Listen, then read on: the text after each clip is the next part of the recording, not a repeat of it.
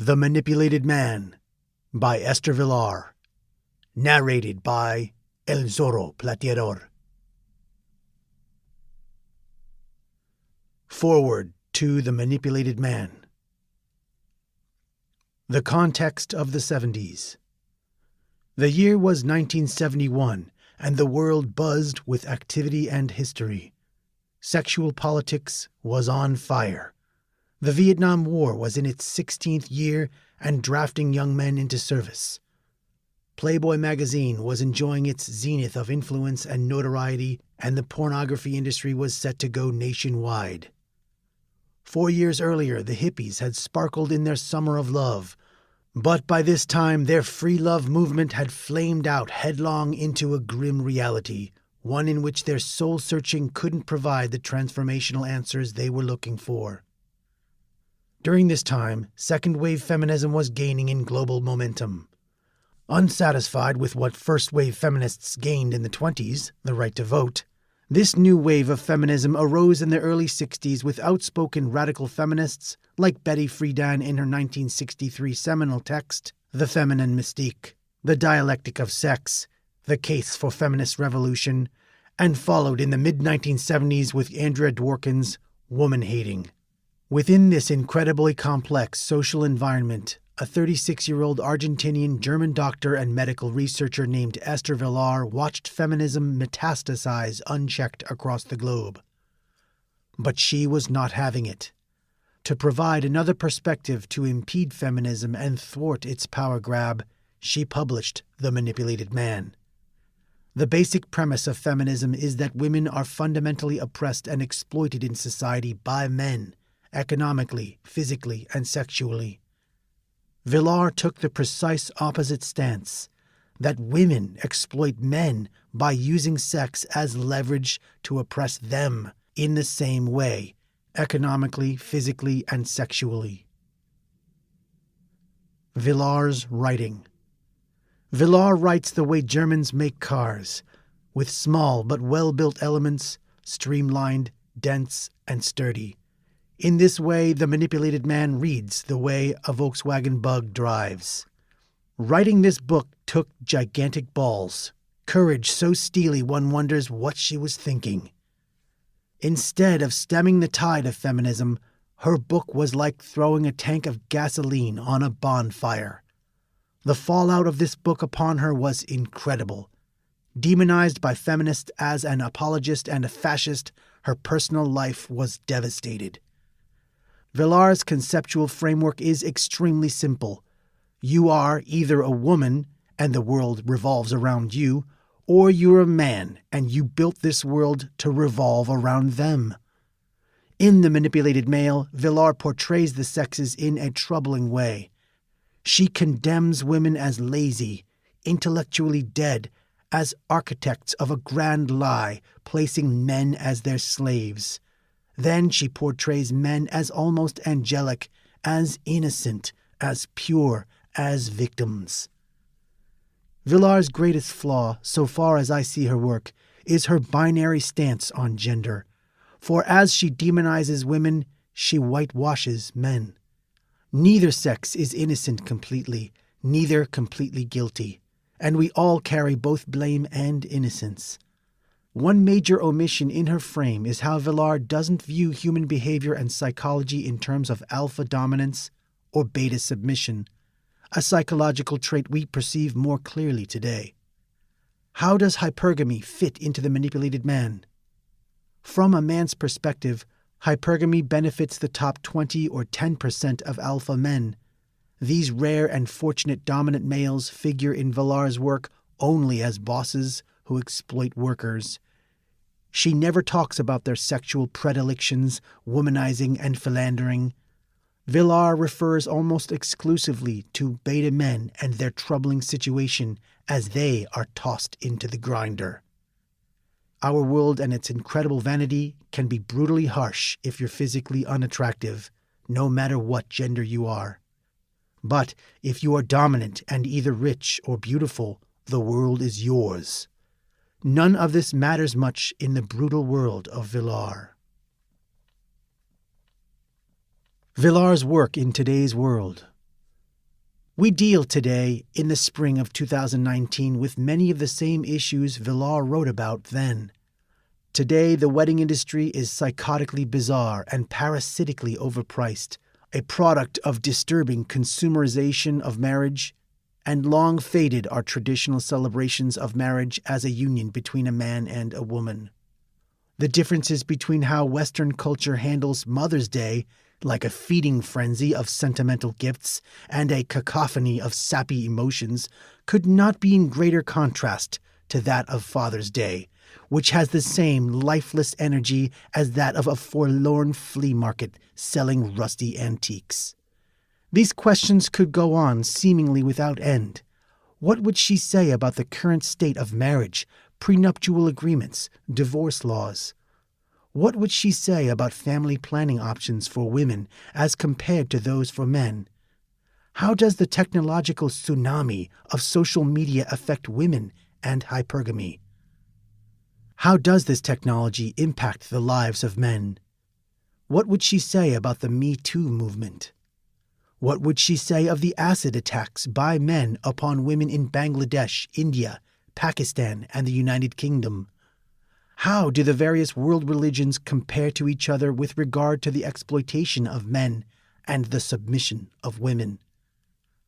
How does Hollywood today spread feminism? In The Manipulated Man, the specific chapters are divided up into neatly organized chunks, each dovetailing into the next. In the chapter called The Emancipated Female, Vilar is particularly brutal towards women who choose to work despite not needing to, and she attacks the ethical high ground these women believe they hold. Today we see women struggle with their need to be free from the oppressive and controlling qualities of men against the drudgery of work in the male world, of which they have willingly thrown themselves into. In the chapter called Self-Conditioning, which is about how men build the very systems that shackle themselves into slavery, she writes, "Man is caught in a trap of his own making." This itself brilliantly highlights the way the sexes must intermingle.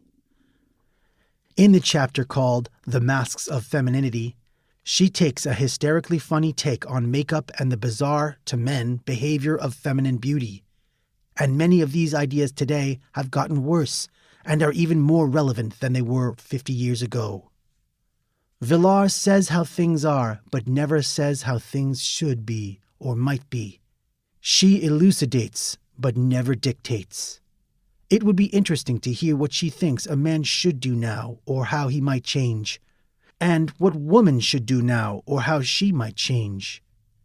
Vilar doesn't bother to explain why men and women often do love each other, and she never gives the kinder sides of humanity much due. So it is with great pleasure I present to you Vilar's fascinating and troubling perspective on people in the late 60s and early 70s.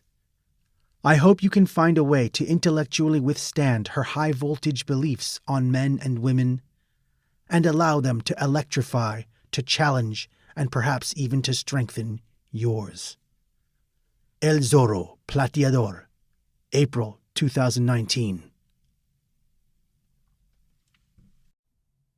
Over 25 years have passed since the publication of my book, The Manipulated Man, a pamphlet written in great anger against the women's movement's worldwide monopoly of opinion.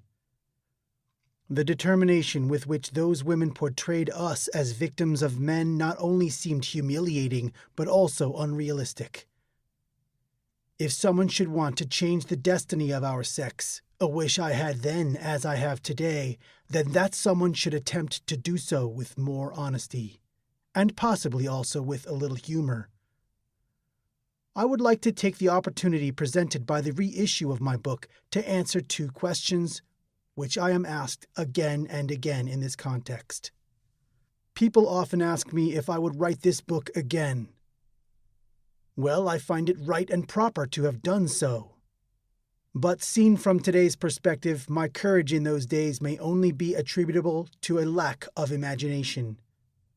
Despite all I wrote, I could not really imagine the power I was up against.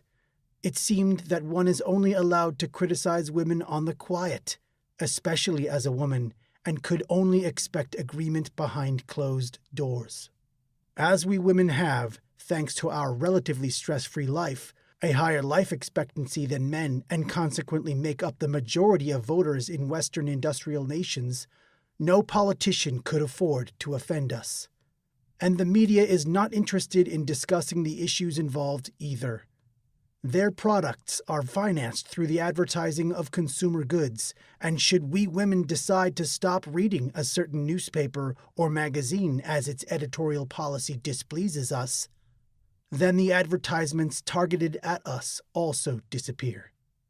After all, it is well established that women make the majority of purchasing decisions. However, I had also underestimated men's fear of reevaluating their position. Yet the more sovereignty they are losing in their professional lives, the more automatic their work, the more controlled by computers they become, the more that increasing unemployment forces them to adopt obsequious behavior towards customers and superiors, then the more they have to be afraid of a recognition of their predicament.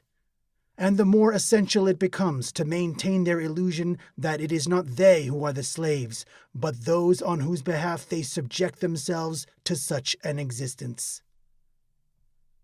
As absurd as it may sound, today's men need feminism much more than their wives do. Feminists are the last ones who still describe men the way they like to see themselves, as egocentric, power-obsessed, ruthless, and without inhibitions when it comes to satisfying their instincts. Therefore, the most aggressive women's liberals find themselves in the strange predicament of doing more to maintain the status quo than anyone else. Without arrogant accusations, the macho man would no longer exist, except perhaps in the movies. If the press stylized men as rapacious wolves, the actual sacrificial lambs of this men's society, men themselves, would no longer flock to the factories so obediently. So I hadn't imagined broadly enough the isolation I would find myself in after writing this book. Nor had I envisaged the consequences which it would have for subsequent writing and even for my private life. Violent threats have not ceased to this date. A woman who defended the arch-enemy, who didn't equate domestic life with solitary confinement, and who described the company of young children as pleasure, not as a burden, necessarily had to become a misogynist, even a reactionary and fascist in the eyes of the public. Had not Karl Marx determined once and for all that in an industrial society it is us, the women, who are the most oppressed? It goes without saying, doesn't it, that someone who did not want to take part in the canonization of her own sex is also opposed to equal wages and equal opportunities? In other words, if I had known then what I know today, I probably wouldn't have written this book. And that is precisely the reason why I am so glad to have written it. I would like to take this opportunity to thank the handful of people who have stood up for me and my work. Typically, most of them were women. The second question I am often asked is about the topicality of the opinions I expressed then. To what extent is what I described over 25 years ago still relevant to the new woman and the new man? Here is a list of issues which I recognized in the original book to be men's most significant disadvantages compared to women. 1. Men are conscripted, women are not. 2. Men are sent to fight in wars, women are not. 3. Men retire later than women, even though due to their lower life expectancy they should have the right to retire earlier. 4. Men have almost no influence over their reproduction. For males there is neither a pill nor abortion. They can only get the children women want them to have. 5. Men support women. Women never or only temporarily support men. 6. Men work all their lives. Women work only temporarily or not at all. 7. Even though men work all their lives and women work only temporarily or not at all, on average, men are poorer than women. 8. Men only borrow their children. Women can keep them. As men work all their lives and women do not, men are automatically robbed of their children in cases of separation, with the reasoning that they have to work. As one can see, if anything, the female position of power has only consolidated. Today, a career in the military is also open to women in many countries, but without conscription for all. Many achieved for themselves the right to practice their job for the same number of years as their male colleagues. However, the retirement age was not increased for all of us. And now, as before, it does not occur to the underprivileged to fight against this grotesque state of affairs. Only as far as the sixth point is concerned has there been a significant change.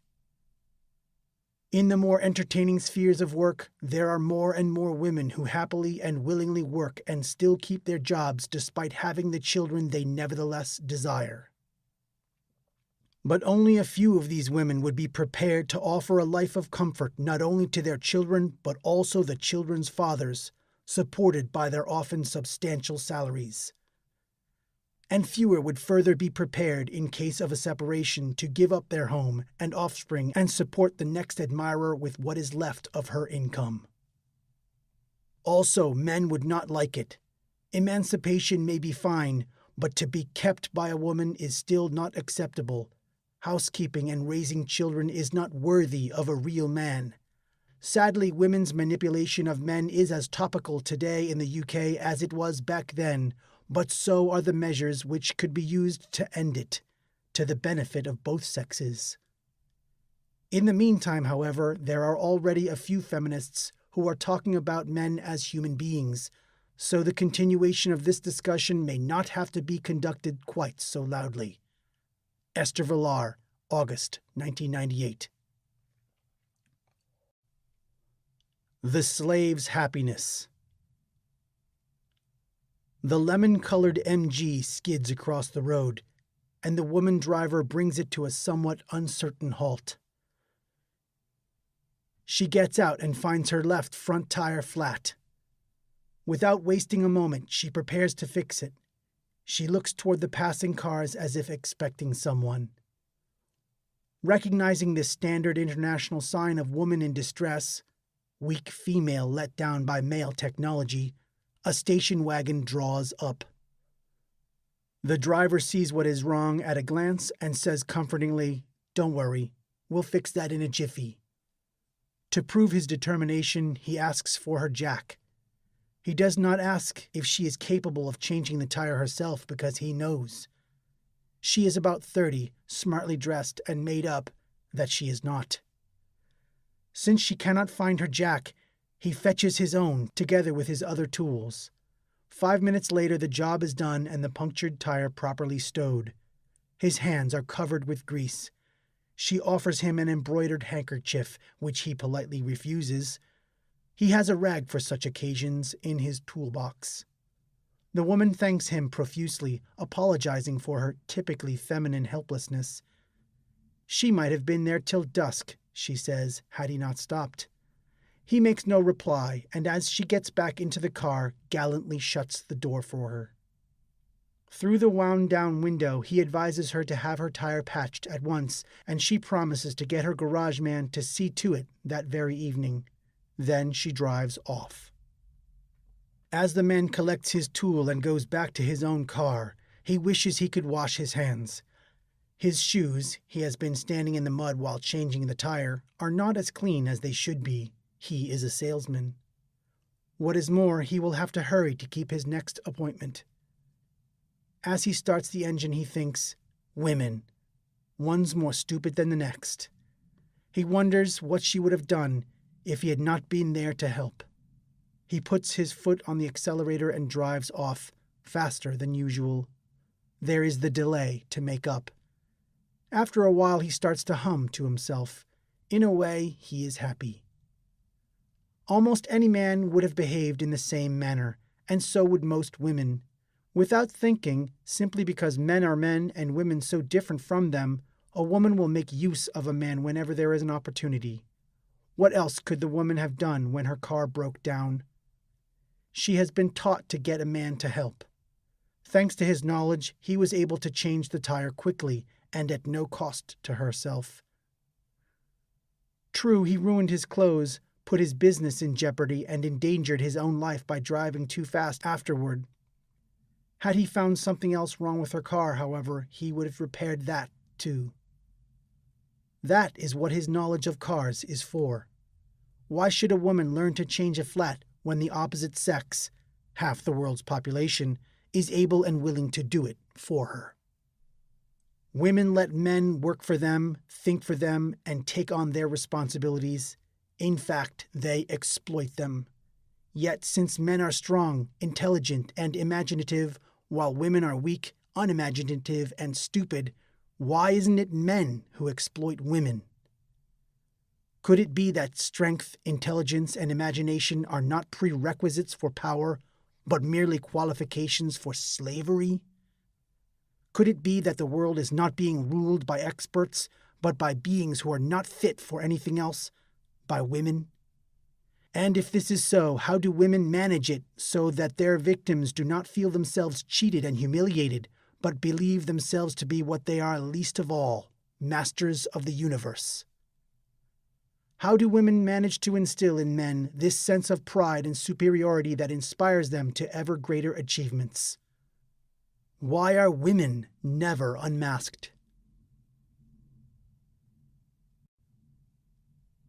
What is a man? A man is a human being who works. By working, he supports himself, his wife, and his wife's children. A woman, on the other hand, is a human being who does not work, or at least only occasionally. Most of her life she supports neither herself nor her children, let alone her husband. Any qualities in a man that a woman finds useful, he calls masculine.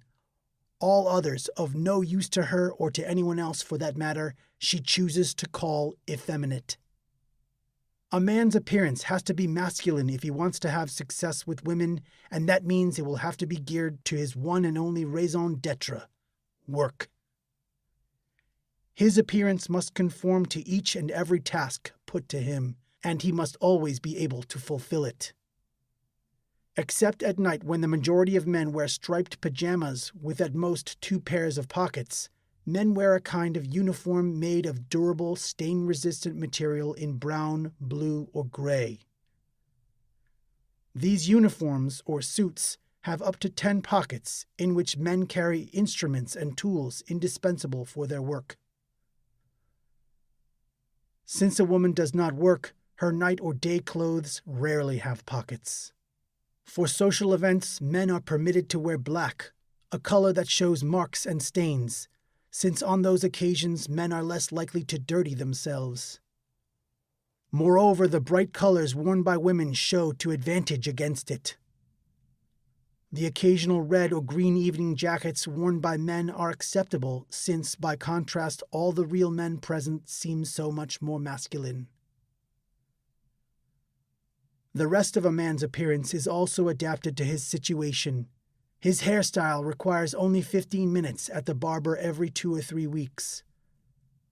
Curls, waves, and tints are not encouraged as they might hinder his work.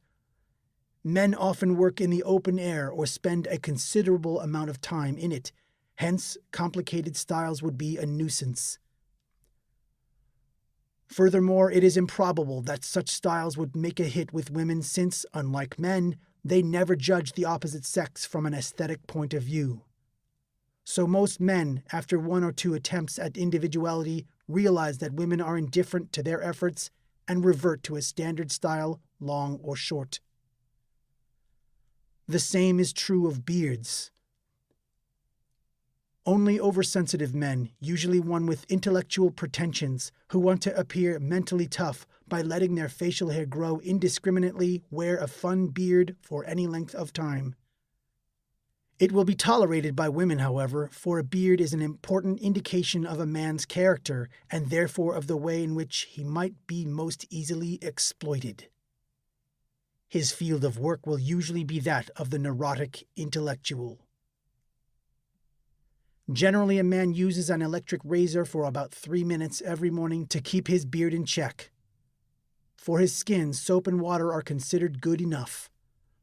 All that is required is cleanliness and an absence of makeup so that everyone can see what he is like. As for his fingernails, they should be as short as possible for work. Apart from a wedding ring, worn to show that he is already being used by a particular woman for a particular purpose, a proper man wears no ornaments. His clumsy, functional watch, worn on the wrist, is hardly decorative. Heavy in design, waterproof, shock-resistant, showing the correct date, it cannot possibly be called an ornament. Usually it was given to him by the woman for whom he works. Shirts, underwear, and socks for real men are so standardized that their only difference is one of size. They can be bought in any shop without difficulty or loss of time. Only in ties is there any degree of freedom, and then a man is usually so unused to choosing that he lets his woman buy them for him. Anyone visiting this earth from another planet would think it each man's goal to look as much like the next as possible. Yet to fulfill woman's purposes, masculinity and male usefulness vary to a considerable degree, necessarily because women who hardly ever work need men for everything. There are men who carefully maneuver a large limousine out of the garage at 8 o'clock every morning. Others leave an hour earlier, traveling in a middle-class sedan. Still others leave when it is not yet light, wearing overalls and carrying lunch boxes to catch buses, subways, or trains to factories or building sites. By a trick of fate, it is always the latter, the poorest, who are exploited by the least attractive women. For, unlike women who have an eye for money, men notice only woman's external appearance. Therefore, the more desirable women in their own class are always being snatched out from under their noses by men who happen to earn more. No matter what a particular man does or how he spends his day, he has one thing in common with all other men. He spends it in a degrading manner, and he himself does not gain by it. It is not his own livelihood that matters. He would have to struggle far less for that, since luxuries do not mean anything to him anyway. It is the fact that he does it for others that makes him so tremendously proud. He will undoubtedly have a photograph of his wife and children on his desk and will miss no opportunity to hand it around. No matter what a man's job may be, bookkeeper, doctor, bus driver, or managing director, every moment of his life will be spent as a cog in a huge and pitiless system, a system designed to exploit him to the utmost, to his dying day. It may be interesting to add up figures and make them tally, but surely not year in, year out. How exciting it must be to drive a bus through a busy town, but always the same route at the same time, in the same town, day after day, year after year. What a magnificent feeling of power to know that countless workers move at one's command. But how would one feel if one suddenly realized one was their prisoner and not their master? We have long ceased to play the games of childhood. As children, we became bored quickly and changed from one game to another. A man is like a child who is condemned to play the same game for the rest of his life. The reason is obvious. As soon as he is discovered to have a gift for one thing, he is made to specialize. Then, because he can earn more money in that field than another, he is forced to do it forever. If he was good at arithmetic in school, if he had a head for figures, he will be sentenced to a lifetime of figure work as bookkeeper, mathematician, or computer operator, for there lies his maximum work potential. Therefore, he will add up figures, press buttons, and add up more figures, but he will never be able to say, "I'm bored. I want to do something else." The woman who is exploiting him will never permit him to look for something else. Driven by this woman, he may engage in a desperate struggle against his competitors to improve his position and perhaps even become a head clerk or managing director of a bank. But isn't the price he is paying for his improved salary rather too high? A man who changes his way of life, or rather his profession, for life and profession are synonymous to him, is considered unreliable. If he does it more than once, he becomes a social outcast and remains alone.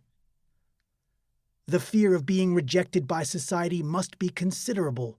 Why else will a doctor, who as a child liked to observe tadpoles in jam jars, spend his life opening up nauseating growths, examining and pronouncing on human excretions? Why else does he busy himself night and day with people of such repulsiveness that everyone else is driven away? Does a pianist who as a child liked to tinkle on the piano really enjoy playing the same Chopin nocturne over and over again all his life?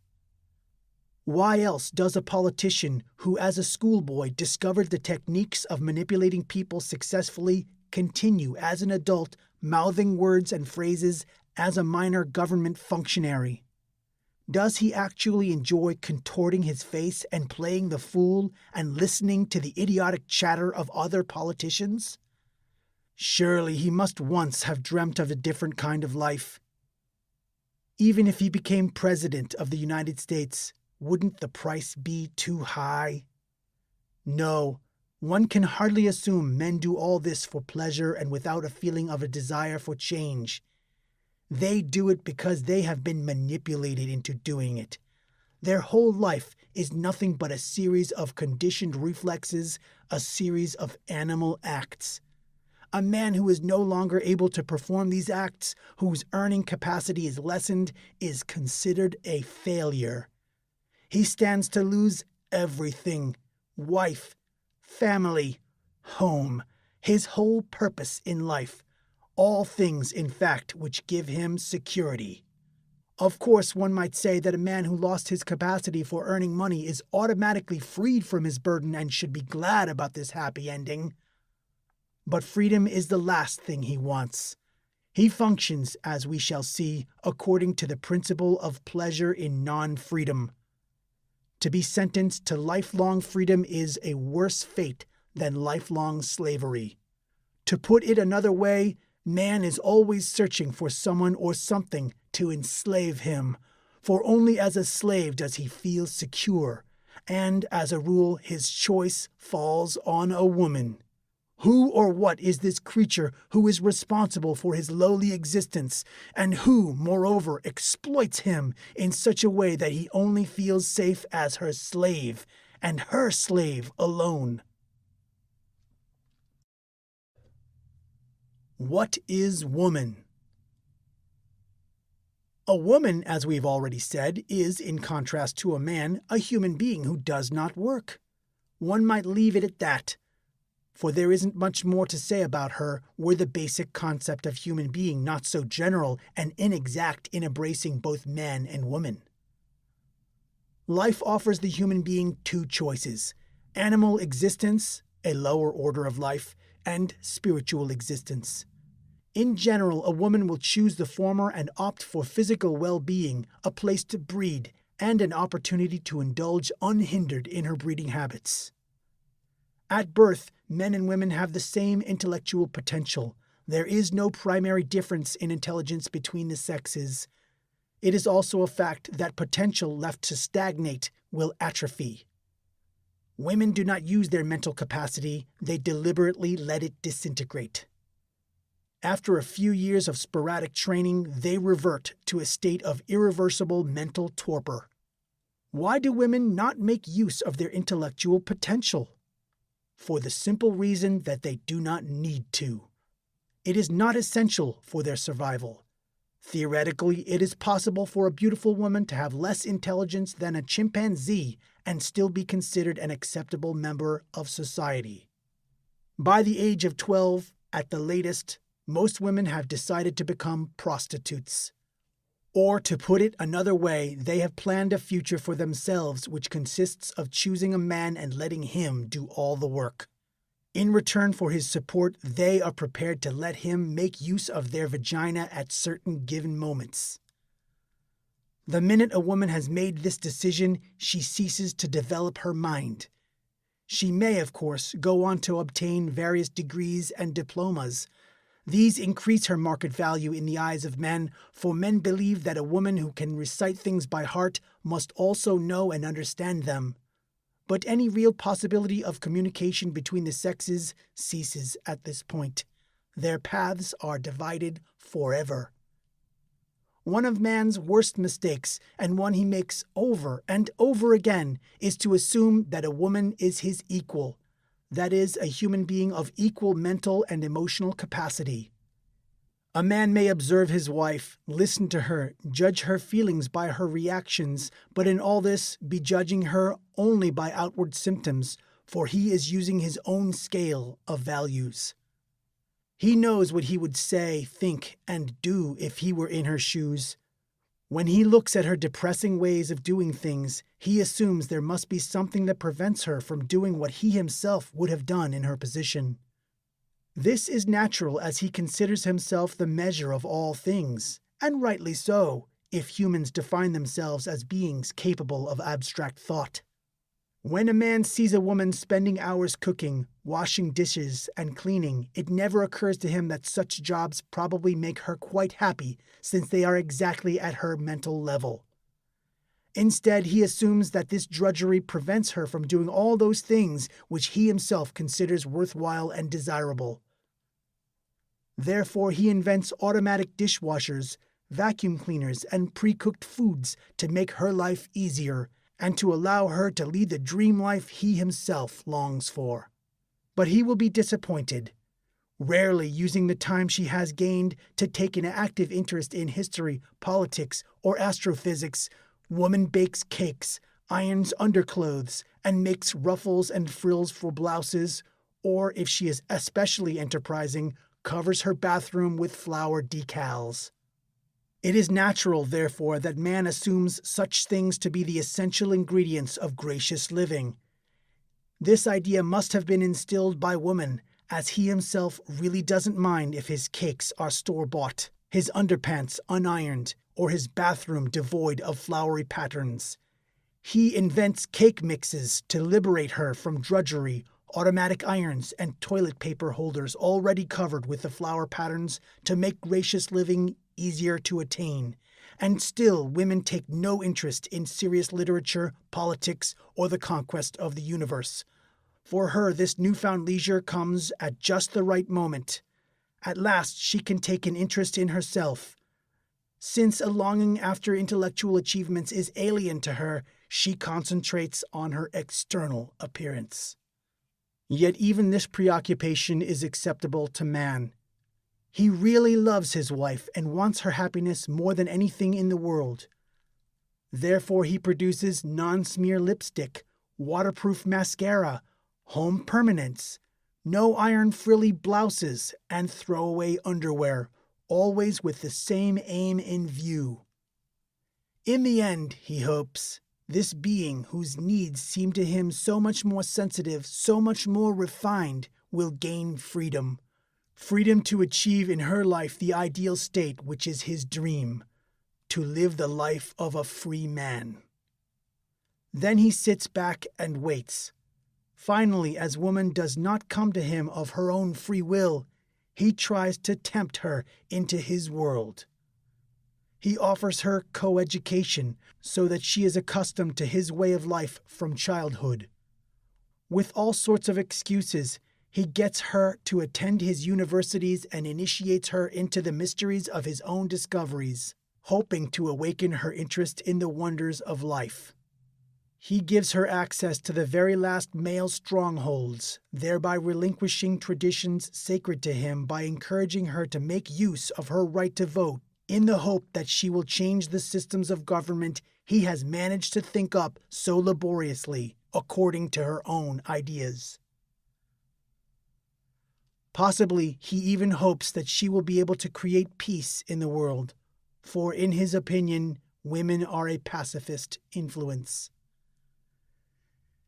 In all this, he is so determined and pig-headed that he fails to see what a fool he is making of himself, ridiculous by his own standards, not those of women, who have absolutely no sense of humor.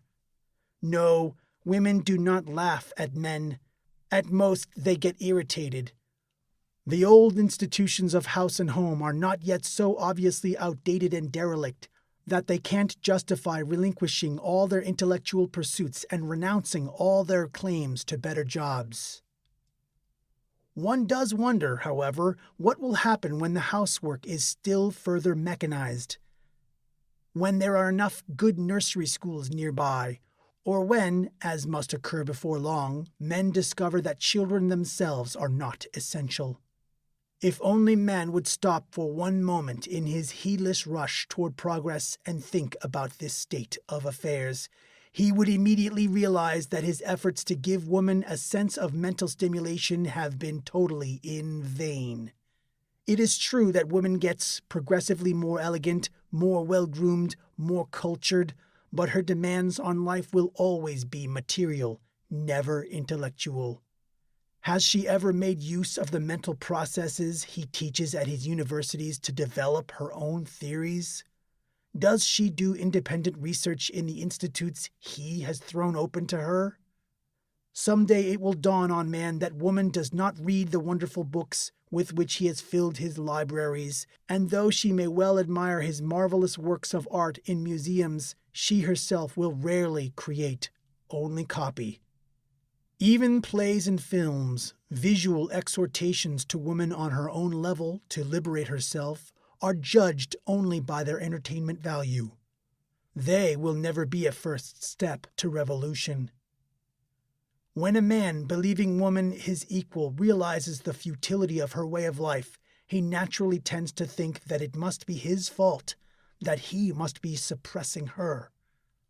But in our time, women are no longer subject to the will of men.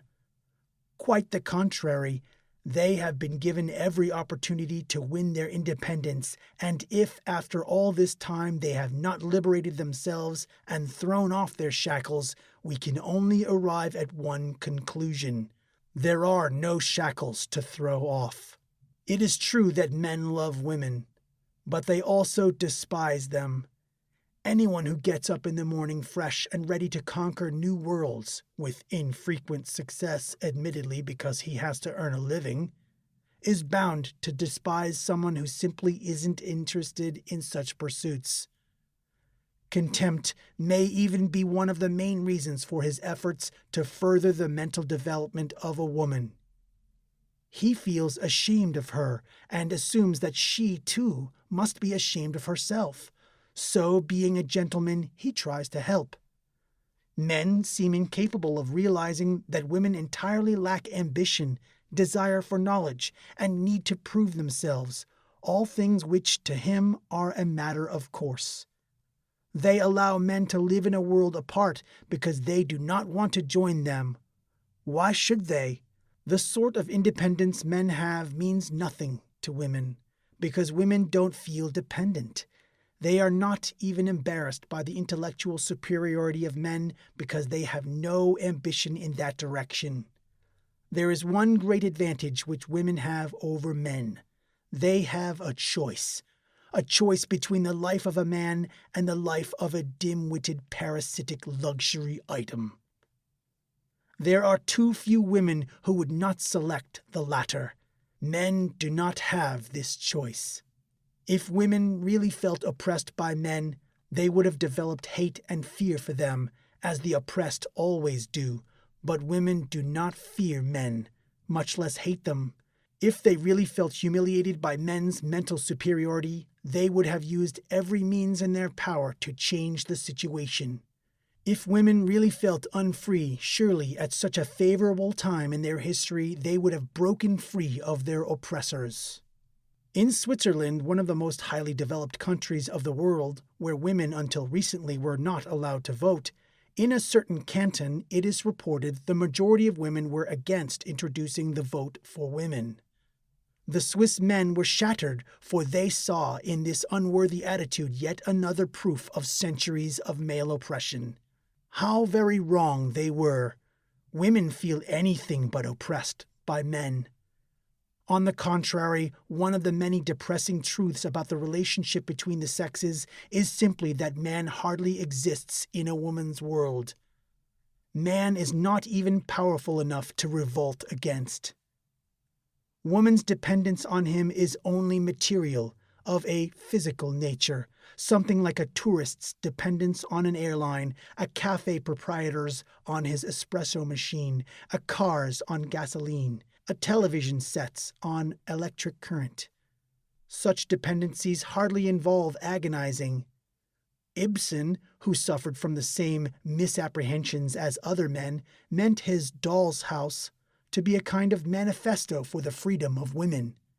The premiere in 1880 certainly shocked men, and they determined to fight harder to improve women's position. For women themselves, however, the struggle for emancipation, as usual, took shape in a change of style. For a while they delighted in their often laughed-at masquerade as suffragettes. Later on, the philosophy of Sartre made a similarly profound impression on women. As proof that they understood it completely, they let their hair grow down to their waists and wore black pullovers and trousers. Even the teachings of the Chinese Communist leader Mao Zedong were a success. The Mao look lasted for a whole season.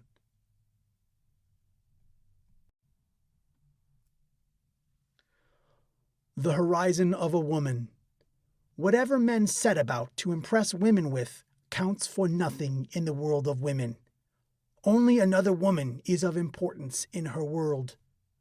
Of course, a woman will always be pleased if a man turns to look at her, and if he is well dressed or drives an expensive car, so much the better. Her pleasure may be compared to that of a shareholder who finds that his stocks have risen. It will be a matter of complete indifference to a woman if he is attractive or looks intelligent. A shareholder is hardly likely to notice the color of his dividend checks. But if another woman should turn to look, a rare occurrence, for her own judgment is infinitely more remorseless than that of a man, her day is made. She has achieved the impossible, the recognition, admiration, and love of other women. Yes, only women exist in a woman's world. The women she meets at church, at parent-teacher meetings, or in the supermarket. The women with whom she chats over the garden fence. The women at parties or window shopping in the more fashionable streets. Those she apparently never seems to notice. These women are the measure of her success or failure. Women's standards correspond to those in other women's heads, not to those in the heads of men. It is their judgment that really counts, not that of men. A simple word of praise from another woman, and all those clumsy, inadequate male compliments fall by the wayside, for they are just praises out of the mouths of amateurs. Men really have no idea what a woman's world means. Their fulsome compliments miss all the vital points. Of course, woman wants to please man as well. Don't let us forget, after all, that he provides the material means. But that is much more easily done. Men have been conditioned to react to a certain degree of differentiation. They expect women to conform to certain types of sex symbols created by makeup and other standard trappings, long hair, painted lips, tight-fitting sweaters, mini-skirts, sheer stockings, high heels, all done in a moment. It is those living works of art which are beyond man's comprehension, those creatures walking the fashionable streets of Paris, Rome, and New York. The skill of eyeliner and shadow expertly applied, the choice of lipstick and its application, with or without lip brush, in several layers or only in one, the compromise to be achieved between the pros and cons of false eyelashes, the matching of a dress, a stole, or a coat with the lighting. All of this is an art requiring expert knowledge of which man has no conception. A man lacks any kind of appreciation for this. He has not learned to interpret the extent of female masquerades, and he cannot possibly evaluate these walking works of art. To achieve perfection, such skills need time, money, and an infinitely limited mind, and these requirements are met only by women. In fact, when a woman dresses, she considers a man only to a slight extent, the extent necessary to hold him and to encourage him to provide, in the widest sense, for her. Every other investment is aimed at other women. Man has importance only as the provider. If a firm wants to get hold of a specialist in some field, it will flatter and entice him in every possible way until he weakens. Once the contract is signed, his employers can relax. Their leverage over him continues to increase. A woman behaves in much the same way with a man. She gives her man just enough rope to ensure his preferring life by her side to breaking his contract with her. A woman may, in fact, be compared to a firm in a number of ways. After all, a firm is only an impersonal system aimed at achieving a maximum profit. And what else does a woman do? Without any emotion, love, hate, or malice, she is bound to the man who works for her. Feelings become involved only if he threatens to leave her. Then her livelihood is at stake. As this is a rational reaction with a rational cause, it can be rationally dealt with and adjusted to. She can always place another man under contract. How different is her reaction from those of a man who finds himself in a similar position. He is racked by jealousy, humiliation, feelings of inferiority, and self-pity, but she as emotionless. A woman would hardly ever feel jealous in such a situation, since the man is leaving her only for another woman and not in order to be free. In her eyes, he is not improving his position in any way. The adventure of a man's love for a new woman is nothing more than a nuisance. She is seeing it all from the angle of the small entrepreneur who loses his best worker to a competitor. As far as a woman is concerned, the heartache involved is nothing more than a reaction to letting good business go elsewhere. Consequently, it is quite absurd for any man to think his wife is being faithful merely because she does not go off with other men who in his eyes are more attractive. Provided he is working hard and is supplying all the things that really matter to her, why should she? A woman's faithlessness has nothing in common with that of a man. Women are, in contrast to men, practically immune to the looks of the opposite sex. If a woman flirts with her husband's best friend, her intention is to annoy his wife, whose feelings do matter, unlike those of her own husband. If she felt deeply about the man in question, she would never show her emotions in public. In pluralistic sex practices such as wife-swapping, which have now taken over from flirtation as a pastime, it is the other wife who is the object of attack. History is full of anecdotes about male potentates enjoying themselves with many mistresses at the same time, but there are few such stories about female potentates. A woman would be bored to tears with an all-male harem. This has always been the case and will remain so. If women reacted to a man's external appearance, every current advertisement scheme would be useless. According to statistics, it is the female sector of the population who spends the most money men earn for them. Manufacturers do not attempt to stimulate sales by advertisements displaying handsome he-men. On the contrary, no matter what they want to sell, tours, detergents, cars, bedroom suites, television sets, each advertisement flaunts a beautiful woman. Only very recently have film producers realized that a handsome hero is not essential to the success of a film. Women are quite content with an ugly star. Jean-Paul Belmondo, Walter Matthau, or Dustin Hoffman. And naturally, men prefer them. With their sense of physical inferiority due to the fact that they only rarely consider themselves beautiful, they find it far easier to identify with a homely star. As long as there is a beautiful female lead, a film with a homely male star will be enjoyed by women as much as a movie starring Rock Hudson. For in reality, they are interested only in the women in the film. The reason men have remained blind to facts like these for such a long time is that they have been misled by the attacks women make on each other. When they hear a woman make derogatory remarks about another, her nose is too big, chest too flat, hips too wide, legs crooked. Men, of course, assume that they can't stand each other or that women are not attracted by another woman's beauty. Yet how wrong they are. Any businessman, for example, who spends his life praising his competitors in front of his employees would be thought quite mad. Before long, half his best workers would have moved to the other firm. It is the same game that politicians play. Of course, they have to blacken each other's names, but if Nixon got stranded on a desert island, he would surely prefer the company of Kosygin or Castro to the much-praised man in the street who only elected him. After all, they have very little in common. If women were free of financial cares, probably the majority of them would prefer to spend their lives in the company of other women rather than with men, and not because they are all lesbians. What men call lesbian tendencies probably have little to do with the woman's sexual drive. No, the sexes have almost no interests in common. What, besides money, can bind a woman to a man?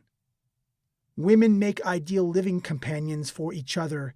Their feelings and instincts are retarded at the same primitive level, and there are almost no individualistic or eccentric women. It isn't difficult to imagine the paradise they would create together and how exciting their existence would be, even if the intellectual level was appallingly low. Who would worry about it?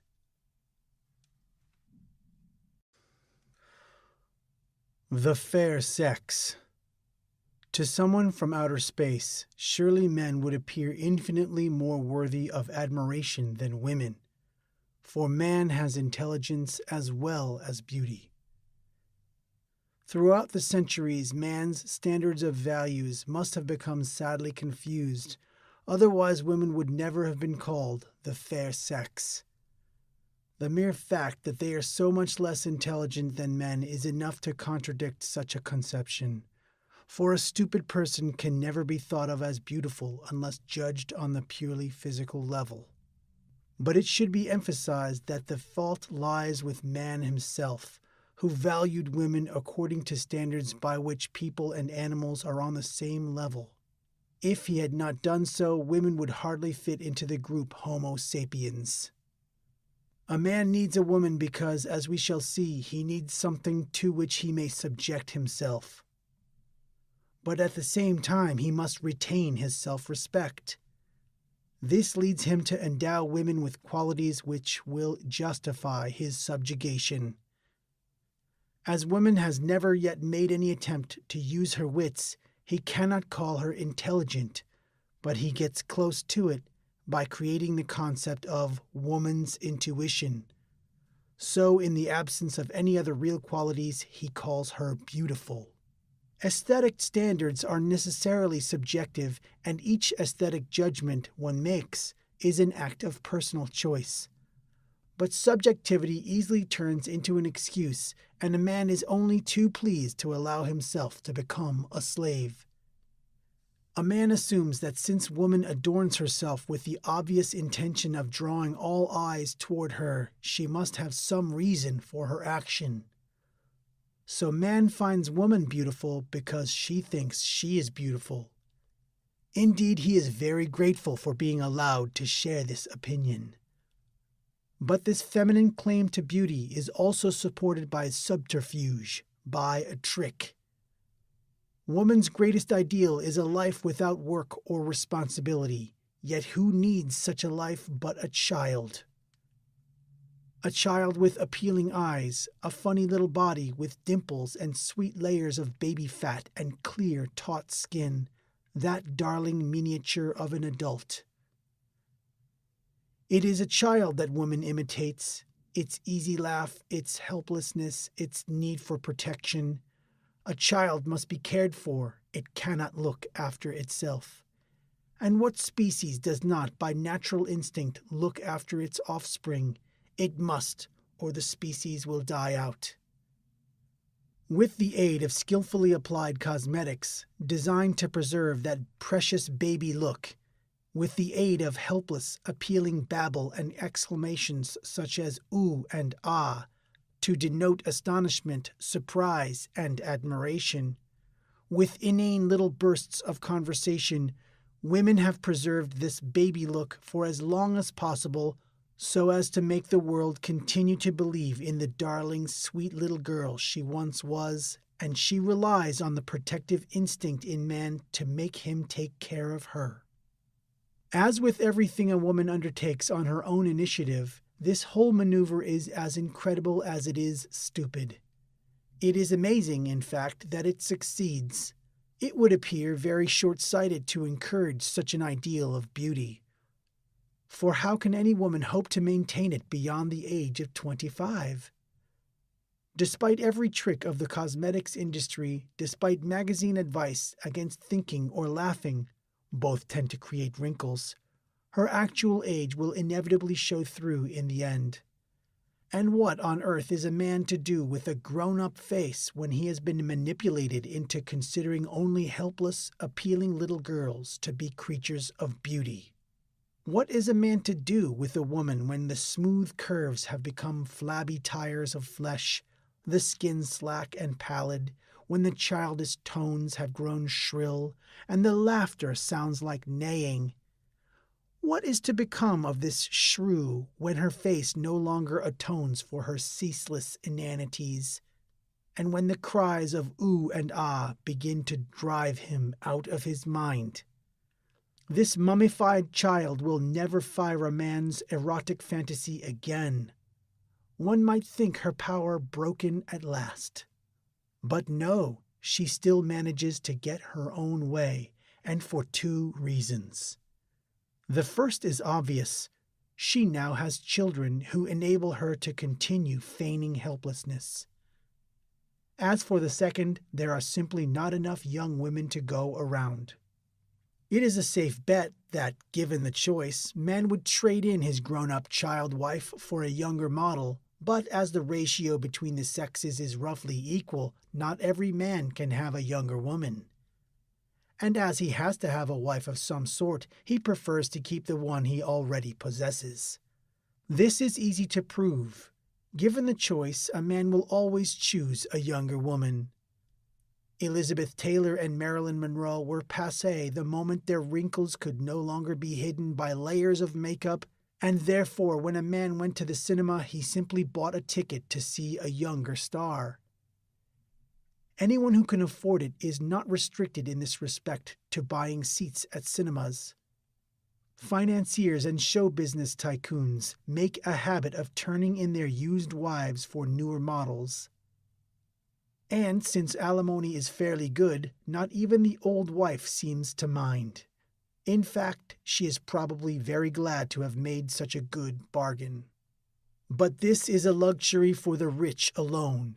If a poor man decides in a moment of euphoric irresponsibility to change over to a younger woman, he can be sure of losing her pretty quickly. His money will never stretch to 2 wives and 2 sets of children, for the second wife will certainly insist on having offspring as well. And if an attractive young woman has a choice, she will choose a young man every time, providing he is financially secure. This is not, of course, for aesthetic reasons. With any luck, he will be able to provide for her longer. On the other hand, if offered a rich man of 40, a woman will certainly provide him to a poor young man of 20. Women certainly know what they want from men, and know exactly on which side their bread is buttered. It is lucky for the adult woman that men do not consider themselves beautiful, since most men are beautiful. Their smooth bodies, kept trim by hard work, their strong shoulders, their muscular legs, their melodic voices, their warm human laughter, the intelligent expression of their faces, and their calibrated, meaningful movements overshadow those of women completely, even in a purely animal sense. And since they, unlike women, work, and their bodies are therefore preserved for continued future use, men also retain their beauty longer. As a result of their inertia, women's bodies rapidly decay and, after the age of 50, they are nothing but indifferent heaps of human cells. One has only to observe a 50-year-old housewife on the street and compare her appearance with that of a man of the same age. Men are not aware of their own beauty, and no one mentions it. There is so much rubbish written and talked about the charm of women. Even children and animals are considered graceful, adorable, and delightful, but never a man. Men are at best praised for their steadfastness, courage, and reliability, all qualities useful to women, having nothing to do with physical appearance. It would be difficult to find a description of the male body except in a medical textbook, and outside of these, who would ever dream of going into great detail about the exact shape of his lips, the precise shade of his eyes, in a special kind of light? And as for the delicacy of his nipples or the pleasing shape of his scrotum and his testicles, just imagine a man's amazement and amusement if they were the subject of hymns of praise. Men are not used to having their looks discussed. Grown women, as a rule, ugly creatures, have time and opportunity to admire men, but rarely see them. It is not that a woman is mean or envious, it is that she thinks of him as a machine for the production of material goods. And who regards a machine as an object of beauty? It is something that functions, and men judge themselves similarly. They are far too worn out by their role as providers and by the eternal rat race to think of being objective about their own looks. All this is a pointless discussion anyway, for basically, men are not interested in the possibility of being beautiful. What point would that give to their labors? Women must be the ones who are beautiful, helpless, adorable. They must be, in fact, lacking a more precise definition, the fair sex. It's a man's universe. Man, unlike woman, is beautiful because man, unlike woman, is a thinking creature.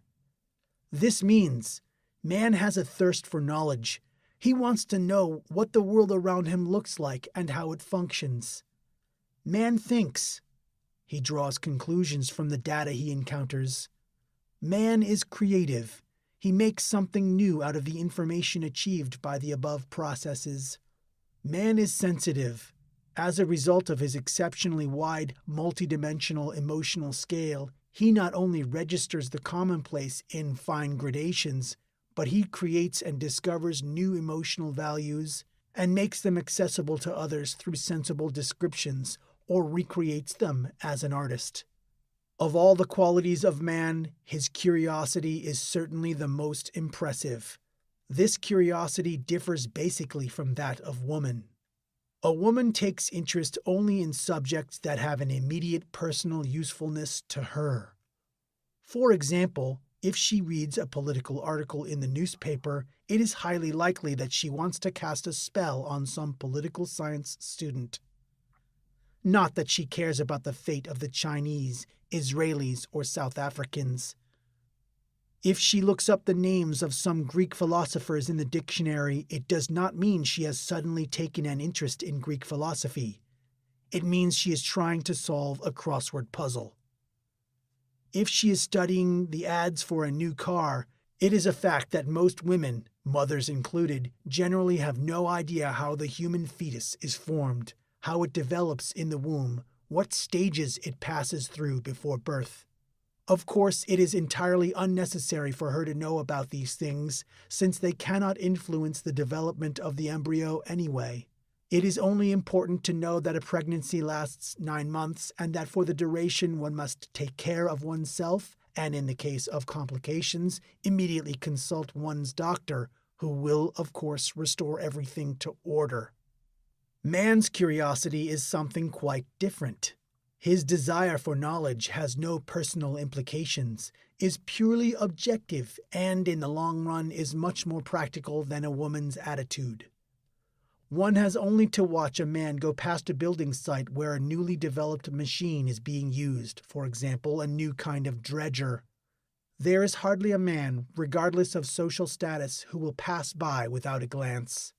Many will stop to have a good look and to discuss the characteristics of the new machine, its advantages and disadvantages, and its differences from previous models.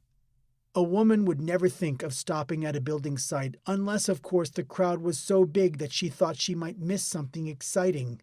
Construction worker crushed by bulldozer. In that case, she would demand to know all the details and then look the other way. Man's curiosity is universal. There is almost nothing that does not interest him, whether it is politics, botany, nuclear physics, or God knows what. Even subjects out of his province hold his interest, such as bottling fruit, preparing a cake mix, or caring for a baby. And a man could not be pregnant for 9 months without knowing all the functions of the placenta and ovaries. Men not only observe the world around them, it is in their nature to make comparisons and to apply the knowledge they have gained elsewhere with the ultimate aim to transform this newfound knowledge into something else, something new. One need not emphasize the fact that practically all the inventions and discoveries in this world have been made by men, and not only in the fields of electricity, aerodynamics, gynecology, cybernetics, mathematics, quantum mechanics, hydraulics, and the origin of species. In addition, men have devised the principles of child psychology and infant nutrition, as well as pasteurization and other means of preserving food. Even the changes in women's fashions or other such trivial matters as the creation of new menus and palatal nuances are traditionally the province of men. If one wishes to have an unusual culinary treat, generally one will not find it at home, but at a restaurant where, of course, the chef is male. A woman's sense of taste is so blunted and deadened by the repetitive preparation of unimaginative, run-of-the-mill, tasteless, everyday cooking that, even if she wanted to try out new foods, she would not be capable of it. There is no female gourmet. Women are good for almost nothing. With his many gifts, man would appear to be ideally suited, both mentally and physically, to lead a life both fulfilled and free. Instead, he chooses to become a slave, placing his many discoveries at the service of those who are incapable of creation themselves. At the service of mankind, man's own synonym for women, and of the children of these women. How paradoxical that this very sex, which is capable of leading a life as nearly perfect as possible, is prepared to give it up, to offer it all to the female sex, which is not interested in such perfection. We have grown so accustomed to the blunted mechanism of one-sided exploitation of one group of human beings by a parasitic clique that all our moral values have become completely perverted. Without really giving the matter any thought, we consider the male sex as a kind of Sisyphus. He has come into the world to learn, to work, and to father children. His sons, in their turn, will learn to work and produce children, and so it will continue forever. It has become almost impossible to think why else men should be here. If a young man gets married, starts a family, and spends the rest of his life working at a soul-destroying job, he is held up as an example of virtue and responsibility. The other type of man, living only for himself, working only for himself, doing first one thing and then another simply because he enjoys it and because he has to keep only himself, sleeping where and when he wants, and facing woman when he needs her, on equal terms and not as one of a million slaves, is rejected by society. The free, unshackled man has no place in its midst. How depressing it is to see men, year after year, betraying all that they were born to. New worlds could be discovered, worlds one hardly dares even to dream of could be opened by the minds, strength, and intelligence of men. Things to make life fuller and richer, their own life, that is, of which women are ignorant, and more worthwhile could be developed. All these things could be done by men. Instead, they forsake all these tremendous potentials and permit their minds and their bodies to be shunted onto sidings to serve the repulsively primitive needs of women. Man has the key to every mystery of the universe in his hand, but he ignores it. He lowers himself to the level of woman and insinuates himself into her favor. With his mind, his strength, and his imagination, all intended for the creation of new worlds, he opts instead for the preservation and improvement of the old. And if he happens to invent something new, he needs to prefix it with the excuse that it will one day be useful to all mankind, i.e., to women. He apologizes for his achievements, for making space flights instead of providing more comforts for his wife and children. The most tiresome aspect of technological advances is having to translate them for television ads into female language composed of children's prattle and sweet love talk. Man is begging woman to be patient with him and his discoveries, or at least to buy them. Women's proven lack of imagination makes clear that they have no a priori need for new inventions. If they did, they would invent things more often themselves. We are so accustomed to men doing everything with women in view that anything else seems unthinkable. For example, couldn't composers create something apart from love, dependency, songs? Couldn't writers give up their romantic novels and love, dependency, poems, and try to write literature?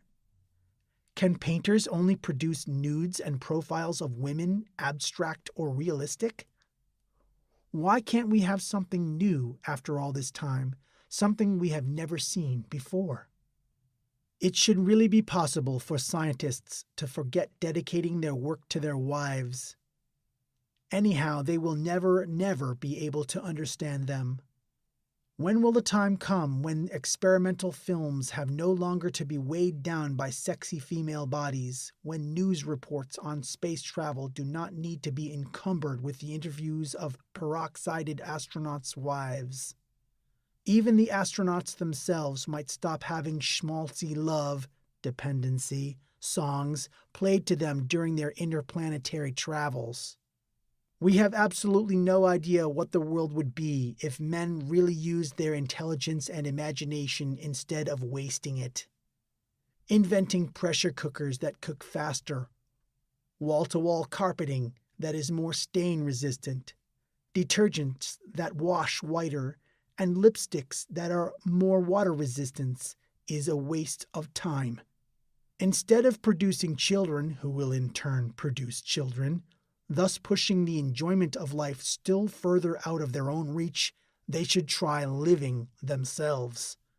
Instead of probing the depth of woman's mysterious psyche, mysterious only because there is nothing behind it, they should study their own psyche, perhaps even that of creatures possibly inhabiting other planets, and think out new ways and means of establishing contact with them.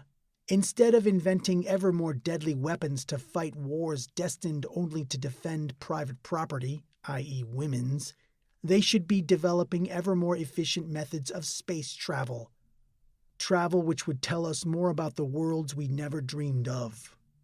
Unfortunately, men who are capable and willing to work and think in every other field of research have declared everything concerning woman taboo. What is worse is that this taboo has always been so effective that it is no longer recognized as such. Women's wars, women's children, women's towns, all these are made by men. Women just sit back getting lazier, dumber, and more demanding, and at the same time richer. A primitive but effective system of insurance policies, policies for marriage, divorce, inheritance, widowhood, old age, and life, ensures this increasing wealth. For example, in the USA, half of the total private capital is in the hands of women. Yet the number of working women has constantly decreased over the last decades. The situation is not much different in industrial Europe. At this time, women already have complete psychological control over men. It won't be long before they have material control as well. Men seem to be quite unaware of these facts and go on finding happiness in their own subjugation. There could be justification for their attitude only if women really were the charming, gracious creatures men believe them to be. Fairy princesses, angels from another world, too good both for men themselves and for this earthly existence. It is quite incredible that men whose desire for knowledge is unbounded in every other field are really totally blind to these facts, that they are incapable of seeing women as they really are, with nothing else to offer but a vagina, 2 breasts, and some punch cards programmed with idle stereotyped chatter, that they are nothing more than conglomerations of matter, lumps of stuffed human skin, pretending to be thinking human beings. If men would only stop for a moment in their headlong creativity and think, they could easily tear the masks off these creatures with their tinkling bracelets, frilly blouses, and gold leather sandals. Surely it would take them only a couple of days, considering their own intelligence, imagination, and determination, to construct a machine, a kind of human female robot, to take the place of woman. For there is nothing original in her, neither inside nor out, which could not be replaced. Why are men so afraid to face the truth?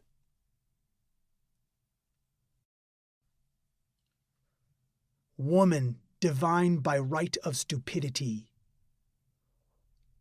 Only the oppressed have any real need of freedom. Yet as soon as they are free, and providing they have the intelligence to weigh their freedom against the possible consequences, this need changes.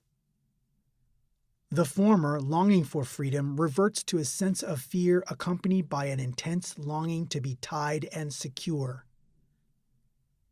In the first years of life, man is never free.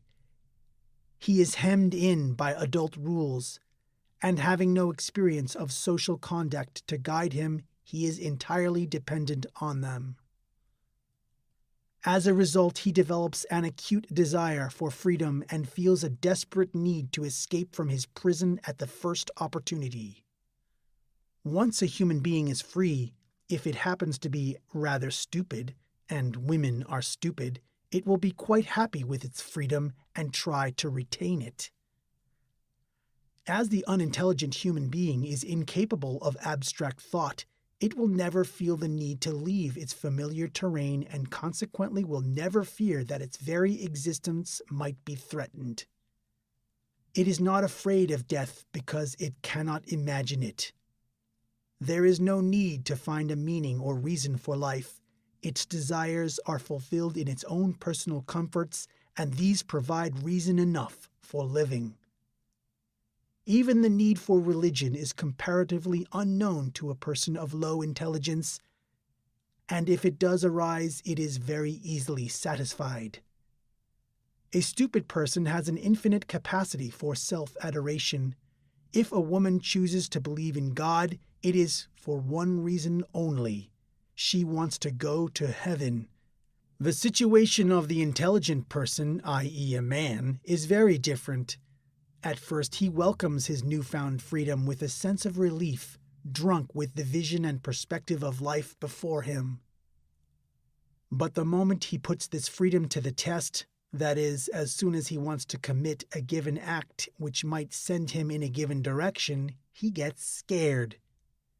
Since he is capable of abstract thought, he knows that each of his acts has a series of possible consequences, not all of which can be predicted. If he decides to act of his own free will, the responsibility will be his alone.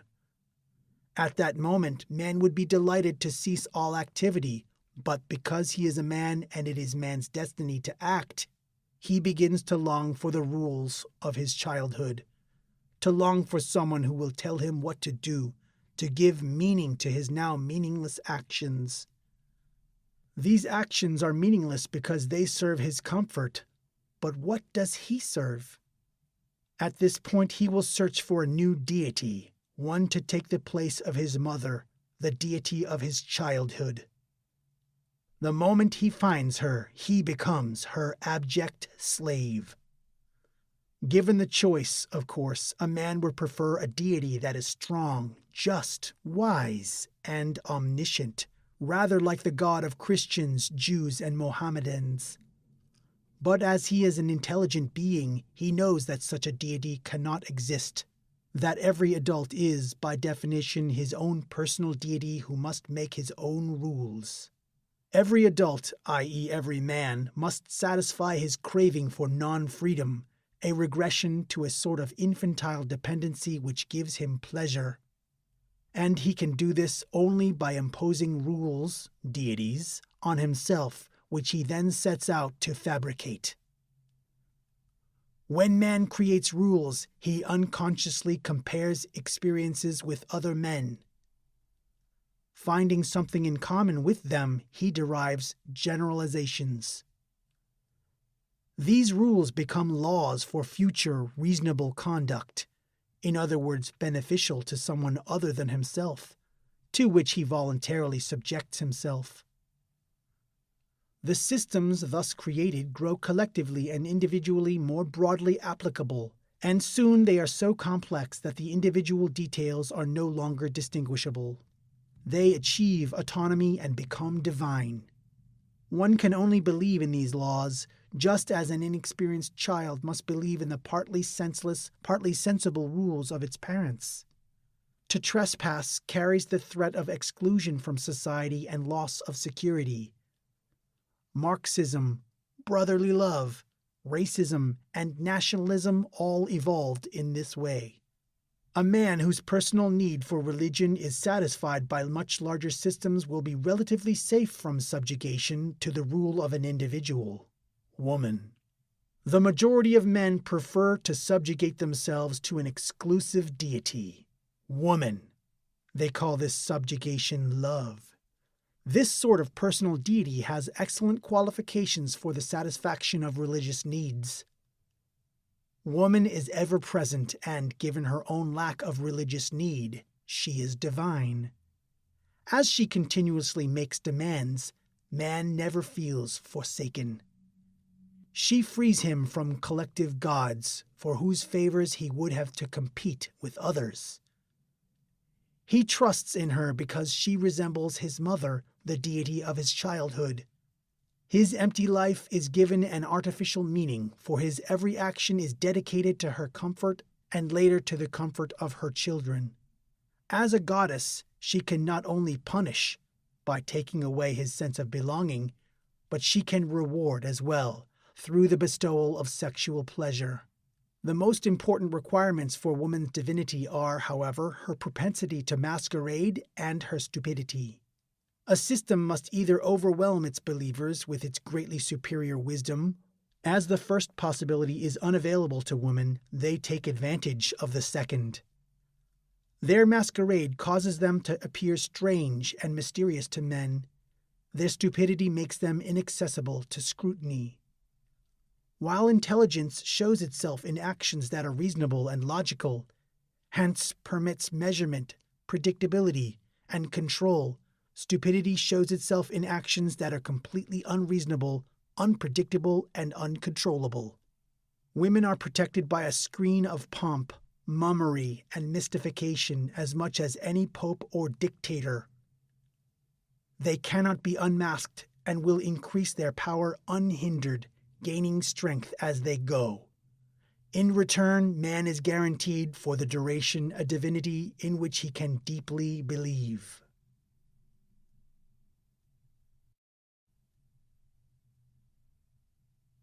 breaking them in.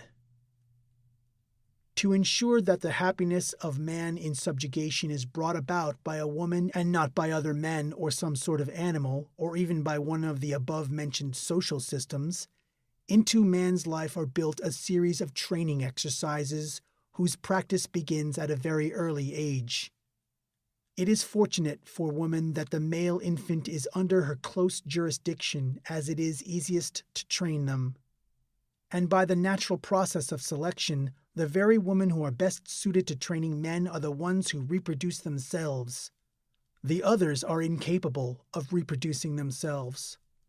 The mere fact that a man is accustomed from his earliest years to have women around, to find their presence normal, their absence abnormal, tends to make him dependent on women in later life. But this dependency would not be serious, for a life without woman would in that case mean nothing more than a change of scenery, just as someone born in the mountains might go and live in the plains. Although he might long nostalgically for his mountain home, he is unlikely to go back. Other things become more important in his life. It would hardly be in the best interests of women if they only inspired in men a vague romantic nostalgia, felt only on Sundays or when away from home, having no direct consequences. She takes care that man is directly trained for a particular purpose. He must work and put the fruits of his labor at her disposal. Woman has had this aim in her view throughout the upbringing of her child, and she engenders in him a series of conditioned reflexes which cause him to produce everything to satisfy her material needs. She does this by manipulating him from the first year of life. Consequently, by the time his education is complete, man will judge his own value to be woman's estimation of his usefulness. He will be happy only when he has won her praise and produced something of value to her. One might well say that woman becomes a kind of value scale. At a given moment, a man can refer back to it and judge the value or futility of his actions. If he spends any time on something which has no value in terms of this chart, football, for example, he will do his best to compensate quickly for this minus point by increasing his activity on the plus side of the scale. One of the most useful factors in the training of a man is praise. Its effect is better and much more lasting than, say, sex, as it may be continued throughout a man's life. Furthermore, if praise is applied in the correct dosage, a woman will never need to scold. Any man who is accustomed to a conditional dosage of praise will interpret its absence as displeasure. Training by means of praise has the following advantages. It makes the object of praise dependent. For praise to be worth something, it has to come from a higher source. Thus, the object of praise lifts the praise giver to a superior level. It creates an addict. Without praise, he soon no longer knows whether or not he is worth something and forgets the ability to identify with himself. It increases his productivity. Praise is most effectively meted out not for the same achievements, but for increasingly higher ones. The moment a male child has been rewarded by a warm smile and by the customary inane kind of encouraging baby talk for using his pot and not wetting his bed, or for drinking the last drop in his bottle, he is caught up in a vicious circle. He will repeat the actions which called forth the praise and endearments, and if at any time recognition is not granted, he will do everything in his power to regain it. The happiness he feels when praise is restored will already have assumed the proportions of an addiction. During the first 2 years of life, a mother does not discriminate between boys and girls. The female infant is submitted to the same form of manipulation until the principles of hygiene are absorbed. But from that moment on, the education of the two sexes follows very different paths. The older the girl grows, the more highly conditioned she becomes in the art of exploiting others, while a boy is increasingly manipulated into becoming an object of exploitation. Toys play an important part in this early manipulation. The mother will first stimulate the playfulness of her children, and then she will exploit it. The girl child will be given dolls with all the necessary paraphernalia, prams, dolls' beds, and miniature tea sets. The boy will be given everything a girl never has: mechano sets, electric trains, miniature race cars, and airplanes. Thus the girl is conditioned right from the start to identify with her mother, to fit herself into the role of woman. Dolls are praised or scolded as mother praises and scolds. It's child's play to her to absorb the principles of leadership. A girl's education, like a boy's, is based on praise, meted out to her, however, only when she identifies with the female role, so that she will never want to be anything but feminine. The standard set of values will inevitably be woman's forever, since only women can judge how good their own role is. Men are taught that woman's role is inferior, hence there is no cause to praise women. A male child is constantly praised for everything except for playing with miniature humans. He builds model dams, bridges, and canals, takes toy cars apart to see how they work, shoots toy pistols, and practices on a small scale all the things he will need later in life when he is providing for a woman. By the time he reaches school age, the average boy is already well versed in the basic principles of mechanics, biology, and electrical engineering, all learned from personal experience. He can build wooden huts and defend them in make-believe wars. The more initiative he shows, the more he is praised. The woman wants him to develop to the point where he knows more than she does. His knowledge must be superior to hers in everything concerning work, for woman cannot survive without man. For woman, man is really a kind of machine, if rather an unusual one. Her ideal, if she could define it, would be a robot capable of thought, of programming itself, of continuing to develop and produce an ideal set of functions to meet each new situation. Scientists, too, are working on the development of such robots, who will work for them, make decisions for them, think for them, and put the results of their labor at their disposal. But these robots will be constructed from non-living matter. Long before man is in a position to choose his own way of life, he will have formed the necessary addiction to praise. He will be happy only when his work brings him praise, and because he is an addict, his need will increase, and with it the type of achievement so much praised by his woman. This male need could, of course, be satisfied by another man, but as each man is working feverishly in the interest of his own addiction, he has no time to help others. Indeed, man exists, as it were, in a state of constant antagonistic competition with other men. It is one of the reasons why he loses no time in getting his own private panegyrist, one whose praise will be his exclusive right. Someone who will always be at home, waiting to tell him when he has been good and just how good he has been.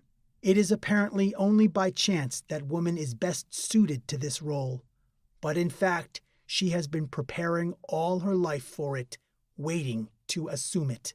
It is rare for a man, a successful artist or scientist, for instance, to be able to conquer his addiction to the extent that he is satisfied by another man's praise. If he does, it is really only woman he has managed to escape, never the craving itself.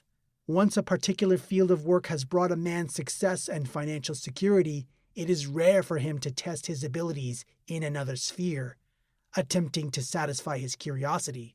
His supply of praise might be dangerously reduced.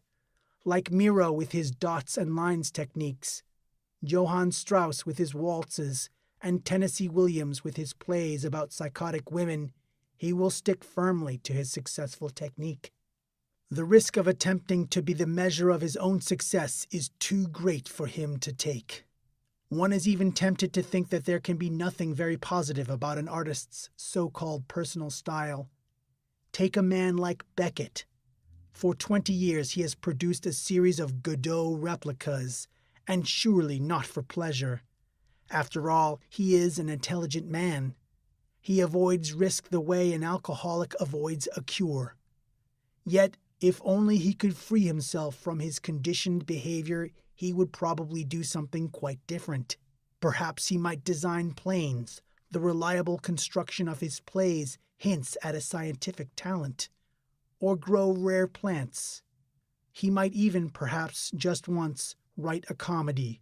Surely so much success is bound to drive away the depths of despair. A comedy, perhaps, one in which a woman is buried to her waist in a mound of earth, looking for a toothbrush, as in Happy Days. It might even turn out to be a success with the public.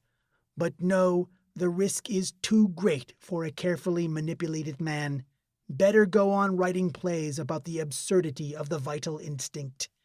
Then, at least, he can be certain of praise.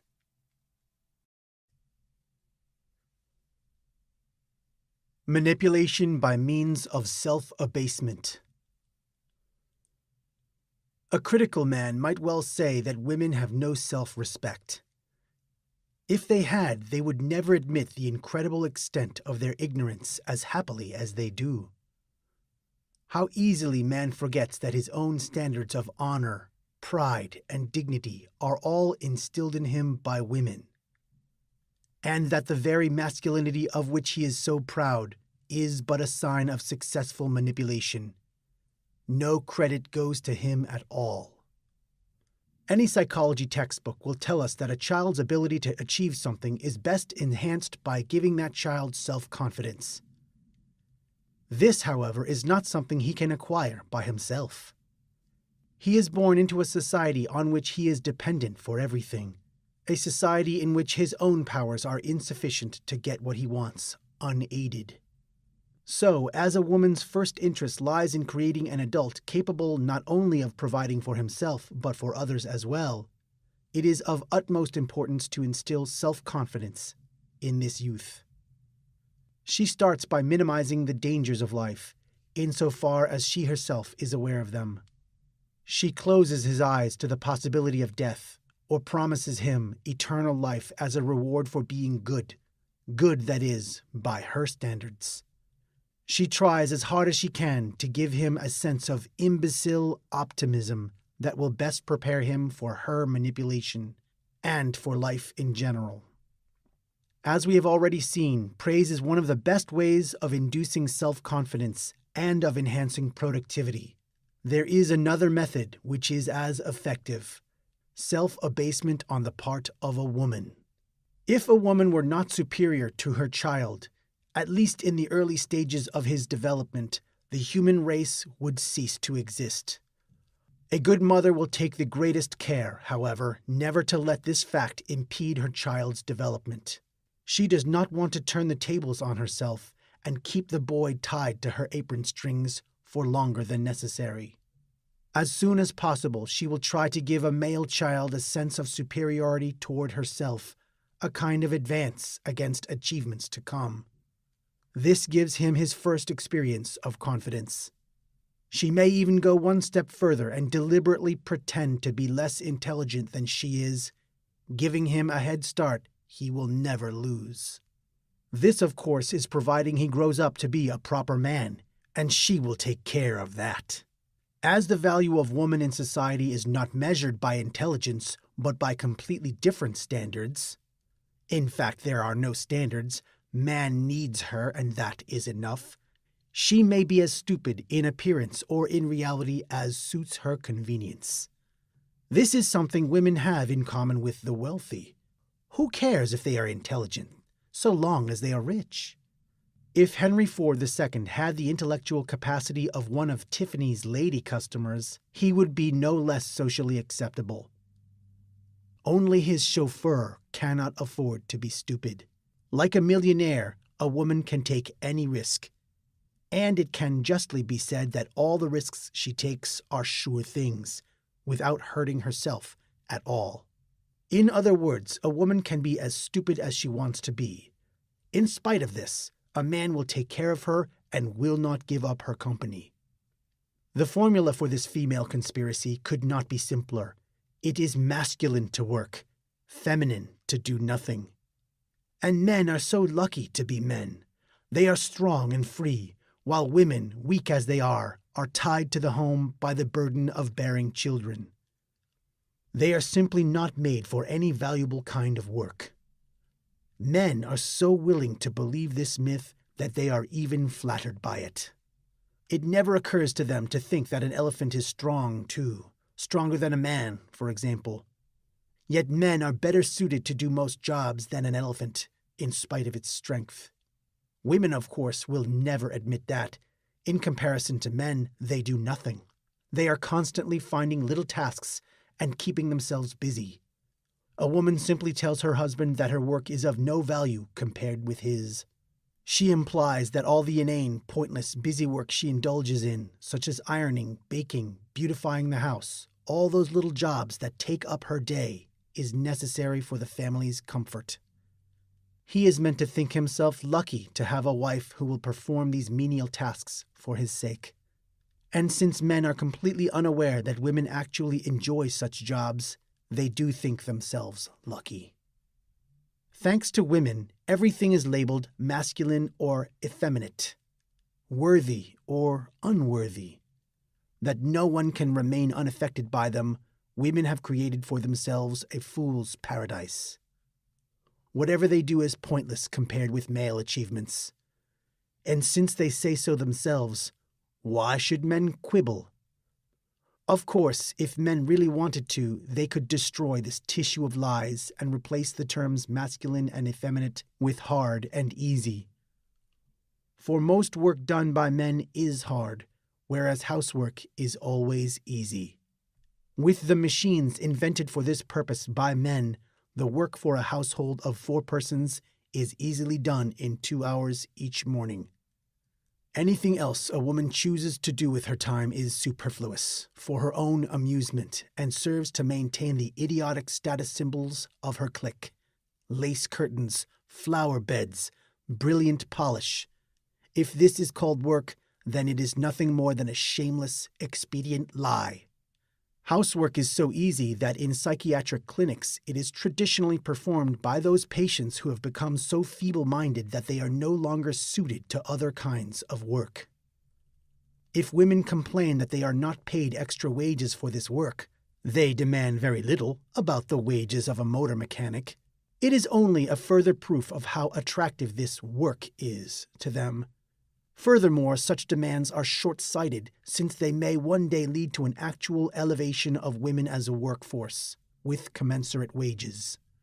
That would reveal to what extent they live at man's expense beyond their means. Still, man has been accustomed to female terminology since childhood, and he has no desire to undermine it. He needs the feeling of doing something great when he supports a woman. He needs to feel a woman could not do his work. Without this conviction, the monotony of his own life would drive him mad. He has only to feel for a second that a woman could do this job as well as he can, and he will double his own efforts at once. From time to time, as she sees fit, a woman might wish to create this impression so that the customary distance between himself and the weaker sex is maintained and his self-confidence restored. It is simple to analyze this vicious circle. Women invent rules, manipulate men to obey them, and so dominate the male sex. Of course, these rules in no way apply to women themselves. The male sense of honor, for example, is a system invented by women who loudly exempt themselves from it. They renounce the concept of honor and, as a result, manipulate men. In a recent television series, The Avengers, there was a scene in which 2 antagonists were facing each other across a billiard table, a pistol in front of each of them. It was agreed that to give them each an equal chance, they should count aloud up to 3 and then shoot. The hero, however, grabbed his pistol and fired at the count of 2, thus saving his own life. He chose to remain outside the system and was therefore in a position to manipulate the other, who, although in mortal danger, preferred to stick to a system approved by society rather than to use his own judgment. By making her own work appear degrading and contemptible, woman brings man to the point where he will undertake all the other tasks. In other words, everything she does not want to do. After all, she was there first as his mother, so she has first choice. A man loses his self-respect and feels useless if he has to do woman's work. In fact, many men are deliberately clumsy at housework, and women love them for it. Such clumsiness is so adorably masculine. If a man is capable of sewing on his own button and does so, he really is not a proper man at all. There must be something wrong with him if he pushes the vacuum cleaner around the house. Such beliefs enable man to place himself under the guardianship of women. He trusts himself to accomplish almost anything except to make a decent stew. And so he allows himself to be driven away from the most unexacting place of work in the world, without a murmur of complaint. Only after a certain amount of manipulation, when there is no longer any danger, will he be permitted to lend a hand in the house. Even then, woman always gives strict orders because he really does not understand about such things. He will always feel vaguely humiliated by a job of this nature, and therefore will never notice how much more agreeable it is than his own. To avoid having to exert effort, all a woman has to do is heave a sigh and indicate that she, as a woman, is simply not capable of the task. If she merely hints to a man, preferably with witnesses present, that he drives so much better than she does, she has found herself a chauffeur for life. Look at the highways. They are full of women being driven by their husbands' chauffeurs. A woman will say that she cannot possibly, as a woman, go to a cafe or a theater or a restaurant by herself. There is no rational explanation for this. Women are served equally well or badly whether alone or accompanied by men. If she doesn't want to be accosted, why does she dress to make herself so conspicuous? No, she will get herself a flunky who will drive her to the entrance as if she were royalty, fight for a table, order her dinner, entertain her, and finally, pay the bill. When a woman claims politics are too difficult for her to understand, there will always be a man ready to plow through the newspapers, study political journals, listen to protracted television discussions, sift other men's theories, and behold, when the time comes to vote, he presents her with an opinion. So, armed with his conclusion as to what is best for his, hence also her, position in life, off she goes to register his choice. In that way, the election result is not in jeopardy. The alternative might mean the end of her personal well-being. Although she might not understand what politics are about, she is shrewd enough to realize this. One of the most fantastic flowers of this manipulation through self-abasement is the life of a well-to-do woman today, living comfortably in some pleasantly situated suburban ranch house. Surrounded by children, dogs, other women, by every possible kind of labor-saving device, equipped with television sets and second cars, she will tell her husband, possibly a lawyer or engineer, what a lucky man he is, what a fulfilled life he leads, while she, as a woman, is constrained to lead a life unworthy of a human being. She says this to the man who has paid for all that trash with his life, and he believes her. In the Bible, it is said that Eve was created from Adam's rib. She is a copy, therefore a species of a lower order, yet another example of manipulation through self-abasement. Can anyone doubt that in some stage in history this story was invented by a woman? She herself did not write it down. A man did this for her, since her ability to write is a comparatively recent skill.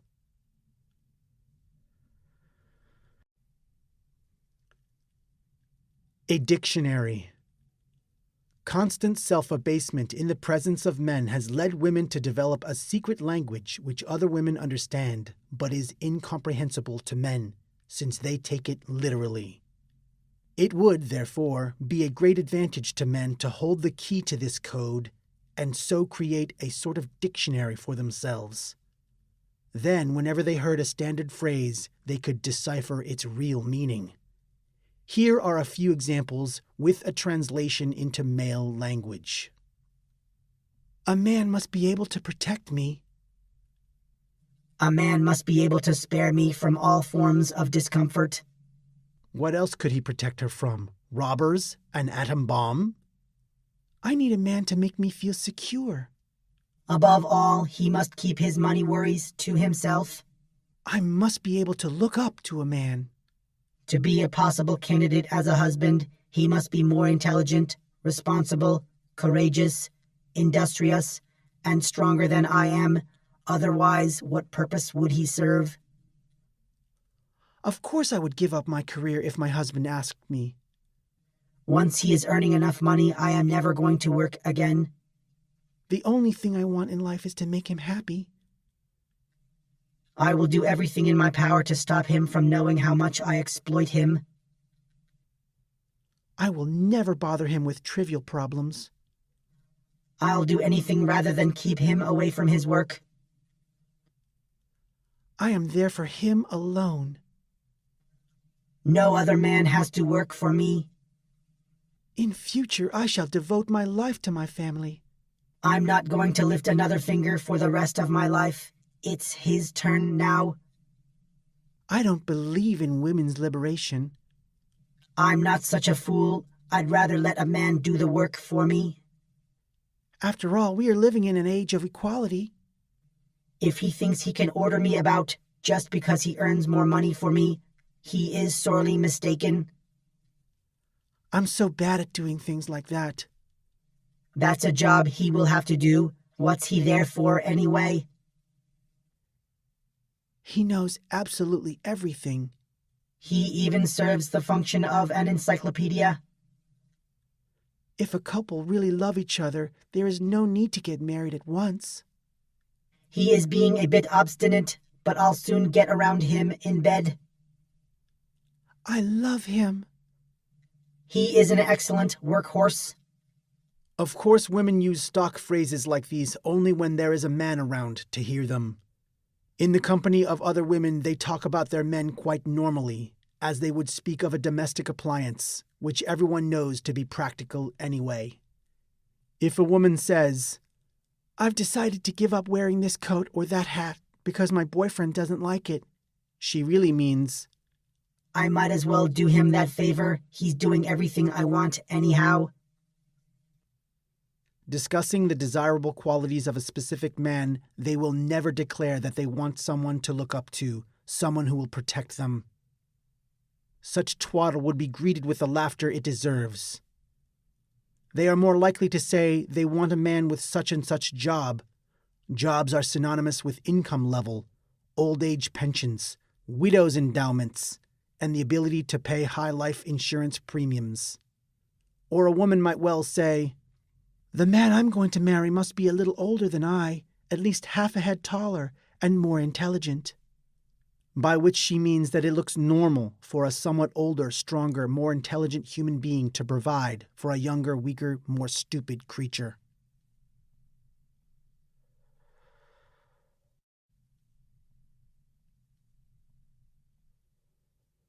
Women have no feelings. Woman has a great many methods to manipulate a man, but to list them all here is impossible. Suffice it to look more closely at two relatively harmless methods: a man's good manners and the suppression of his emotions. Any man who wishes to be a success with women, and there is one who doesn't, must acquire a variety of qualifications. Apart from intelligence, ambition, industry, and pertinacity, he must know exactly how to behave in the presence of women. With this aim in view, women have established certain norms which are called good manners. Basically, the rule is that any man who has a sense of self-respect must, at all times, treat a woman like a queen. Similarly, a self-respecting woman must, at all times, give man every opportunity of treating her like a queen. A woman will marry a man simply because he is wealthy. But if she is given the choice between two wealthy men, one with and one without manners, she will choose the man who has them. For if a man has mastered the rules governing good manners, a woman may be sure that he will never, at any time, question her ideal value as a woman, which he has long since been conditioned to respect. not even after she has ceased to attract him. Psychologists state that happiness comes with laughter, faith with prayer. This is true, but only for men.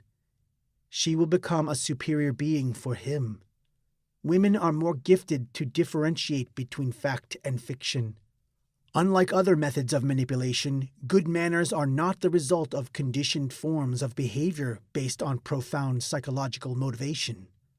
Children are taught to behave relatively late, and manners are particularly easy to recognize as a form of women's exploitation.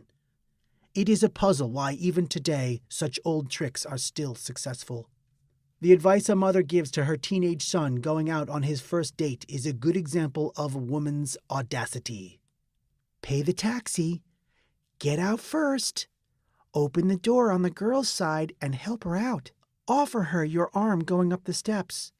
Or, if they are crowded, walk behind her in case she stumbles so that you can catch her. Open the door into the foyer for her. Help her out of her coat. Take the coat to the cloakroom attendant. Get her a program. Go in front of her when you're taking your seats and clear the way. Offer her refreshments during the intermissions. And so on. And on top of that, we should not forget that the average type of play is an outdated form of entertainment, because most of them are aimed at the intellectual level of women, as indeed are many of those things which we like to label cultured. Pity the poor man who has to submit to all this. He probably has an inkling that not only he, but the assembled company of directors, actors, and producers awaiting them are there only to form the background for women and her clique. This background is simply a place where she can indulge in her inane orgies, where she and other women can take part in their grotesque masquerades, with the extras, the men, suitably costumed in black. The most cynical aspect of the good manners etiquette is the role of protector, which is forced on a man. This begins harmlessly enough, it is true. He follows her when going upstairs, or walks on the traffic side of a pavement. It is when we reach the level of military service and war that the significance of this becomes more serious. One of the most important rules is that a man must, under all circumstances, protect a woman from unpleasantness, even if necessary with his life. And as soon as is old enough, he will do just that. This training is accomplished at such an early age that in any catastrophe a man will save women and children before he thinks of himself, at the cost of his own life. There is no compelling reason why these roles should not be reversed. Since woman is unfeeling, she could cope with the psychological effects of war atrocities more easily than a man, and the modern forms of war requires neither physical strength nor intelligence, only the ability to survive, tenacity.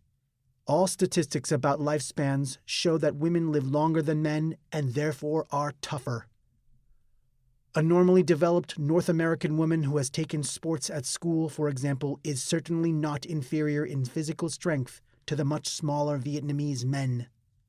A GI fighting against Asian men is making war on an enemy no stronger than his college girlfriends.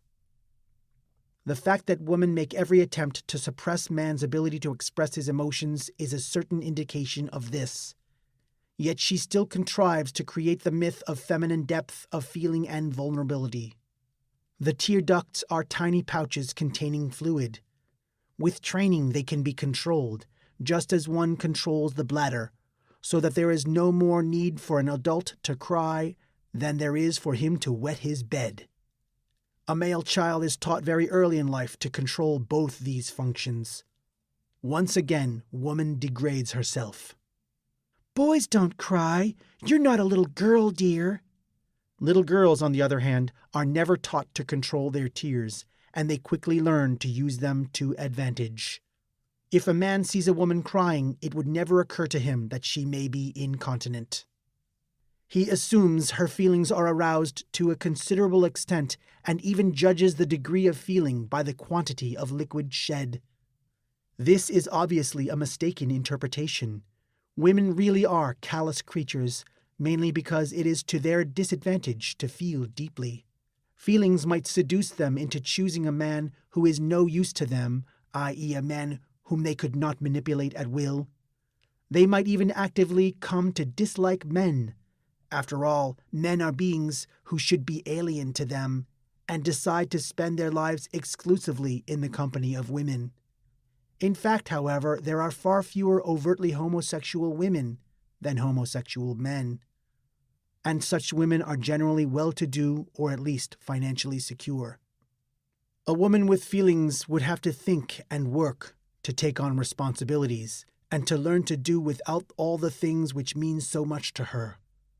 Because she does not want this, she decides to remain callous, but she knows at the same time that it is necessary for women to enact the role of a sensitive being, or man would become aware of her essentially cold, calculating nature. Still, as her emotions are always faked and never felt, she can keep a clear head. You can take advantage of someone's feelings only if you are not involved yourself. Therefore, she turns her partner's emotions to her own profit, only taking care to make sure he believes she feels as deeply as he himself, perhaps even more deeply. She must make him believe she, as a woman, is much less stable, much more irrational, much more emotional. Only thus may her deception remain undetected. But manipulation has, in any case, already taken care of that. A real man does not weep or laugh very loud. Reserved smiles have a sympathetic effect on those around him and make him seem a serious person to his business associates. He never screams, "Ah," when a light goes on, nor, "Ooh," when he touches cold water. He never shows that he is making an effort by saying, "Ugh," when he has lifted a heavy case. He does not even sing when he is happy. Therefore, if a man notices all these emotional reactions in a woman, it never occurs to him that he has been conditioned by a woman not to express his own similar feelings. As a result, he assumes she is much more sensitive than he is, for otherwise she would not dare to exhibit her feelings in such an uncontrolled manner.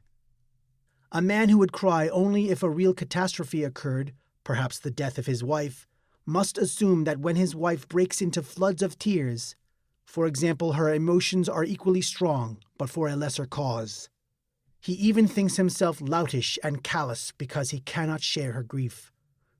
What an advantage a man would have if only he realized the cold, clear thoughts running through a woman's head while her eyes are brimming with tears.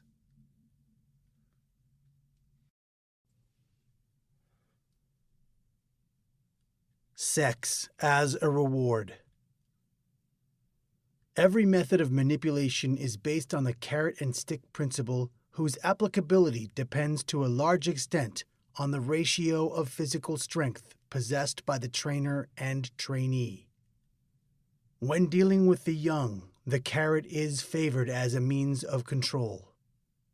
It has the advantage of maintaining children's trust in adults, so that even at a later date, they will bring their problems to their parents, and so the process of manipulation is continued. This is much more effective than to start with the stick. If a captive dolphin has learned to do a trick well, its trainer throws it a fish. Because the dolphin wants to eat, it will do whatever is asked of it. Man, however, since he earns money, is quite capable of providing his own food. It would be impossible to bribe him in this way. He would, in fact, be above bribery altogether were it not for one basic male need, which has to be satisfied: the need for physical contact with a woman's body. This need is so strong, and its fulfillment gives man such intense pleasure, that one suspects it may be the prime reason for his voluntary enslavement to woman. His longing for subjection may even be a facet of his sexual makeup. The basis of any economy is a system of barter. Therefore, someone demanding a service must be able to offer something of equal value in exchange for it. But as a man must fulfill his sexual desires, and since he wants to possess exclusive rights over one vagina, the prices have risen to an extortionate level. This has made it possible for women to follow a system of exploitation which puts the most exploitative robber barons to shame, and no man remains exempt. The concept of femininity is essentially sociological, not biological. Even a homosexual is unlikely to escape without paying his dues. The partner whose sexual drive is less developed quickly discovers the weak points of the other, whose drive is more intense, and manipulates him accordingly. It will always be the woman or the female partner in any homosexual relationship who exploits the man, for to be a female means to be undersexed. Just as woman denies herself any depth of emotion, she denies herself a sexual appetite. How else can a young girl tell her boyfriend she loves him but refuse him her body? Thanks to her mother's advice, a girl will suppress her desires even in puberty for the sake of the capital to be gained later. In earlier societies, a bride had to be a virgin to be worth anything, and even today, a girl who has little sexual experience will have a higher market value than one who has had a number of lovers. Chastity in a man, on the other hand, has never been worth much. As women do not really care for men, they are not much interested in their chastity. For this reason, a boy can never be raped by an older woman, only seduced.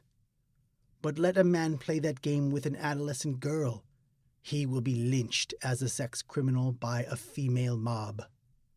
A man could, of course, condition his sexual needs as easily as a woman, provided his training started at a very early age. Sufficient proofs of this are the monks, the majority of whom survive without sexual satisfaction. Nobody will seriously maintain that they are all eunuchs.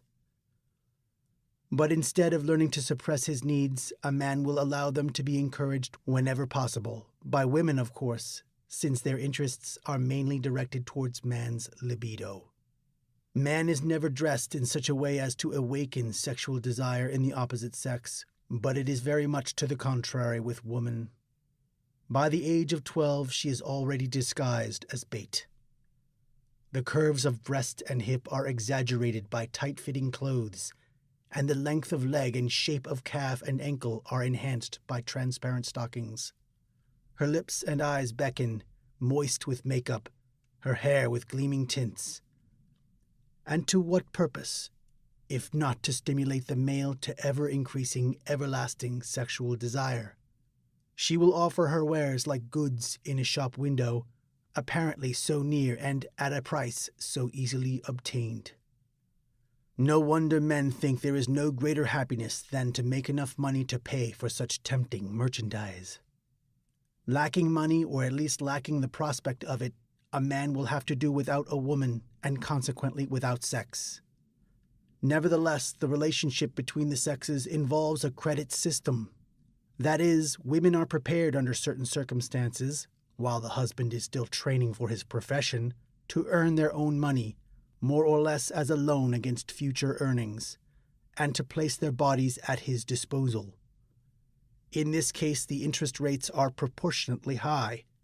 The profession for which the man is preparing during this time must promise an income lucrative enough to make the woman's investment worthwhile. In general, it is axiomatic that a woman will be expensive in direct proportion to the attractiveness of her secondary sex characteristics. Hence, if one man meets another with an especially attractive wife, instead of being depressed, he should consider how much money the woman is liable to be costing her husband. It would be more economical for a man to satisfy his sexual needs with a prostitute instead of rushing into marriage. Prostitute in the conventional sense, strictly speaking, most women belong in this group. But here again, a man will behave by conditioned reflex. Sex that does not cost much is considered correspondingly inferior. His pleasure varies according to the cost of the woman he sleeps with, and if he cannot get the desired woman any other way, or if there is no other way to keep her, he offers the highest bid and takes her to City Hall. For this reason, women calmly tolerate the professional prostitute. Why should they mind when they never feel jealousy as a man does? They may well feign jealousy, occasionally, of course, just to flatter him. They don't mind the institution of brothels either. Their attitude toward extramarital affairs is exactly the same, unless, of course, they become too obvious, in which case they tend to forgive them. How few women would leave an unfaithful husband, and how few men would stay with a woman in the same circumstances. Wives will often even welcome a philandering husband, for there are so many advantages arising from his gratitude for her tolerance and forgiveness. Obviously, women would prefer to be able to control extramarital affairs. This explains why the wife-swapping parties and pluralist sex practices are gaining favor, for they tend to neutralize the sexual fantasies of husbands and men friends. Moreover, these kinds of sexual release are free, whereas professional prostitution absorbs money which should be put into housekeeping. As the group of people is usually well acquainted, the rules of hygiene can be imposed and there is less danger of venereal disease, which a man might catch if he visits an anonymous brothel. And this is one of woman's main worries as far as a husband's sexual adventures are concerned. It is ironic that men consider ordinary prostitutes so very contemptible. They are among the few women who frankly admit that they make money by renting out a specific orifice of their bodies. The female callings of prostitute, actress, model, singer, dancer are not practiced by men. But whereas actresses, singers, dancers, and models work with nets being the men who catch them when they don't feel like working anymore, a prostitute has no such recourse. When she is tired or ill, there is no one there, waiting hopefully for the time when he will be allowed to support her.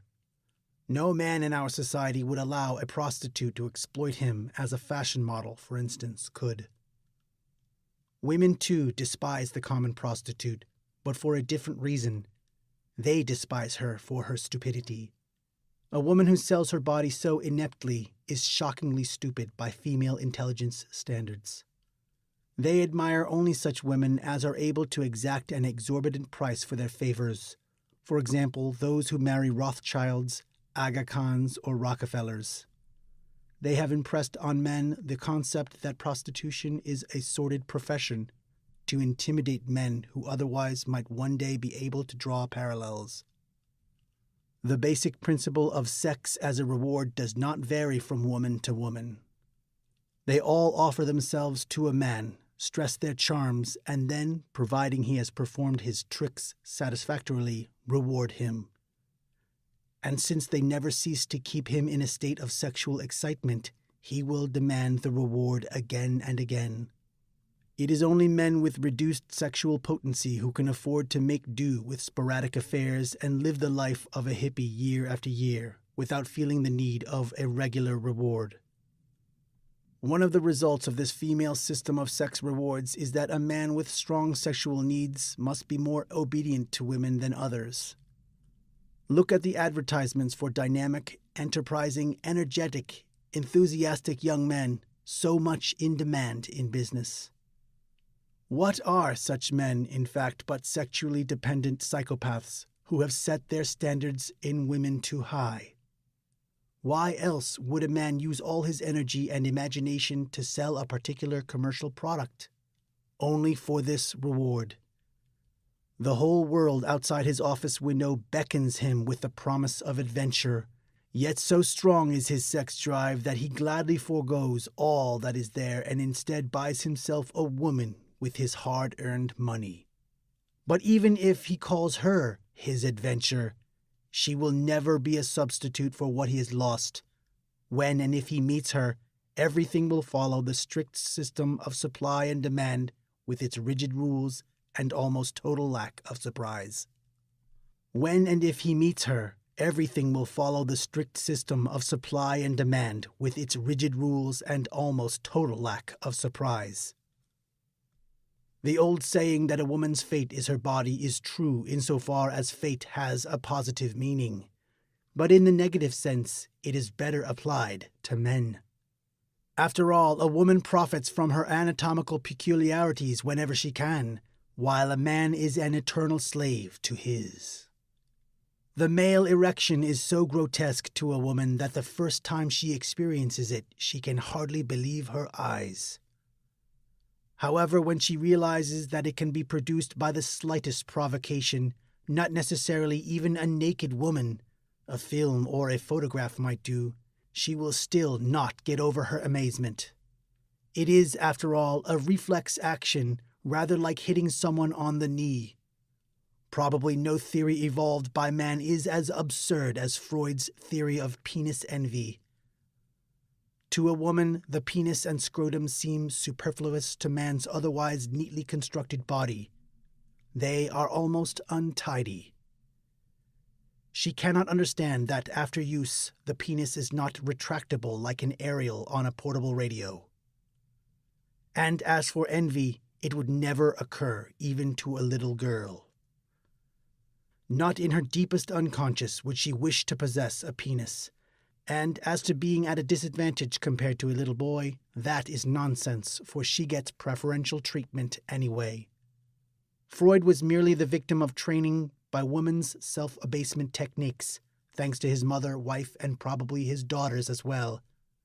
He confused cause and effect. A woman only says she is worth less than a man. She doesn't really think it. If anyone ought to feel a sense of envy, it is men.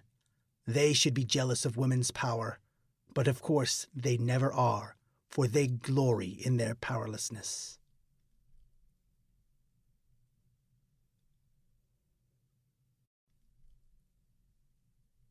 The female libido.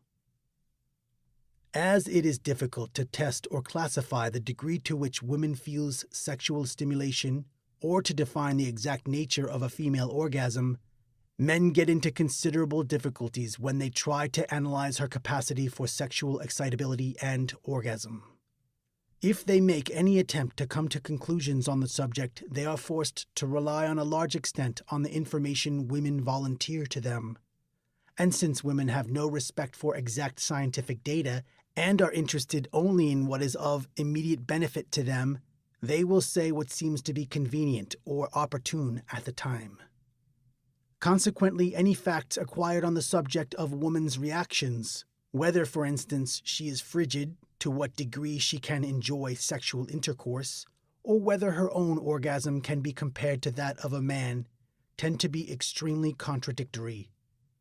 It is supposed that even Masters and Johnson did not get an average woman onto their test bed. As a result, man vacillates between the conviction that woman has no true sexual drive and the fear that she is more highly sexed than he is, but refrains from telling him so out of pity. He will spend days working out bigger, better, and subtler questionnaires in his efforts to come to some conclusion. And, in the interests of science, he expects women to answer his questions truthfully, as if she could or would.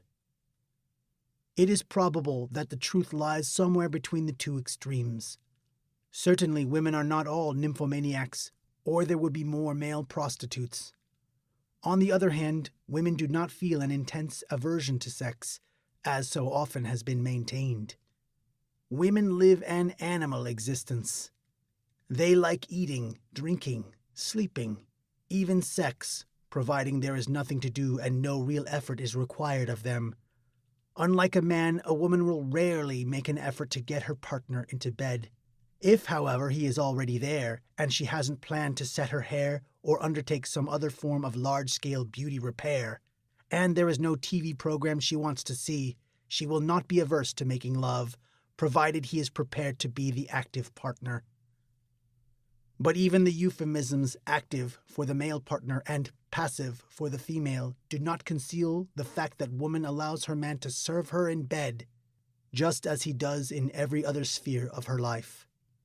Even though intercourse may give a man pleasure in the long run, it is nothing more than a service to a woman, in which the man is the better lover, arousing desire more skillfully, quickly, and making it last longer. Men suspect that women tend to exploit them during intercourse and have developed a certain fear of the female sexual appetite. Signs of this appear in the rites of ancient cultures, in the philosophical works of men such as Schopenhauer and Nietzsche, in the novels of Balzac or Montherlant, in plays by Strindberg, O'Neill, Tennessee Williams. Since the discovery of oral contraceptives, this fear has reached almost hysterical proportions. Whole books are devoted to the question whether a man needs to worry about women's sexual demands, and if so, to what extent, and at the same time, advertising has discovered new opportunities to make money by selling men advice on how to achieve sexual dexterity. In truth, reliable oral contraceptives, invented by a man, naturally, have robbed man of the only triumph left to him in his state of sexual subjugation. Previously, woman was always, to a certain extent, at his mercy. Now she is suddenly in control. She can have as many children as she wishes. She can even select the father, if possible rich. If she has no intention of having children, she can indulge in intercourse as often as it appears advantageous to her. Men cannot do that. He has always claimed that his sexual potency was without limit and that he only needed an unreserved woman to prove it.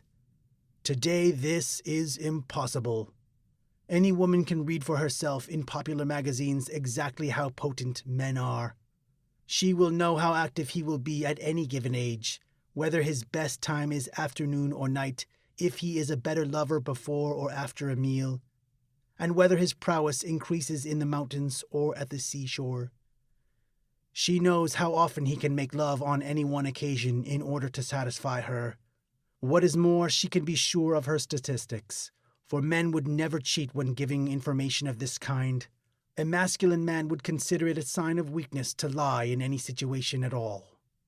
So women can rely absolutely on the figures given and know exactly what a man should be able to achieve. He has provided her with charts to determine any man's potency at any given stage in his life, and, thanks to efficient birth control methods, she can experiment with different kinds of men and compare their sexual performances. Contrary to men's fear, women do not, however, weigh one man against another and choose the most virile. Far from it, as she herself is not all that keen on sex.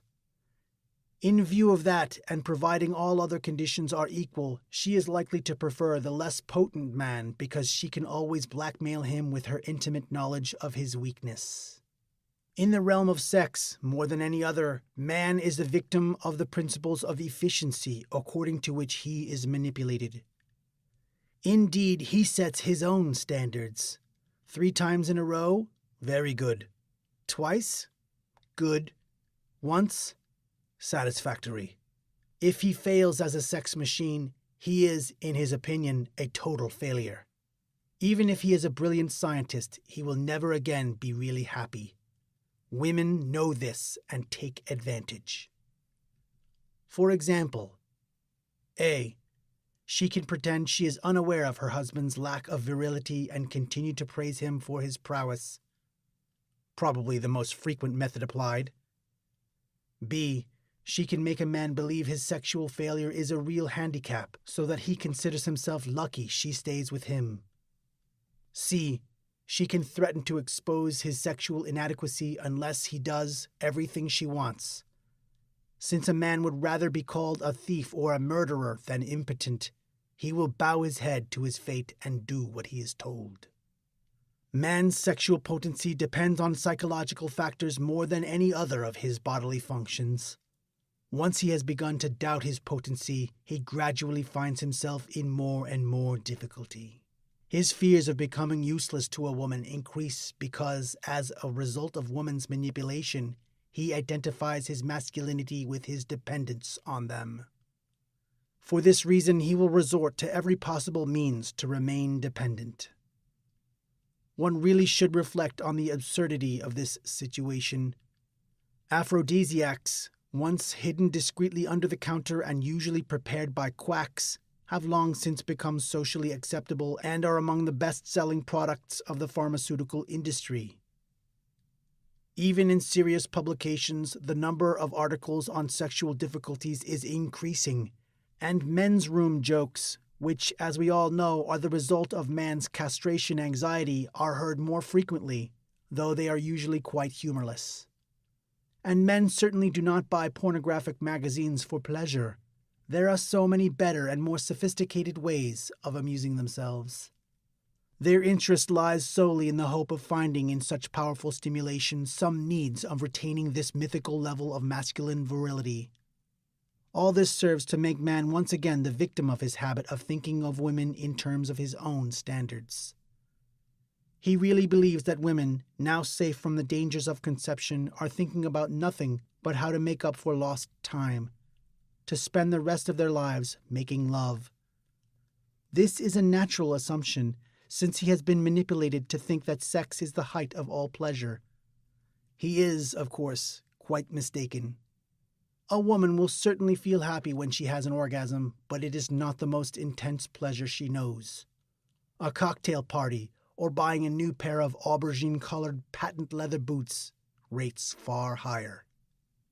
Man's fear of losing ground at the sexual or physical level as a result of woman's newfound freedom is, of course, quite absurd. No matter how much a woman enjoys making love, she will never let the man who supports her tire himself so he might be late to work the next morning. That is too big a risk to take. Even the most passionate woman will reduce her sexual activities if she thinks nights spent making orgiastic love are beginning to affect his work. Nymphomaniacal women exist almost solely in films and plays. Just because they are so rare in real life, the public is curious about them. For the same reason, so many films and novels are about extremely rich people who form such a small percentage of the total population.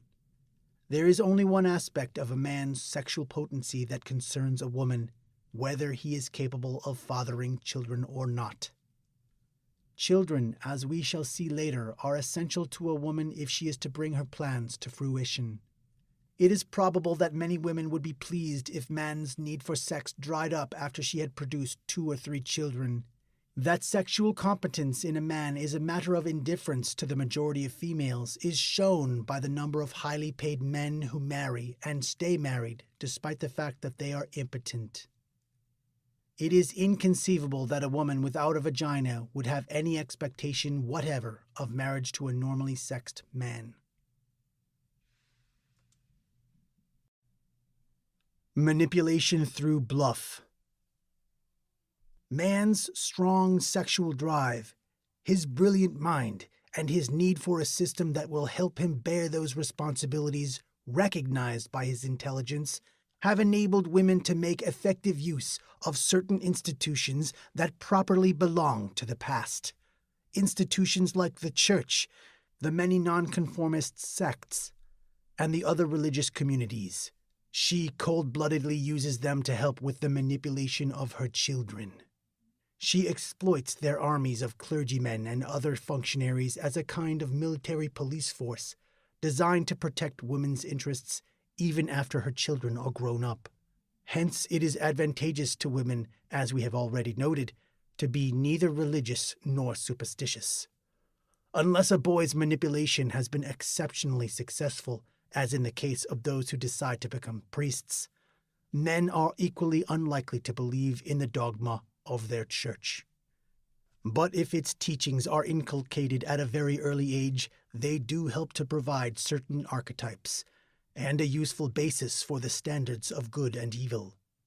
These are standards which have no rational roots, but are part of men's subconscious and are therefore ineradicable. Essentially, these standards are always the standards of women. Any religious system must be based on manipulation since it consists of a series of rules and taboos, with a catalogue of penalties for trespass against those rules. These trespasses are called sins. The penalties for them are never imposed in reality, for faith in some kind of superconsciousness is a system without real foundation. No one could know about secret sins or exact punishment for them. As a result, people are apt to say that an unavoidable misfortune such as the loss of a friend or an earthquake is a punishment. In earlier times, when men's understanding of such disasters as plagues, crop failures, and lightning was limited, Men believed they were punishments for sins committed at some previous time, and so they thought to avoid them in the future by unconditional surrender to rules, or by repentance, a kind of brainwashing. Such myths become obvious as man's mind develops. He can prove fallacy by committing a sin without incurring any subsequent signs of wrath. But the deep-seated fear of punishment, the feeling of having sinned, carefully cultivated during a child's earliest years, will prevent him as an adult from doing something that was considered bad when he was a child. And if by chance he does do something which as a child he called a sin, he will have at the very least a bad conscience. One sin which figured in almost all of these catalogues is pleasure in the sexual act when reproduction is not intended. Since men, provoked by women, always take pleasure in sex, they yield to this pleasure as often as possible and never once give a thought to reproduction. During orgasm, man experiences a certain kind of pleasure far from the joy of having just engendered a child. Thus, in this moment, man is even more than ordinarily deluded. They constantly transgress against the rules of their childhood beliefs, and thus always carry with them a feeling of sin. Women, on the other hand, having learned to control their sexual urge and to make love, for the most part, not for their own satisfaction, but for some specific purpose, breadwinning, reproduction, gratification of a man, in the latter case an act of charity, commit no sins thereby. Even if they consider sex sinful, they are immune to remorse. Unlike men who are constantly forming new resolutions which they never stick to, women do not have such a debit account in any system made for their use, even if they believed in such a system. With their tendency to self-abasement, their suppressed and stunted sexual needs, their assumption that they will survive without working by letting others work for them, they resemble those figures, Jesus Christ, Gandhi, who allow themselves to be considered ideals by men, ideals which men, because of their slavery to their instincts, can never attain, and which confirm their suspicion that all qualities truly worthy of worship are, in the last analysis, feminine. Yet in reality, neither women nor their chosen police force, the clergy, are really interested in man's sexual drive. The taboo did not have to apply to this particular instinct. They merely chose it because it is man's greatest and purest pleasure. Had he derived as much satisfaction from smoking or eating pork, woman would have equated smoking or eating pork with sin. The point is to keep him in a state of fear, thus open to manipulation. This is one of the reasons why the catalogue of sins varies according to a man's age. For a small child, the taboo is lying, coveting the property of others, and not honoring one's father and mother.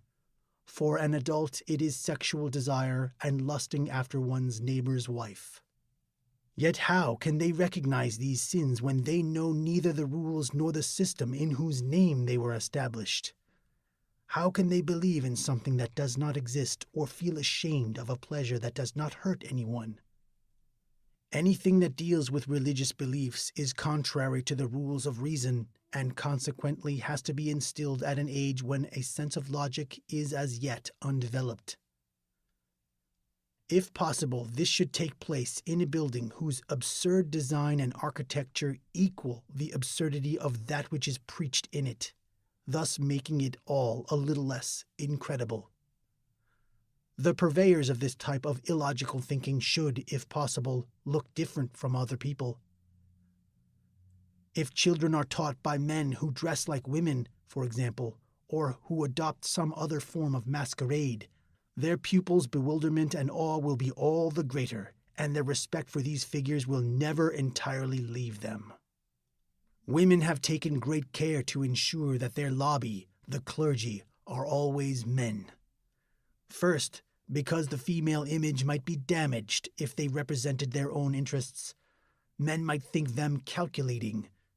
And second, because they know men rate feminine intelligence rather low, which is why they can only influence a man's emotions. Advice from another man, and one respected from childhood, is much more likely to be listened to and taken. Although this advice always benefits women, for example, they will advise a man to stay with a woman he doesn't love, or support children he never wanted, it does not reflect hostility on the part of this lobby toward normal men, but is a direct consequence of that lobby's financial dependence on women. Women could survive easily without the church. They only need it for the training of men and children, or as a setting for the display of specialized wardrobes, but the church would be ruined without the support of women. Children can be trained, and today are very often raised without the church's help.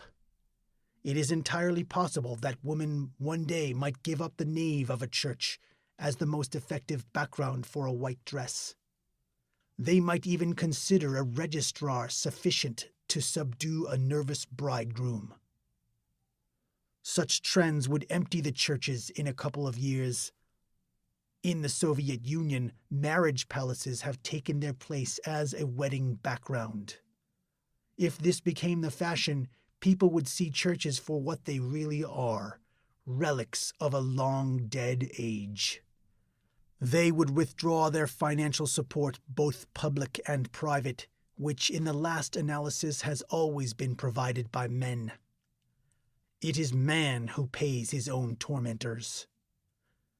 So when we hear someone say what magical power the church has, since it still draws people to it after many hundreds of years, the circumstance has obviously been misunderstood.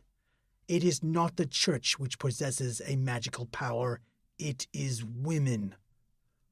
All such institutions have long since become mere tools in the hands of women, and it is unlikely that they will ever do anything other than fulfill women's expectations. Ultimately, the victims are not the representatives of the various religious communities themselves. They want only to live a peaceful, undisturbed life, at the expense of masculine men, of course, just like women, and have become a kind of mafia used by women to terrify children, enslave men, and put a brake on progress. These men are forced, under the threat of boycott, to appear in ludicrously effeminate clothes, to intone grotesque songs loudly, and to tell horror stories to a sometimes even intelligent audience. All this despite the fact that these stories, by which they make such abject fools of themselves, have long been discarded by modern theology and stand in obvious contrast to all they have been taught as students at their universities. Women need those moth-eaten tales of heaven and hell, of devils and angels, of paradise and judgment day. Death is only a useful means of manipulation if it is a door leading either to eternal happiness or to eternal damnation.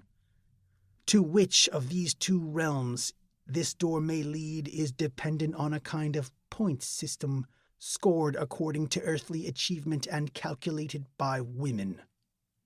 If life everlasting can be won only by faithfulness and slavery, it falls in with the interests of women, interests which would in no way be furthered if men decided to investigate eternal life in biological terms, an investigation for which we might have to wait a couple of generations.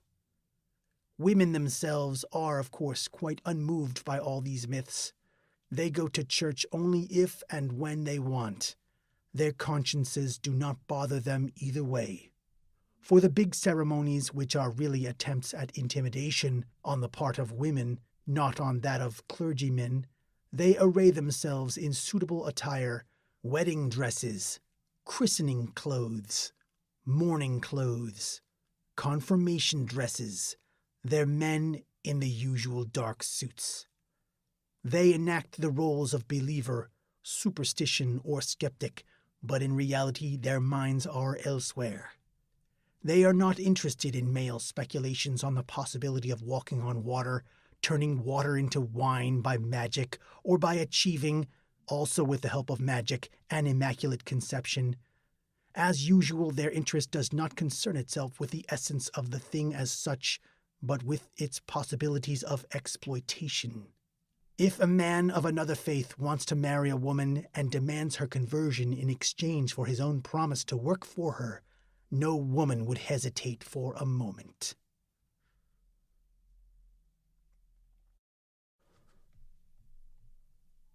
Commercialized prayers. For most men, all that remains of the religious faith of childhood are a few conditioned behavioral reflexes, such as a love of truth, the enjoyment of honest hard work, or a pleasure in non-freedom. From the moral point of view, everyone should have the right to lie. It helps us to stave off society's often too bold attempts to supervise us, and thus minimize our own personal fight for existence. The disadvantage of lying is that if everyone does it, it loses its usefulness. If anyone is gullible enough to believe something that is not true, he must himself love the truth and assume a similar love in others. Consequently, a lie becomes a luxury. It has rarity value. The rarity value has to be maintained by incessant denigration in the interest of liars. Therefore, it is important that women teach men love of truth, for only if he loves truth is she able to afford the luxury of lying. For contemporary society to survive at all, men must believe in truth. They do the work, and no practical, i.e. logical, system can function on lies. In the highly developed system of contemporary society where all labor is divided, each man must be able to work with and rely on the other. If men were to take to lying when the moment seemed opportune, say in matters such as train schedules, freighters' capacities, or the amount of fuel left in an airplane's tank, the effect on our commercial system would be disastrous. Within a very short time, there would be complete chaos. Women, however, can lie with a clear conscience. They are not involved in the process of work, so their lies will harm only one person, usually the husband. And if it is not discovered, it is not a lie at all. It is feminine guile. The only crime that does not come under this heading is physical unfaithfulness, which a man will not forgive. As a man has been conditioned by women's self-abasement, it seems natural to him that she should use guile, weak and dependent creature that she is, as the only way in which she can hope to guide this powerful, sex-obsessed giant, this unfortunate, wretched animal. It is no wonder that women, having proved guile a success, talk quite openly about it. You will read about it in one of their favorite media, women's magazines. Mothers hand it out as advice to their daughters. Why not? It is quite justified, since all of their comfort depends on it. For they are frequently forced to exploit the same man, first mother's husband, and later, perhaps, if the mother lives under the same roof, the daughter's husband. After all, their whole future comfort depends on whether he comes to heel. Of course, women would never openly forbid a man to lie. They simply associate lying with repugnance. This is easily done by means of the chosen system of religious faith which connects lying with the idea of fictional punishment, or by a kind of personal magic. If a mother tells her child not to lie to her because it is bad, he will automatically have a guilty conscience if he does. She does not even need to be specific about this badness. The child believes her implicitly, is dependent upon her, and relies upon him what she tells him. He believes she would never lie. This is nonsense, of course, for mothers constantly tell their children the most bare-faced lies. The same magic is involved when, later on, a woman convinces her husband that unfaithfulness is something squalid and wretched. "You must never deceive me." Or if she happens to be one of those tolerant wives, "It's not so bad if you deceive me, but you must never, under any circumstances, leave me." A generous woman, and he will obey her order, for such it is, without doubting its justification. Once in a while he will sleep with another woman, but he will rarely leave his wife, although her admission of boundless indifference should be a signal to him to leave her at once. Only one circumstance in a man's life will ever make him tell a lie, and that is when he, as a result of pent-up desire, has slept with another woman, although he dearly loves his own wife. He is so afraid of the possible consequences, she might do the same thing herself, that he will suffer the most agonizing pangs of conscience rather than admit the truth. But if he has merely smashed up the car and maybe even killed someone in the process, if he has behaved treacherously towards someone else or taken a day off from work, he would rather clear his conscience and tell her. A woman's reactions are exactly the opposite. She will keep quiet about absolutely everything except her interest in another man or that man's interest in her. If 2 or 3 other men are attracted, she will use the situation to her advantage by advertising it at once. She tells her husband just to make sure he knows there is someone else to look after her if necessary. This alone is enough to shape a man up and increase his rate of output immediately. We have already mentioned man's desire to be unfree. This leads to religious fervor and prayer, a fact which is still true today, for pop songs are only a modified version of childhood prayers. The god of former days has been conveniently replaced by the goddess, woman, who is right at hand. Man's happiness really does depend on woman. Even the content of the prayers remains virtually the same.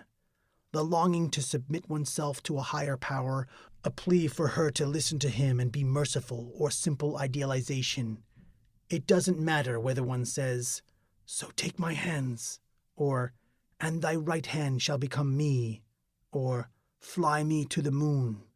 It all amounts to the same in the end.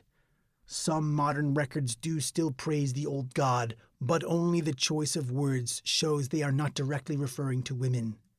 Thou who makest all things grow. Prayers and religious songs, i.e. prayers to music, ease existential anxiety.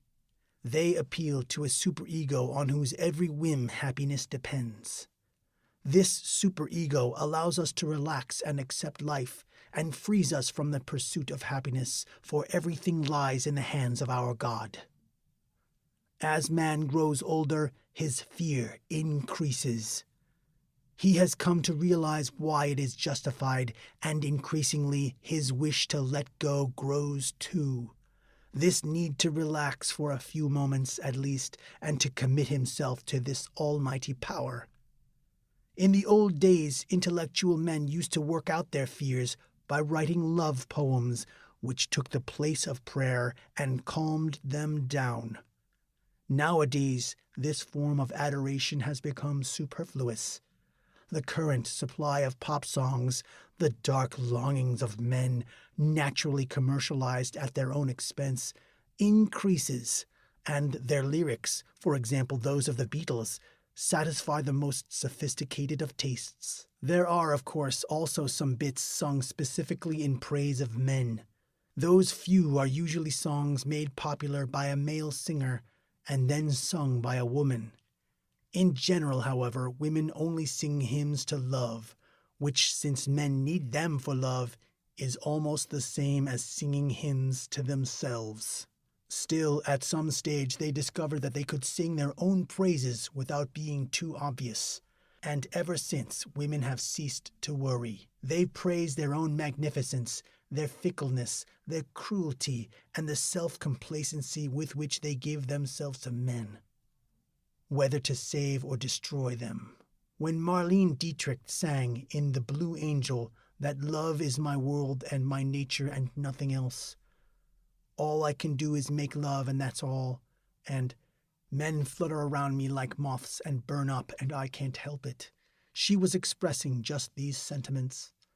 If women can think of themselves as divine, just how divine they must be. In real life, of course, women are far more subtle in their exploitation of the male sex than in that film.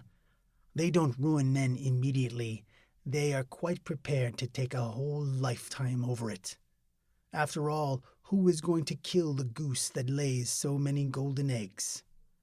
That is why men were able to laugh over the wretched figure of Professor Unrath instead of recognizing in him a portrait of themselves.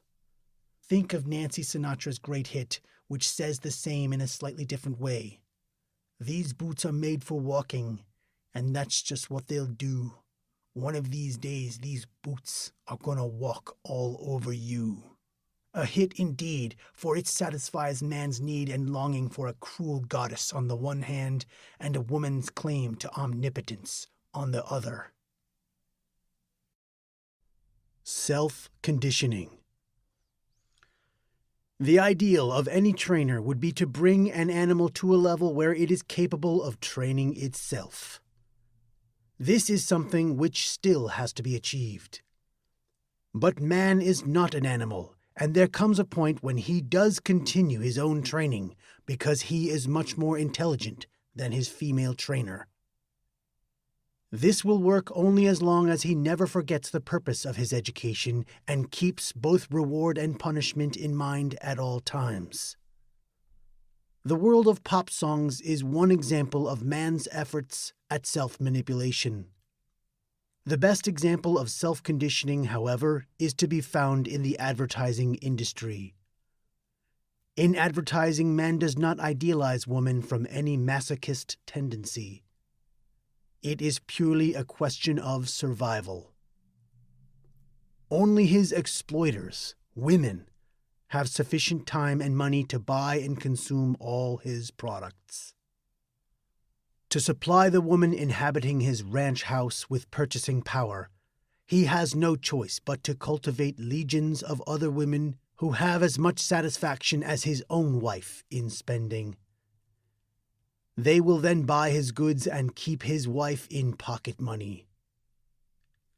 This is the beginning of a vicious circle which turns faster and faster until he cannot keep up with it anymore and someone else has to take over.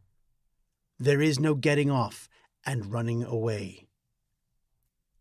Market research institutes investigate what they like to call subliminal female stimuli.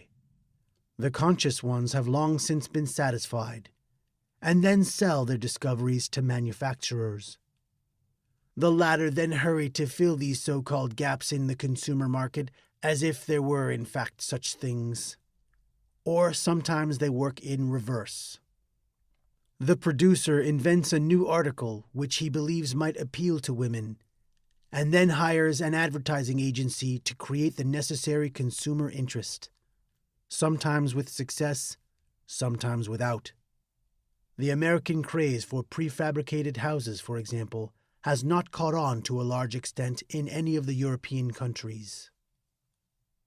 Every few years, a wave of indignation sweeps over the male ranks as a result of this expensive fostering of the female craze for consumption. They have been blinded by the stereotyped image of woman as victim of male exploitation to such an extent that they do not realize that they themselves are, in fact, the sufferers. They maintain that women's naivete and their gullible, i.e. stupid natures, are exploited by advertisers for the purpose of increasing sales. One day these men will get around to asking themselves who is really being exploited. Is it the creature whose innermost wishes are sought out, coddled and fulfilled, or is it he who, in his desire to retain the affections of the woman, seeks out, coddles, and fulfills them? It has always been one of man's greatest aims in life to fulfill women's innermost desires. In fact, to anticipate her every wish, as contemporary women's fiction still puts it. They have achieved their goal. There is practically no female desire left undiscovered, and probably very few which could not, if necessary, be fulfilled. The result is that women are getting increasingly more stupid, while men grow more and more intelligent. The gap between the sexes is widening constantly, making mutual understanding virtually impossible. But no one seems to notice. One of the basic principles of biology is that intelligence develops only in the face of competitive stimulation. Women, however, stand outside every competitive field. The glut of modern conveniences dulls their brains, reducing what little is left of their capacity for thought. Man, on the other hand, prodded by the need to create this comfort, to open up new sources of income, has to exert himself more and more. Surrounded by this ever-increasing comfort, the female sex is changing for the worse. The concept of femininity used to be applied to a woman who had the ability to bear children. It was also applied to venality. The definition must be enlarged to include imbecility. If Marx is wrong, and the word being determines the extent of man's being aware, the pill, for instance, would determine sexual mores, and the atom bomb would stalemate the ideologies of peace. To the same extent, the self-awareness of Western woman, whose situation in life has changed, improved, basically over the last 20 years, is now in a state of acute transformation. This metamorphosis, which can only result in the utter stultification of woman, is all the more dangerous because no one seems to have noticed it. Woman's image is no longer created by woman, but by advertising, that is, by man. And if anyone even starts to doubt the truth of woman's value, then there are 100 snappy advertising slogans ready at hand to disprove such a thought. Advertising says that woman is witty, intelligent, creative, imaginative, warm-hearted, practical, and capable. Smiling sweetly, with all the airs of a goddess, she dispenses the latest discovery in instant drinks to her grateful brood. Her husband's eyes follow her adoringly as she serves up a new pre-cooked meal, which is so much more to his taste. Or maybe she hands him a Turkish towel, which is even softer than usual, the result of a new rinse. This image of woman, created by man in order to sell his goods, is repeated incessantly with the help of mass media throughout the Western Hemisphere. And each day it is being reinforced. How could anyone dare to admit, even to himself, that in reality women are unimaginative, stupid, and insensitive? It would obviously be too much to expect of women, and it is an admission men cannot afford. Women buys, man sells, but one does not convince a customer by saying, "It's good, you've got to buy it." Instead we say, "You are marvelous, you deserve the best. Why should you make do with anything less? You've earned your comfort. You are entitled to it." So, on top of everything else, man has to flatter woman because he needs her as a customer. It is striking that the trick men are using here appears similar to the one used by women to train men. But sadly, it is not, since man turns it against himself. She praises him to get him to work for her, but he praises her to make her spend his money. If a man flatters and talks to his neighbor's wife into buying new wall-to-wall carpeting for her living room, he must realize that this same neighbor will sell his own wife a bathtub the next day. How else could he pay for the carpeting? Man is caught in a trap of his own making. While outside, the struggle for money is becoming fiercer and fiercer. At home, his wife is growing more moronic, and from day to day, his house fills up with more junk and knickknacks, thereby financing the stultification of her husband's competitors' wives. Men who in fact prefer the plain and functional, every day find themselves more deeply entangled in the undergrowth of superfluous ornamentation and all kinds of embellishments. In their living rooms, the porcelain cats, bar stools, glass-topped tables, candelabra, and silk cushions pile up. In their bedrooms, the walls are papered with floral patterns. In their cabinets, a dozen different kinds of glasses are lined up. All the shelves are filled with the 1,000 creams and cosmetics of their artfully made-up wives. It is interesting that nearly the only products sold are those of benefit to women. Sports cars, with which to entice her, luxury goods for women, or household appliances, also for women, since the house actually belongs to her. Man is, in fact, a homeless creature, moving constantly between office and house.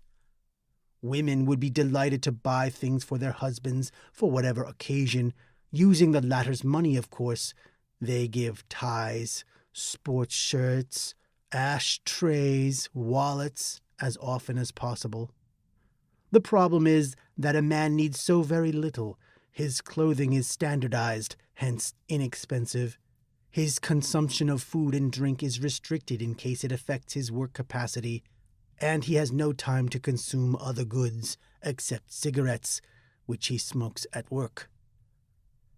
Industry has made every effort to get men interested in aftershave lotions, hairsprays, or gaily colored leisure wear, but usually in vain. Only young men will take to the latest short-lived fashion. Their earning potential, however, is too low to interest women. Rich men, whom women love anyway, and artists, who act as a kind of court jester to them, are allowed to sport the latest in clothes, and queers maybe, but not the average man. Another example of this is Father's Day, which is still not very popular in spite of all the advertising, whereas Mother's Day is a bonanza for everyone concerned. The best thing men can do on their day of celebration is retire to a bar and have a few beers in peace. Apart from eating, drinking, and smoking, sex is the only activity where man is an independent consumer. He must be able to satisfy his sexual urge. No wonder whole branches of industry are given over to this trade, taking advantage of this need to make him even more lustful and to persuade him to buy goods which merely serve to increase his desire. Satisfaction, of course, is another matter. That has to be had from a woman at a customary price. As such firms are usually run by men, in order to live, a man finds himself in the embarrassing position of having to make lechers of his fellow males. He caters to male desire for women in every conceivable way and proceeds, much like Alexander Pavlov and his dog, establishing conditioned reflexes. Pavlov made his dog's mouth water merely by ringing a bell, which meant dinner. In this case, man encourages his fellow men to get an erection by producing photos of half-naked breasts, by means of a suggestive sigh in a popular song, perhaps, or by writing a certain sentence in a book. That is why man will invent a whole range of methods of obtaining an erection, which another man will have to pay for. And of course, this mechanism does not bring returns only to manufacturers of erotica. All other industries take advantage of it too. Presents for women are sold to men by means of a picture of an attractive female bosom. A man will read a book or see a movie because he hopes it will give him a kick. And as a secondary effect, he may suddenly feel the desire to go around the world with this woman, to buy a weekend cottage in the mountains, or to get a sports car. The American men's magazine Playboy provides us with one of the best proofs of man's methods of self-conditioning. Sandwiched between wonderful pairs of naked breasts are excellent articles of a highly theoretical nature to entertain him and to offer him respite between erections. All of this is padded with offers of expensive cars, liquor, unnecessary clothing, and smokers' accessories. Women are highly offended by magazines like these, but men have lost all sense of the grotesque in this situation. The cult of the bosom has become something quite independent and depersonalized. The sex industry has told men so often and so successfully that women's breasts are there to attract him that he has quite forgotten their real purpose. The diversion was entirely successful. As a result of the invention of substitutes for mother's milk, he rarely has a chance to watch a baby feed at its mother's breast.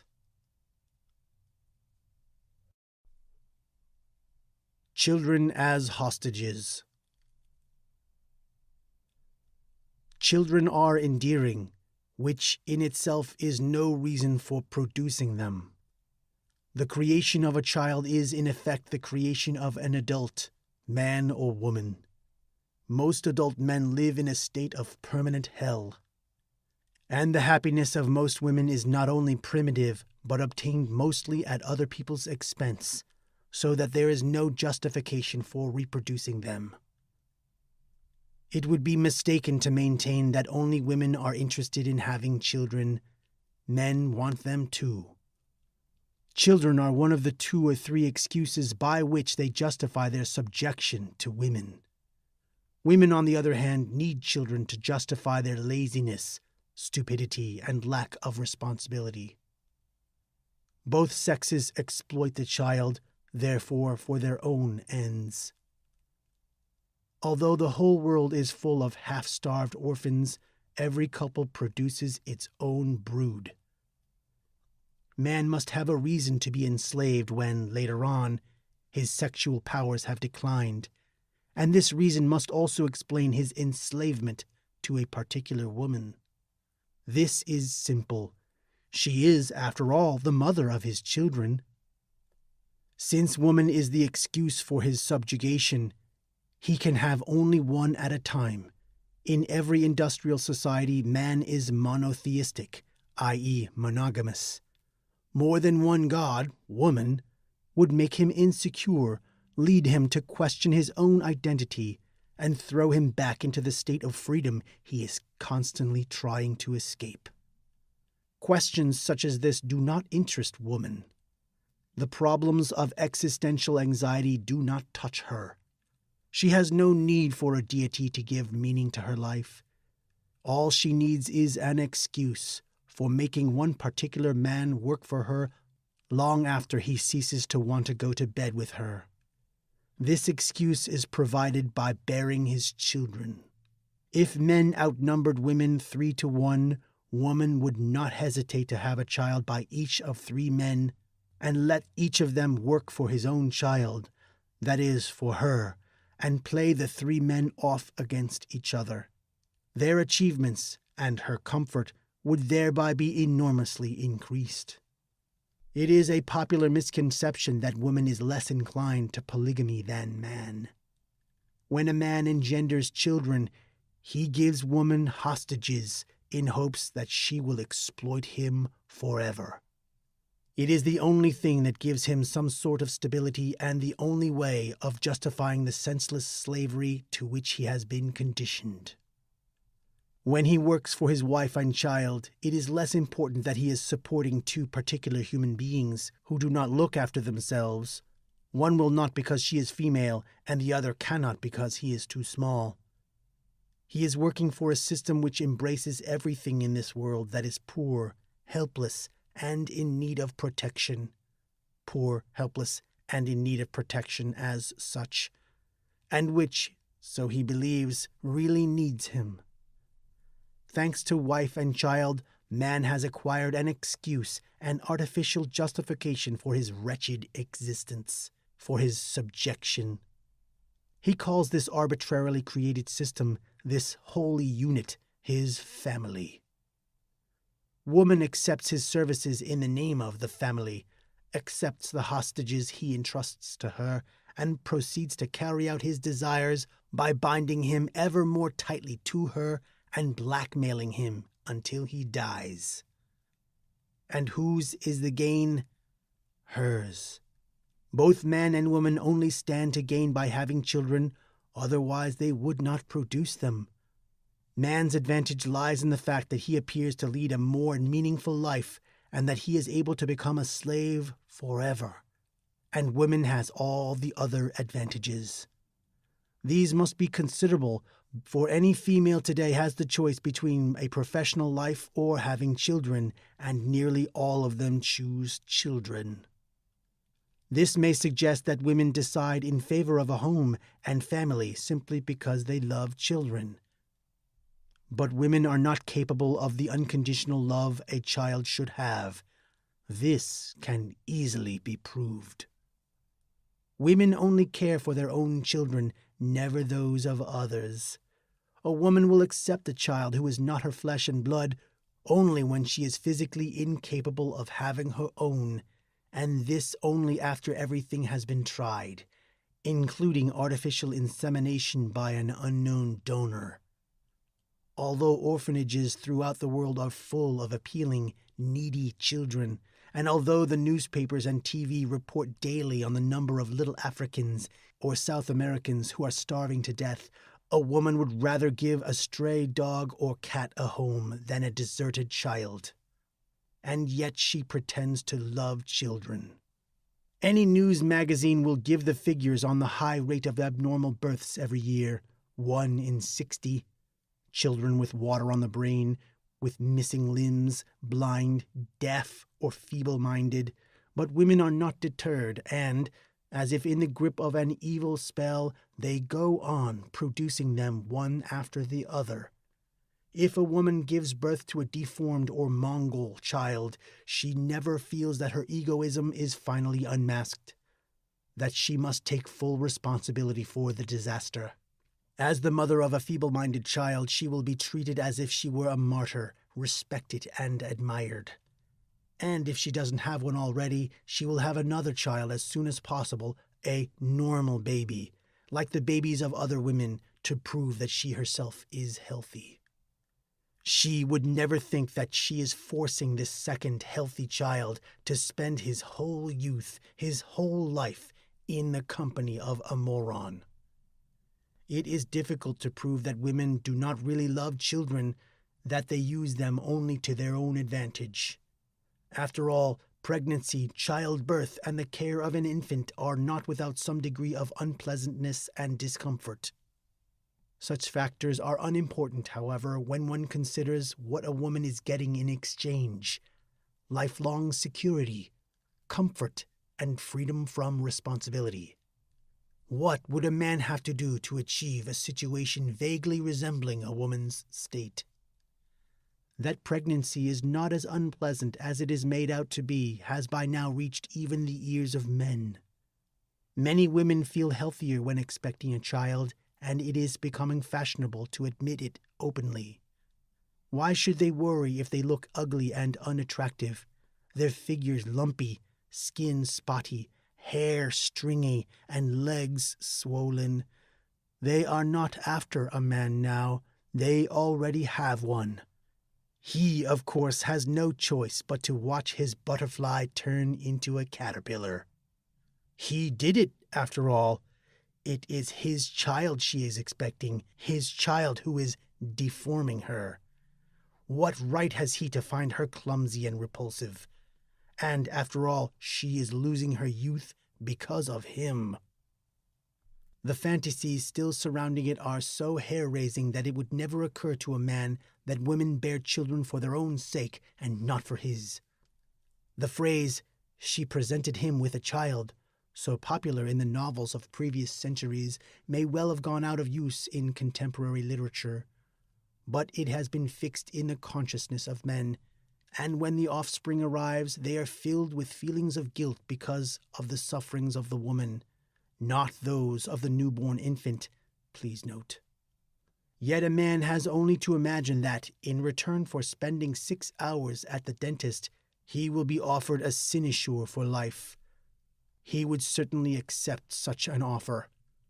Of course, difficult births do occur, but they are, as a rule, painless since the advent of anesthetics. In general, woman suffers no more during childbirth than she would during a prolonged session at the dentist. What women tell men about giving birth is usually shamelessly exaggerated. The ear-splitting shrieks from the delivery rooms which penetrate their ears are no more than a sign of the same lack of self-control and pride that we have already dealt with at length elsewhere. Painless birth has existed for years. By doing exercises, women can train themselves to have their children without anesthetics or discomfort. It would be to women's advantage to decide whether or not having a child is painful. As long as some say one thing and others something else, they lose credibility and thus damage their common interest. Of course, an assumed air of helplessness and a subsequent excuse for spending their lives doing easy work without a boss ordering them around is not the only reason why women produce little human beings. One day, for example, a woman may discover that her body functions rather like a slot machine. You put in something insignificant and trifling, and something different and fabulous falls out. Of course, she is tempted to try this wonderful game, and when she has played it once, she will repeat it over and over again. It nearly always works. Exactly 9 months later, out comes a human being. She is astonished and delighted. The operation of this slot machine is fundamentally as legitimate as when a person hits another on the head and the latter immediately collapses, simply because it is biologically possible. If each game with her body slot machine did not involve some future effort, she would soon become insatiable. So she draws the line at the point where one more child would increase her workload and decrease her security and comfort. As a rule, this limit is easily determined, usually by the degree of automation in any one household. In highly industrialized countries, the average woman aims at having 2 or 3 children. In North America, where housework is almost wholly automated, the optimum is nearer 3. Where certain appliances are not yet used, the ideal is nearer 2. An only child is seldom desirable, and more than 3 are considered antisocial because of their noise and the smell of washing. An only child affords no benefits, only disadvantages. The woman never seems as unprotected and tied to her home as she should be. Apart from that, something might happen to the child, possibly when the mother is past childbearing age. Then she would have no excuse left for having things made comfortable for her, and her husband would have no reason to go on working for her alone. Also, an only child has no playmate, and the mother would have to play with him. If there is anything a woman loathes, it is having to play with children. Children are curious about absolutely everything, but a woman has no interests at all except the few idiotic forms of entertainment offered by her house and her own body. With the best will in the world, it is difficult for a mother to enter into the adventurous world of a child. She may have a small repertoire of insipid stock phrases to amuse a toddler. "Look who's coming now." But by the age of 2, a child has started to think for himself, and woman is left behind. The cliché about the common interests of father and son, father cannot stop playing with his son's model railway, cannot be applied to mother and son, or even to mother and daughter. If a woman makes an effort and spends half an hour playing with her child, more might stunt its mental development. She tells the whole world as if it were a great achievement, which of course it is in terms of self-denial. To guarantee material security and allow a woman to seem helpless and incapable of earning a living, 2 to 3 children are necessary. This minimizes the risk of old age without children or grandchildren who prove their respect and love, their gratitude to her for being such a good mother and grandmother. Besides, the children keep each other amused, leaving mother free for superior occupations, sewing, for example, or baking. Her maternal care consists of locking the children in a room together and coming in only when one of them gets hurt and screams loud enough to summon her. It follows that raising and training 2 or more children is much easier than bringing up one. To instill obedience into an only child, the mother has to evolve complex methods to outsmart and persuade it, and get it to see reason, or it has to be punished. Since this is a nuisance, mother usually leaves it to father. Several children, on the other hand, can be trained by emotional blackmail. As they are all dependent on their mother's approval, she has only to show a slight preference for one, and the others will do anything she tells them to. Every child lives in constant fear that its mother will withdraw her love and give it to someone else. And if this fear does not create affection between siblings, as if woman would care, it at least increases their competitiveness and performance. Even later, when the children have long since grown up, they will still vie with each other for their mother's respect. The sons satisfy their ambitions in their work, the daughters in the amassing of property. From time to time, they all gather together and return to mother. Mother, of course, regards this as a sign of their affection and likes to call the interest her children take in each other's progress a sense of family. On such occasions, each renders an accounting of his or her latest acquisitions. But all these advantages hold true when there are only 2 or 3 children. A woman with more than 3, usually because of an oversight on her part or religious beliefs on her husband's, will have plenty to occupy her for a few years, even with the freedom to organize her own timetable and without the responsibility of earning their daily bread. A sense of responsibility, as far as the children are concerned, is, in any case, alien to woman. The increased activity only lasts until the youngest child reaches nursery school age. There is, however, one further small advantage in having a large family. The husband is unlikely to leave before all the children are grown up. A man who leaves his wife with 4 or more children, even if he cannot stand the sight of her a moment longer, is considered almost a criminal in our society.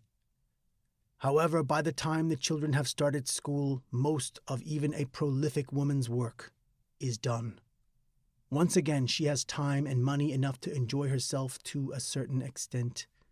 She will go to the hairdresser, arrange flowers in vases, paint her furniture according to the latest suggestions in women's magazines, and care for her valuable body.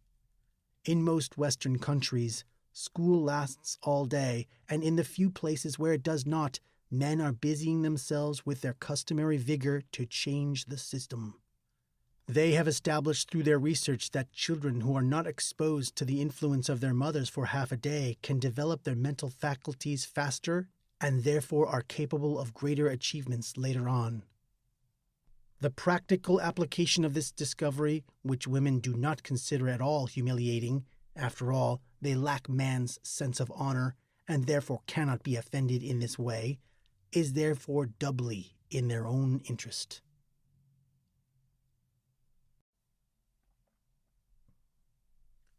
Women's vices. A pile of linen, neatly ironed, lies in the closet. The roast is nicely browned all over. A curl falls in exactly the right place over the forehead. The pink of the nail varnish matches exactly the pink of the lipstick. The laundry, clean and fresh, is fluttering in the breeze. 10 pairs of shoes stand clean and shiny in a row. The windows are polished till they make the passers-by blink. Husband went off to work on time. The children are playing in the sun. Everything is perfect, and woman's world is 100% in order. At such time, their sense of pleasure and happiness reaches its zenith. And just to make sure this exhilaration lasts, a woman will quickly bake another cake, water the rubber plant near the living room window, or get on with knitting a sweater for her youngest child. Those who do not work have very different pleasures from those who do. A woman does not laze around on a couch surrounded by newspapers. Man's idea of idleness is quite different, and that is why she appears so industrious to him. A woman does not want to stay at home just to rest. What has she, after all, to rest from? But she is addicted to pleasure, and she needs time for her pleasures. And what are they? Baking cakes, ironing the laundry, making clothes, cleaning windows, curling her hair, painting her toenails, and sometimes even, we will come to this later, doing a little shorthand and typing. And just to make sure that no one recognizes the fact that for her all this is pleasure, she calls these pleasures housework. She is only indulging in orgies of personal hygiene to please her partner. And if one of her silly little pleasures is to sit at a desk in an outer office, translating ready-made thoughts, ready-made since they are provided by professional men, into a visual medium, well, let her call it stimulating mental work. In this way, woman and her coterie indulge in a great permanent party and live in a world of freedom and rationalized happiness removed from any responsibility. They occupy a realm man would never dare to dream of, a world he believes to be the domain of hippies, a life to be found, perhaps, in the carefree South Sea Islands, but never so close to home. Of course, there would be nothing to object to in these harmless orgies of pleasure if only men recognized them for what they really are. But it is a pity that they ruin their own lives believing that women's lot is worse. It is quite impossible for a man to imagine that this represents happiness to the opposite sex. They would have to realize that it is woman's nature to be able to enjoy amusements at the lowest and most monotonous level, and such boundless idiocy is beyond male comprehension. Not even psychologists can grasp it, although they spend their lives studying the female mind. Being men, they must find it more interesting than their own. But it would never occur to them for a minute that woman's so-called psyche is unfathomable merely because of the absence of intelligence, that feminine work appears unattractive to the male only because he is incapable of imagining the required degree of stupidity necessary to be able to enjoy it. These experts have discovered that most schoolgirls do well in subjects that do not require thought, that can be memorized, such as languages. To have a good memory can, as is well known, also be a sign of feeble-mindedness, or that, like mathematics, follow strict rules, which are again learned by rote, while the other subjects, physics, chemistry, biology, are beyond them. From this it does not follow that these girls lack intelligence, but that there is a typical feminine intelligence, that this kind of intelligence is a developed, not innate, kind of stupidity. The last original thought the average female child utters will be around age 5. After that, her completely imbecile mother takes care to suppress any sign of budding intelligence. Most women will never admit the depths of their wives' stupidity. They agree that women are not terribly clever, but grant them intuition or instinct instead. And they like to call this a feminine instinct as opposed to that of an animal. Unfortunately, this famous feminine instinct is really nothing but a euphemism for statistical probability. Women interfere and give opinions about everything, and since they are so stupid, they don't realize that they are making fools of themselves. According to the law of averages, their forecasts will be correct now and again. In any case, most of their predictions are negative or vague. Banalities such as, "It can only end in disaster," or "I'd steer clear of that if I were you," or "Your so-called friends will only let you down in the end," are meaningless. Anyone would be safe making such generalizations. And if occasionally women do see more clearly than men, it is only because their feelings, unlike those of men, are never involved. Women's silliness is but the natural result of their attitude to life. By the age of 5, any girl will have been persuaded that she wants to get married and have a home and children. And when girls are 10, 15, or 20, they still want the same things. So if a woman decides, even as a child, to live at man's expense, what good will intelligence and reasoning be to her? She must keep her mind free for her future man. Otherwise, she could not respond to all his inclinations and interests and praise him for them. As a child, how can she determine what type of man she will marry? What use would it be if she opted to become a socialist?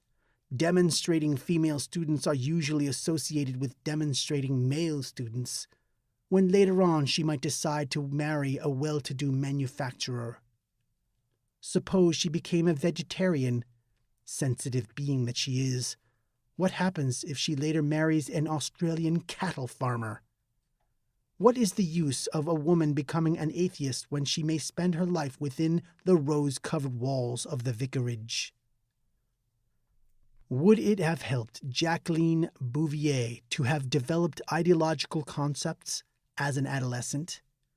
A leaning toward democracy helped her first marriage with JFK. A leaning toward fascism helps the second.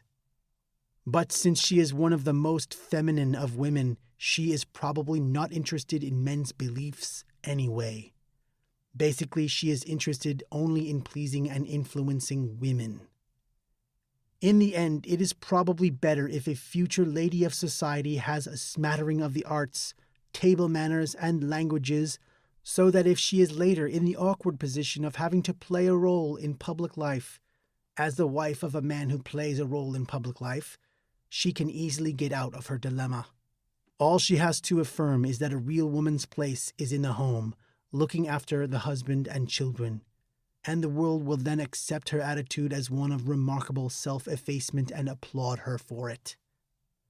Women's stupidity is so overwhelming that anyone who comes into contact with it will become, in a way, infected by it. That this is not obvious is solely because everybody has been exposed to it from birth and, as a result, has become inured to it, or believed it to be a typically feminine characteristic which harmed no one. But with the increase in leisure and money to spend, woman's need for entertainment has grown. Consequently, her imbecility is spreading into public life as well, reflected not just in vases, bedroom pictures, brocade curtains, cocktail parties, and Sunday sermons. The mass media have become more involved in it. Women's programs are gaining ground in radio and television, and even respectable newspapers print society gossip, crime features and fashion news, horoscopes and cooking recipes. And women's magazines become every day more numerous and sumptuous on the stands. Step by step, not only the private sphere of men, but all of public life has become infected by this stupidity. There are periodicals and books which deal with politics, philosophy, science, economics, and psychology. But there are those dealing with fashion, cosmetics, interior decoration, society gossip, cookery, crime, and love affairs. Men read almost exclusively the first kind, women exclusively the second. Both groups consider each other's reading matter so repulsive and dreary that they would rather be bored to death than indulge in it. The fact is, men are more interested in whether there is life on Mars, or whose arguments are more valid in the Sino-Russian frontier dispute than women are. Women only want to know how to embroider little brown bunny rabbits, how to crochet a dress, or whether a certain film star is getting a divorce. So the sexes continue along their separate paths, each with his own horizon, never establishing real contact with each other. There is only one subject which will arouse the interest of both, and that is the subject of women. Naturally, some men are not spared the task of reading special women's publications. Although fashion does not interest most men, it is designed chiefly by male slaves, and yet women have the nerve to say they bow to the dictates of the great courtiers. Men also think up other media for female pastimes. In order to be sure such efforts will be a success, they have to lower themselves to women's mental level to find out what they like. Since this is nearly impossible for men, they rely very often on a staff of female editors who are quite happy to tell them what a woman likes. But from then on, it is the man's responsibility. His tasks will be an attractive layout, better distribution, and sales promotion. Magazines serve many purposes in the female world. Some are for entertainment, for example, Ladies' Home Journal and McCall's. Others satisfy the craving for gossip, photoplay, and movie life. Still others give advice on which mask to choose, Vogue and Harper's Bazaar. There are even magazines which unite the various spheres of interest, such as Cosmopolitan and Mademoiselle, and in Europe, Elle. All these magazines have one thing in common: they ignore men. The subject of men's magazines, on the other hand, is almost exclusively women. If man is mentioned at all in a woman's publication, it is only to enumerate his supposed preferences in women, home, and food. Wear flesh-colored underwear this summer. Men love it. Natural makeup is preferable for your first date. Use candlelight. It makes him feel romantic. 3 recipes to make him love you, and so on. And because such wholesale lists of male preferences can only serve to help women catch and hold any given man, they are really no more than recipes.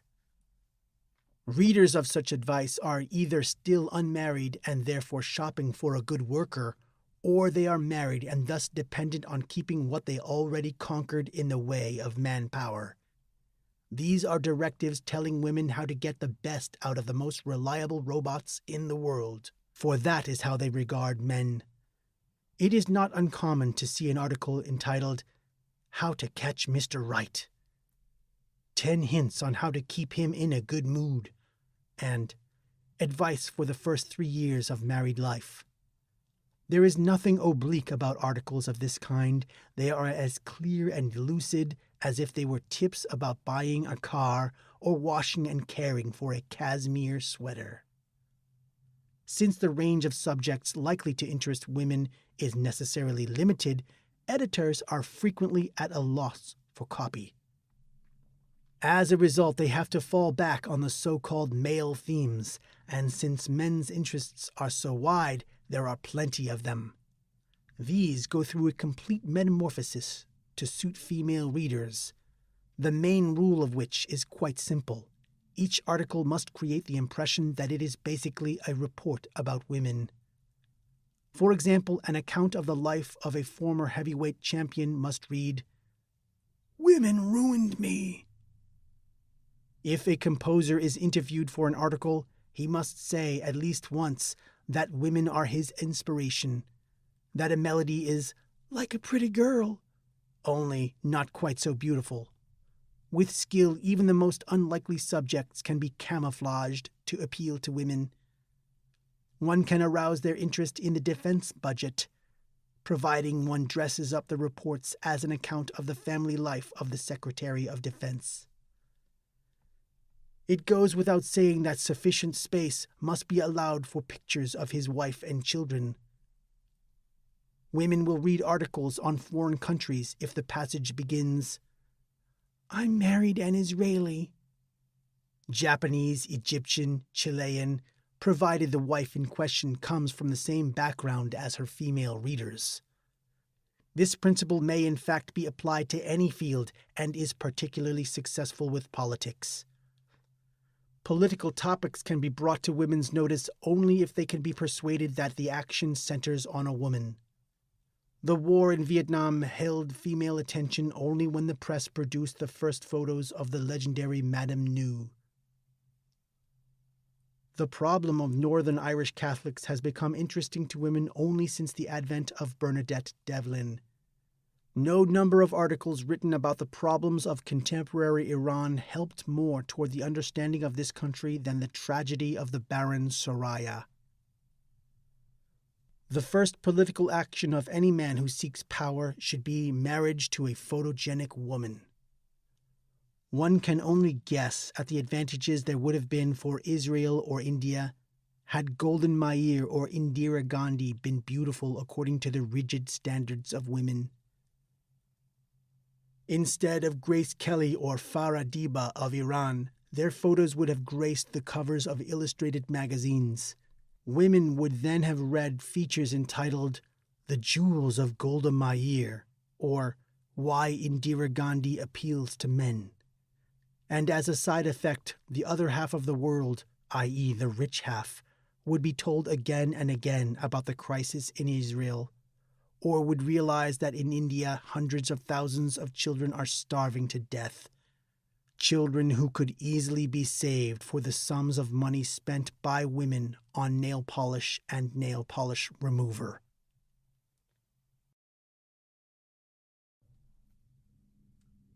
The mask of femininity. There is virtually no difference between an unmade-up, bald, naked woman and an unmade-up, bald, naked man, except their reproductive organs. Any other difference between them is artificially produced. A man becomes a man because he develops his intelligence and, through its development, his productivity. His appearance changes very little. A woman becomes a woman by means of gradual stultification and by deliberately transforming her external appearance. And this differentiation between the sexes is prompted exclusively by women. As we have said, a man is considered masculine only after a series of manipulations on the part of women. A woman, on the other hand, is the author of her own transformation and produces femininity by means of cosmetics, hairstyle, and clothes. This femininity, synthetic in origin, consists of two different components: emphasis on secondary sexual characteristics and distancing herself by means of masks. Woman makes use of various types of masks in order to make the difference between herself and a given man as conspicuous as possible. The first component serves to make her desirable to man, the second to make her mysterious to him. She herself thus creates the equivocal unknown opposite sex, making it easier for him to accept his enslavement. Thanks to the wide range of possible transformations each woman can offer a man, and a real woman varies her looks just a little every day, she keeps him in a state of constant bewilderment. She will maneuver the man into an untenable position, all the time skillfully distracting his attention from the stench of a rotting mind beneath the pleasing mask. Woman regards her natural self merely as the raw material of a woman. Not the raw material, but the end result has to be judged. Unmade up, without curls and bracelets and necklaces, women are not yet really present.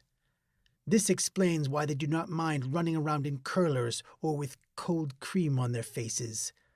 It is not they at this stage. They are still occupied with the process of becoming them. They succeed with this sort of make-believe all the more easily because they are not hampered by any kind of intelligence. No effort is so great that woman will not make it in order to achieve this metamorphosis. No makeup can cost too much or take too long to put on when it is a question of the final product which will distinguish them so markedly from men. By rubbing cream into their skins, they make them smoother than men's. Their hair is curled or worn long for the same reason. They do not put black mascara around their eyes for the sake of beauty. It is to make their eyes differ from male eyes, strange, mysterious, disturbing. All this was the original purpose of the female masquerade, but it has almost been forgotten now.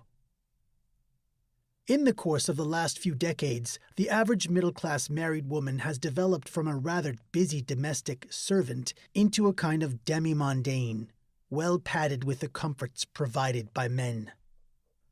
As a result of this, her former games, which were for the specific purpose of transforming her appearance, have become an end in themselves. And since amusing themselves with their own bodies is their favorite game, and well-to-do middle-class wives frequently have nothing else to do, they occupy themselves in this way. What is more, they are encouraged to do so by men. After all, it is men who manufacture their cosmetics, design their fashions and hairstyles, and make a living by doing so.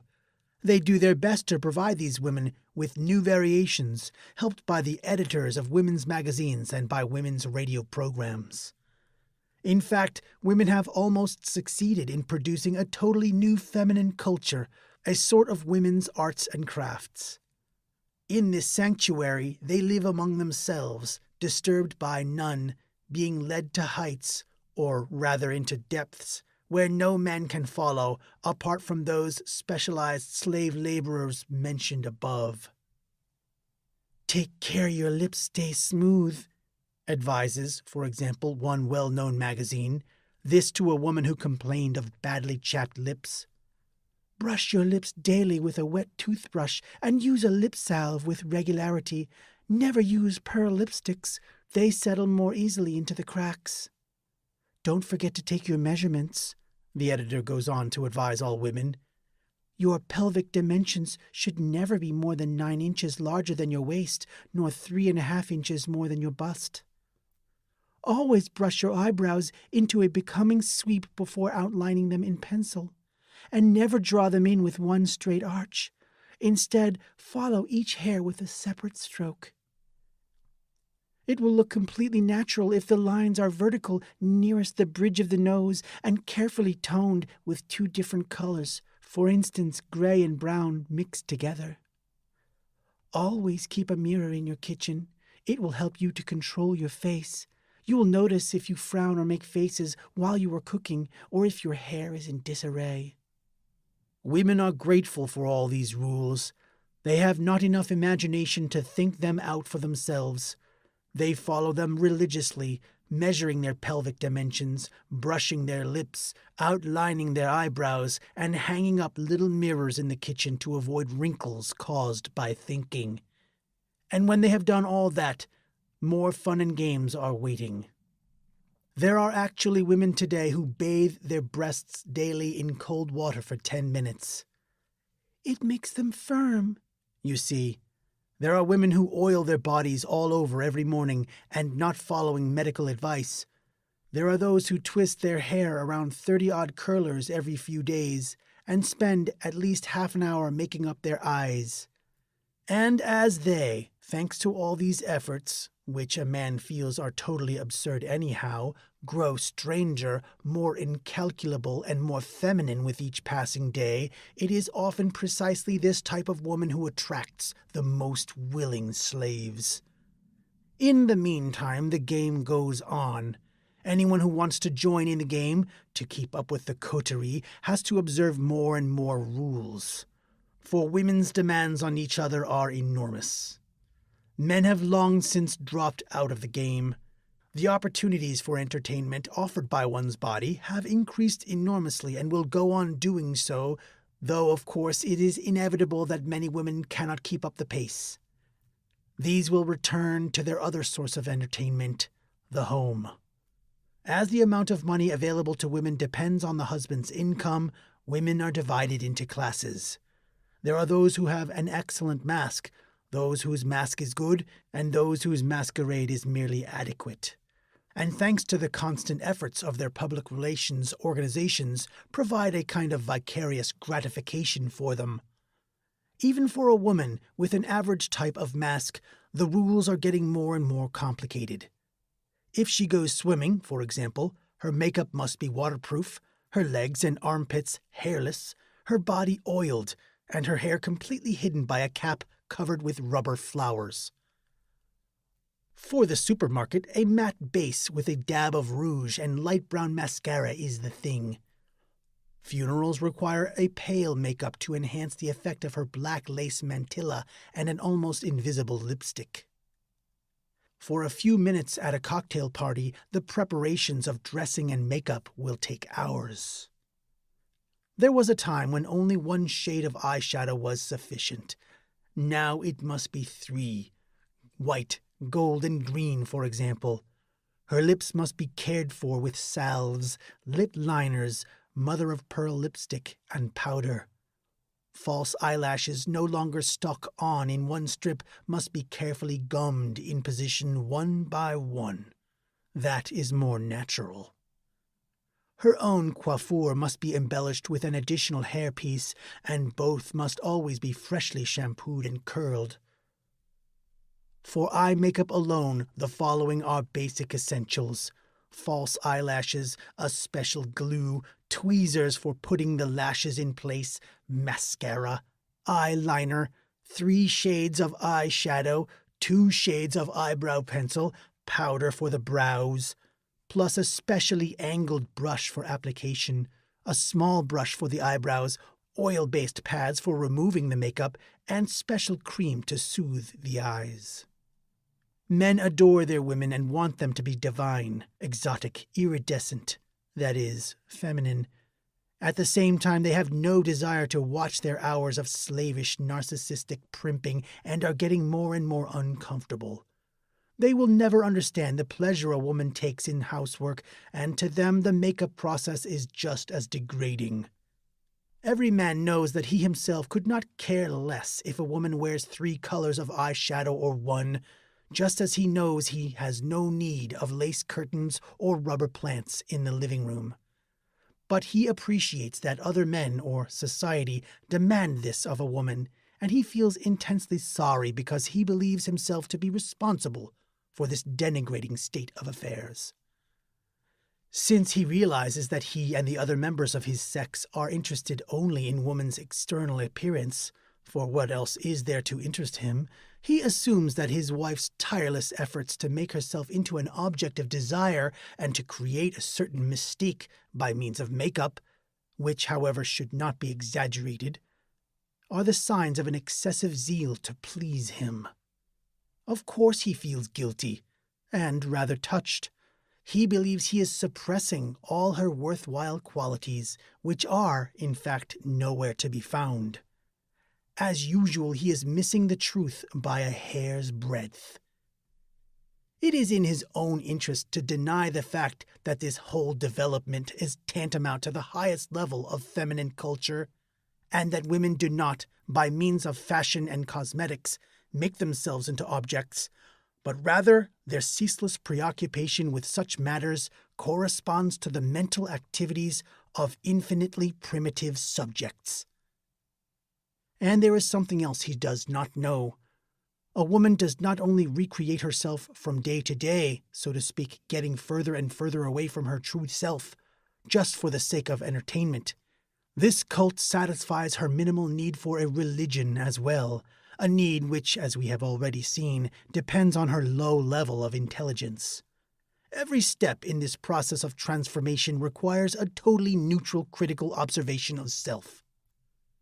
It forces a woman to regard herself constantly with the eyes of a female stranger and to test the results of her labors in terms of that onlooker's eyes 1,000 times a day. If the transformation is a success in those critical eyes, if it passes criticism, she can, still in the eyes of the stranger, indulge in unrestrained self-admiration. Thanks to this trick, she is, as it were, in a position to worship at her own feet, and is therefore to a large extent exempt from every system designed to satisfy a man's pleasure in non-freedom. Systems such as ideologies, religions, or glorifications of some other being. Women are so preoccupied with self and with beautification that men come to the logical conclusion that even if women paid any attention to them, they would never be considered handsome. There is an old saying that men do not need to be good-looking. Many men will, without arrière-pensée, repeat this piece of wisdom. But even if he made an effort, woman would never find man handsome. How could woman, who takes such pleasure in her own ridiculous masquerade, appreciate an unmade-up, conventionally dressed man? What else would this be but the first step, the raw material, the preliminary sketch for a further stage in human development? In a sense, this implies that all men must be ugly in woman's eyes, and this frees her to choose according to his income and the standard of living he may be able to offer her. Particularly sensitive men seem to have realized this recently and are trying to become beautiful according to the standards of women and for once make an impression on them by means of their outward appearance. In the main, however, these attempts to break away from convention have been doomed to failure. In the first place, men could hardly achieve something overnight which women have been cultivating for centuries. Man's long hair is never as silky, nor his skin as delicate as a woman's. His clothes will never be so exquisitely extravagant. And in the second place, the vast armies of enslaved men have thrown these deserters out of their ranks and shut them off from earning a proper living. Today there are few men who wear a mask. Those who do, poets, painters, rock musicians, journalists, actors, hippies, photographers, need just this sort of disguise in order to earn their money, rather as a kind of contemporary court jester. Of course, most of these men have a woman around, someone to put his earnings to immediate use. A poet has his muse, a painter his model, a rock musician his groupie. All of these women live off men. If all men took to growing their hair long, or to wearing chains with pendants around their necks, which after all is possible, for every 100 years or so there have been slight changes in men's fashions, due to changed working conditions, their long hair would be cut to a uniform length, and those chains around their necks would become a replacement for ties, just as discreet and inconspicuous. The business world as a hunting ground. There are many women who take their place in the working world of today. Secretaries and shop assistants, factory workers and stewardesses, not to mention those countless hearty young women who populate the colleges and universities in ever-increasing numbers. One might even get the impression that woman's nature had undergone a radical change in the last 20 years. Today's young women appear to be less unfair than their mothers. They seem to have decided, perhaps out of pity for their victims, not to exploit men any more, but to become, in truth, their partners. The impression is deceptive. The only truly important act in any woman's life is the selection of the right partner. In any other choice, she can afford to make a mistake. Consequently, she will look for a man where he works or studies and where she can best observe and judge the necessary masculine qualities she values. Offices, factories, colleges, and universities are to her nothing but gigantic marriage markets. The particular field chosen by any young woman as a hunting ground will depend to a large extent on the level of income of the man who has previously been her slave, in other words, her father. The daughters of men in the upper income brackets will choose colleges or universities. These offer the best chances of capturing a man who will earn enough to maintain the standards she has already acquired. Besides, a period of study for form's sake is much more convenient than a temporary employment. Girls from less well-off homes will have to go into factories, shops, offices, or hospitals for a time, but again with the same purpose in mind. None of them intends to stay in these jobs for long. They will continue only until marriage, or in cases of hardship, till pregnancy. This offers women one important advantage. Any woman who marries nowadays has given up her studies or her job for the sake of the man of her choice, and sacrifices of this nature create obligations. Therefore, when women work and study, it merely serves to falsify statistics and furthermore to enslave men more hopelessly than ever, because education and the professions means something very different when applied to women as opposed to men. When a man works, it is a matter of life and death, and as a rule, the first years of his life are decisive. Any man of 25 who is not well on his way up the ladder can be considered, to all intents and purposes, a hopeless case. At this stage, all his faculties are being developed, and the fight with his competitors is a fight to the death. Behind the mask of business friendship, he is constantly on the watch for any sign of superiority in one of his associates, and he will note its appearance with anxiety. If this same associate shows signs of weakness or indecision, it must be taken advantage of at once. Yet man is only a tiny cog in a gigantic business machine, he himself being in effect exploited at every turn. When he drives others, he drives himself most of all. His orders really are orders from above, passed on by him. If the men at the top occasionally take time to praise him, it is not in order to make him happy, it is only to spur him on, to stimulate him to greater effort. For man who was brought up to be proud and honorable, every working day is merely an endless series of humiliations. He shows enthusiasm for products he finds useless. He laughs at jokes he finds tasteless. He expresses opinions which are not his own. Not for a moment is he allowed to forget that the merest oversight may mean demotion, that one slip of the tongue may spell the end of his career. Yet woman, who is the prime cause of all these struggles, and under whose very eyes these fights take place, just stands aside and watches. Going to work means to her flirting and dates, teasing and banter, with the odd bit of labor done for the sake of appearances, work for which, as a rule, she has no responsibility.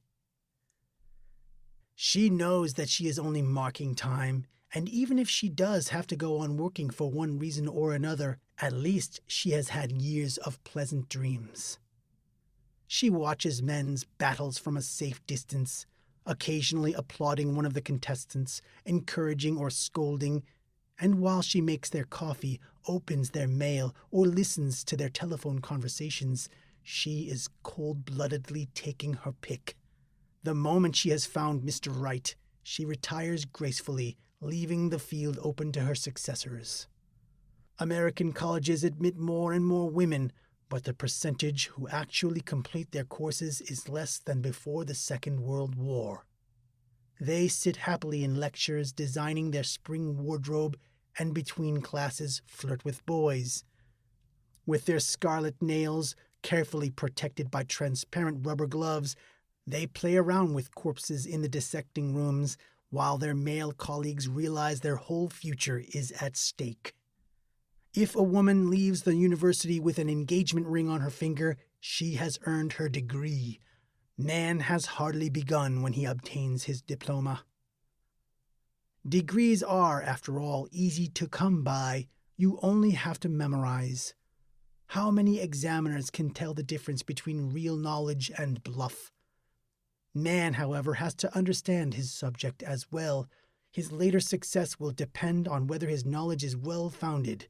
His later prestige will be built on this, and often other people's lives are dependent on it. None of these battles exist for woman. If she breaks off her studies and marries a university lecturer, she has achieved the same level as he has without exerting herself. As the wife of a factory owner, she is treated with greater respect than he is, and not as somebody who at best would be employable on the assembly line in the same factory.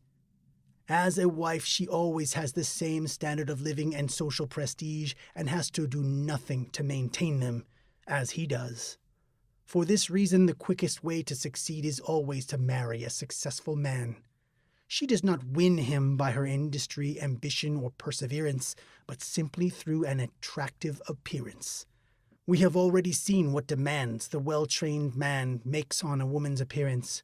The best women trainers, without the least effort, catch the most successful fighters among men. The so-called beautiful women are usually those who have had an easy life from their childhood days and therefore have less reason than others to develop their intellectual gifts.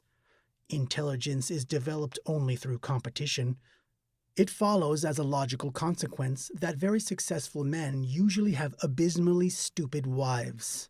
Unless, of course, one considers woman's skill at transforming herself into bait for a man a feat of intelligence.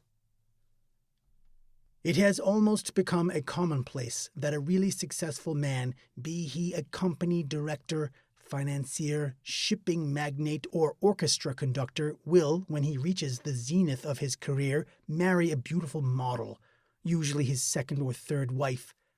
Men who have inherited money often take such a supergirl as their first wife, although she will be exchanged over the years for another. Yet, as a rule, models are women of little education who have not even finished school and have nothing to do until they marry but look beautiful and pose becomingly in front of a camera. But they are beautiful, and that makes them potentially rich. As soon as a woman has caught her man, she gives up her career for love. Or, at least, that is what she will tell him. After all, he could hardly be flattered by the thought that she has been saved in the nick of time from having to sweat her way through examinations. He would much rather get drunk on the idea of the love that knows no compromise, which this woman pretends to feel for him. Who knows, he thinks, she might have become a famous surgeon, celebrated prima ballerina, brilliant journalist, and she has given it all up for him. He would never believe that she preferred to be the wife of a famous surgeon, to have his income and prestige without having either the work or the responsibility. Therefore, he resolves to make her life at his side as comfortable as possible to compensate for her great sacrifice. A small percentage, 10 to 20%, of women students in industrialized countries of the West do in fact obtain their degrees before they get married. Despite occasional exceptions, they are, as a rule, less attractive and have failed to catch a suitable provider while still in school.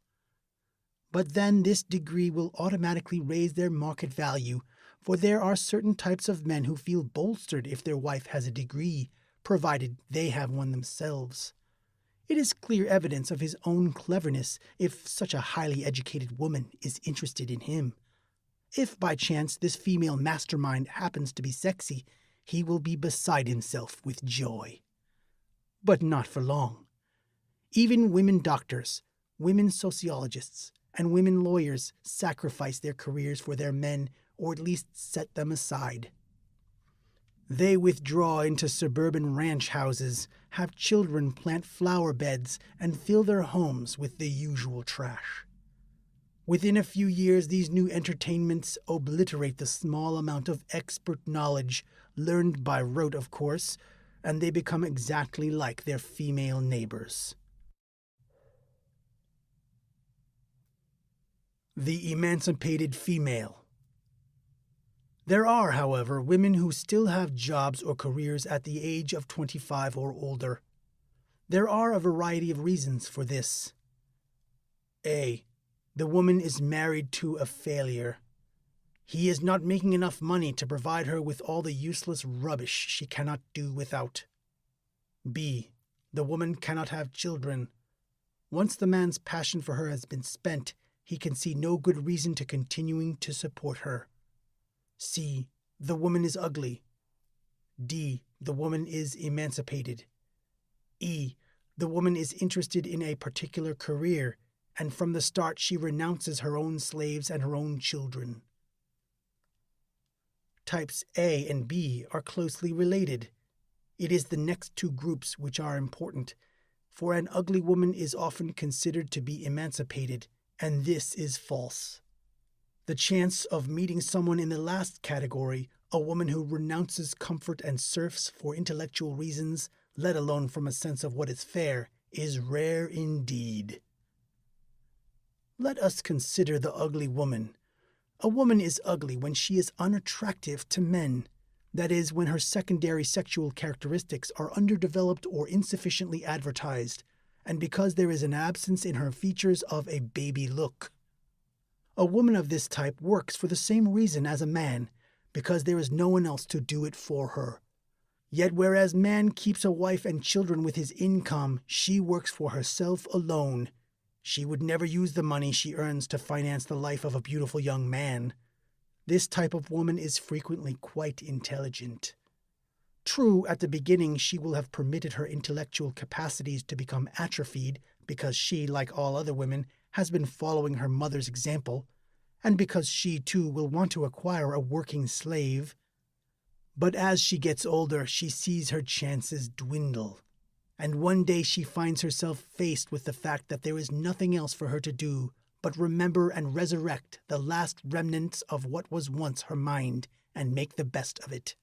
Some women in this group achieve a very real success. They frequently obtain high honors simply because they are unusual, a rare species, these intellectual women, and they are often journalists, authors, politicians, doctors, or lawyers. What is more, they render a great service to the exploiters in the suburban ranch houses. "Look at that," these women say. "We could do that as well, but we renounced it all for you." The man, put off by these few examples of intelligent womanhood, is only too glad to cling to his imbecile, who will tell him that those intellectual blue stockings are ugly, bitter, lacking in charm, in sum, unwomanly. And his preference for the lobotomized creature lying at his bed will increase 1,000-fold. After all, if necessary, if he becomes really desperate, he can always find a man to talk to. Not even an ugly woman, despite her success, ever wants to give up her special feminine status entirely. She seems to take it for granted that the world should admire her as a kind of eighth wonder of the world, a woman who has actually achieved personal success. She will emphasize her femininity in every possible way until it becomes almost obscene. She will appear on television and give interviews to the press whenever possible, her flabby bosom hanging over her large desk, complaining how hard it is for her as a woman to maintain her status in a man's world. Be that as it may, she is, compared to the usual female exploiter, comparatively respectable and honest. And you have only to look at her face to realize why she is so successful, is another matter altogether. There is no virtue in ugliness. Things become rather more complicated when one comes to consider the case of the so-called emancipated woman. The first three categories of women can easily be tempted away from their work by bribery, and this includes the ugly woman before she has become successful. An emancipated woman, however, never works for money. She must, by definition, have been attractive even as a young girl and therefore have had slaves with good incomes at hand. Therefore, it is only the beautiful woman who can become emancipated. An ugly woman, like a man, is never in this position. No one has ever attempted to corrupt her. Since she, again like men, has nothing to emancipate herself from, she has no choice but to work. The emancipated woman has all the accessories of the average housewife: a comfortable apartment, the necessary status symbols of her coterie, and children, seldom more than 1 or 2 though. The difference lies in the fact that her sphere of entertainment is not limited to the home or the masquerades given by her own sex. She entertains herself best by undertaking some inferior form of drudgery where she is surrounded by a fairly large audience. We find her wandering airily along the corridors of publishing houses and newspaper offices. We meet her in the anterooms of film producers, television executives, and theatrical managers. She is a production assistant or an interpreter. She will be found behind the counter of a travel agency, in a jeweler's, an antique dealer's, or a boutique. In fact, anywhere she can meet rich and interesting people. And her money? That is spent almost entirely on her elaborate masks, which keep her with it and up to date at her place of work. In fact, the emancipated woman is just as stupid as the others, but she does not want people to think so. If she mentions housewives, it is with utter contempt. As she has a job which would not be unworthy of a man, she believes that this very fact alone makes her intelligent, but she is confusing cause and effect. Men work only because they have to, and not because they are intelligent. Most men would start to make proper use of their intelligence if they were free of financial obligations, as free as housewives, for example. A woman living at home has, in fact, far better opportunities of enjoying a stimulating intellectual life than one who is stuck between a typewriter and a dictaphone. The work chosen by an emancipated woman rarely involves effort or responsibility, although she makes herself believe it involves both. As far as she is concerned, it is satisfying, stimulating, and keeps her from stagnating. She simply couldn't exist without it. Yet, if one gets down to the facts, she is never really dependent on it. Unlike the ugly woman, she could give it up at any time. She never works without life-saving apparatus. The moment there is any sign of difficulty on the horizon, up jumps a man from somewhere in the wings and rushes to her aid. This type of woman finds it unfair that she does not get on as fast as a man, but on the other hand, she never allows herself to become part of the murderous rat race. The complaint she utters is always the same. Even as an emancipated woman, one simply is not given the same chances as a man. Instead of fighting for her chance on the spot, she runs off, covered in makeup like a clown and looking like a Christmas tree, to yell for women's rights and women's equality at one of the meetings held by her coterie. It would never occur to her that she alone, and not man, is the cause of this unequal state of affairs. She, woman with her total lack of interest, her stupidity, her venality, her unreliability, her ridiculous masquerades, and her eternal pregnancies, and above all, because of her merciless manipulation of man. How could she have caused the situation? On the other hand, men may well think that husbands of emancipated women are lucky. They do not have to bear the financial responsibilities alone. The contrary is the case. The husbands of so-called emancipated women are usually extremely unhappy. After all, they have had the same basic training as other men, and so they are always trying to keep one step ahead of their wives. A translator's husband will be a writer, a shorthand typist's a departmental manager, a pottery maker's a sculptor, a feature writer's an editor. Therefore, an emancipated woman is far from being a help to her man. She exploits him even more than the others. The higher she rises, the more relentlessly she drives him. Such women, either by chance or because they are attractive enough to be protected by some man, often rise to really important positions. If his position is comparatively low, every time she gets an increase of salary, it will be a traumatic experience for him. Professional recognition of her will merely put him in a panic. He lives in a constant fear that one day she will overtake him, and on top of it, he suffers agonies of jealousy about the strange men she meets every day. He feels superfluous, and his whole existence seems pointless because she no longer seems to need him. The one true happiness of the slave, the only happiness left to manipulated man, is now denied him. A woman of this type does not even make her children happy. After all, she is only different from other women, not better. She is entertained more by her stupid office work than by her children. But she is not going to give up having them. A woman, she will say, has to experience motherhood, otherwise she will not be fulfilled. In fact, this woman has her cake and eats it too.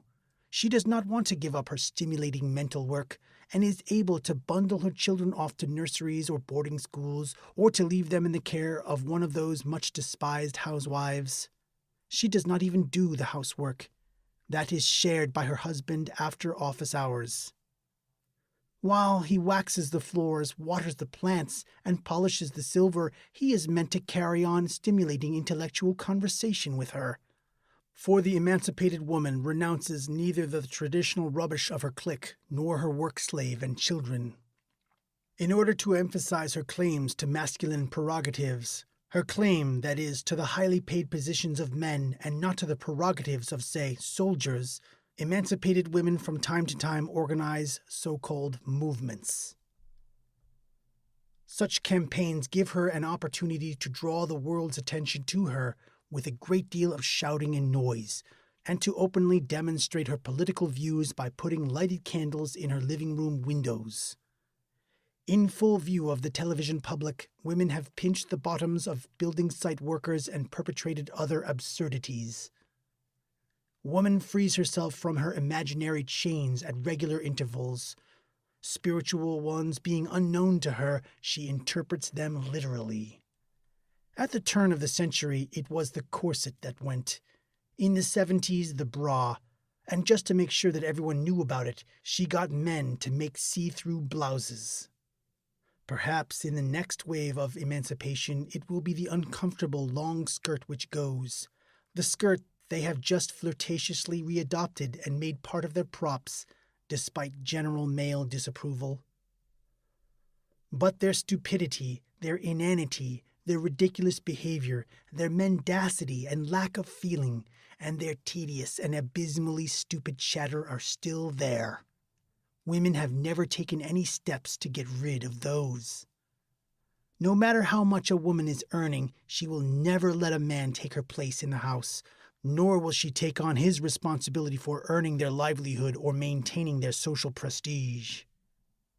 Even though it is quite possible, since she is much more thick-skinned and consequently will suffer less by doing work of deadly routine, that job really does fulfill her and make her happy. She will never help him with her money. She will never open doors for him or light his cigarette. She will never take out any insurance policy in his favor or give him alimony should there be a divorce.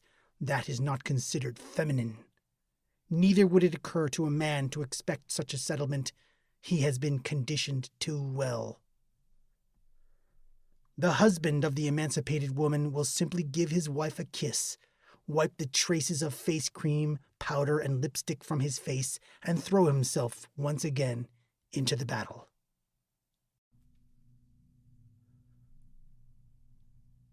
American man, the most successfully manipulated male on Earth. The exploitation of the American male by the American female would be a purely American affair were it not a model for women all over the world. Unfortunately, the economic hegemony of the USA influences not just the politics, science, research, and culture of all other capitalist countries, but to a great extent the social behavior of their populations. Through the mass media, which have been relentlessly perfected, this influence spreads to all areas of life more and more rapidly. The old maxim about American consciousness becoming the consciousness of the world, after a 5-year lag, no longer holds true.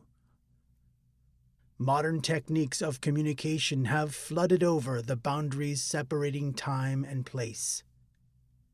If the United States develops a new treatment for heart attacks, hospitals in Latin America will be using that very treatment a few weeks later.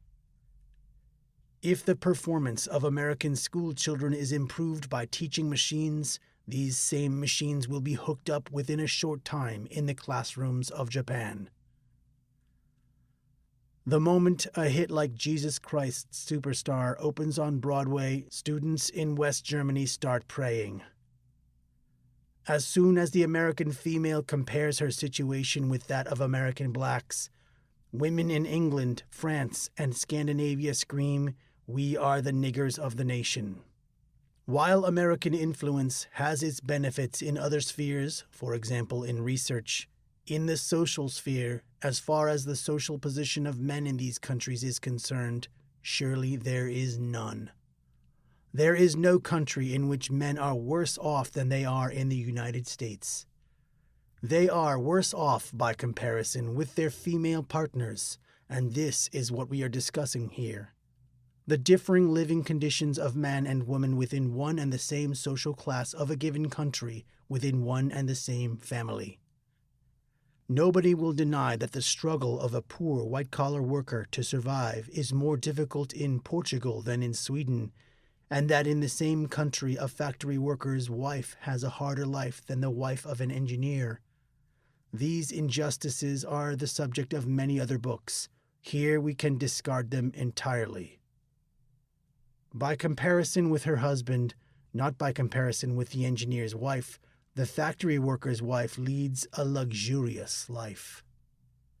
America's high standard of living, combined with its permanent threat of unemployment, is enough to make any man's life miserable. In no country with a comparable standard of living are jobs so tenuous. In no other country with a comparable rate of unemployment are the demands made by the standard of living as high. The difference between a success and a failure is nowhere so clearly defined as in the USA. Added to these external difficulties is the fact that no other man is so thoroughly manipulated as the American male. The adult American male is manipulated so expertly that there appears to be nothing he would not willingly endure. And indeed, he is exploited without scruple. In no other country do mothers so pitilessly train the male infant to perform. No other society exists where the male sexual drive is exploited for money so unscrupulously.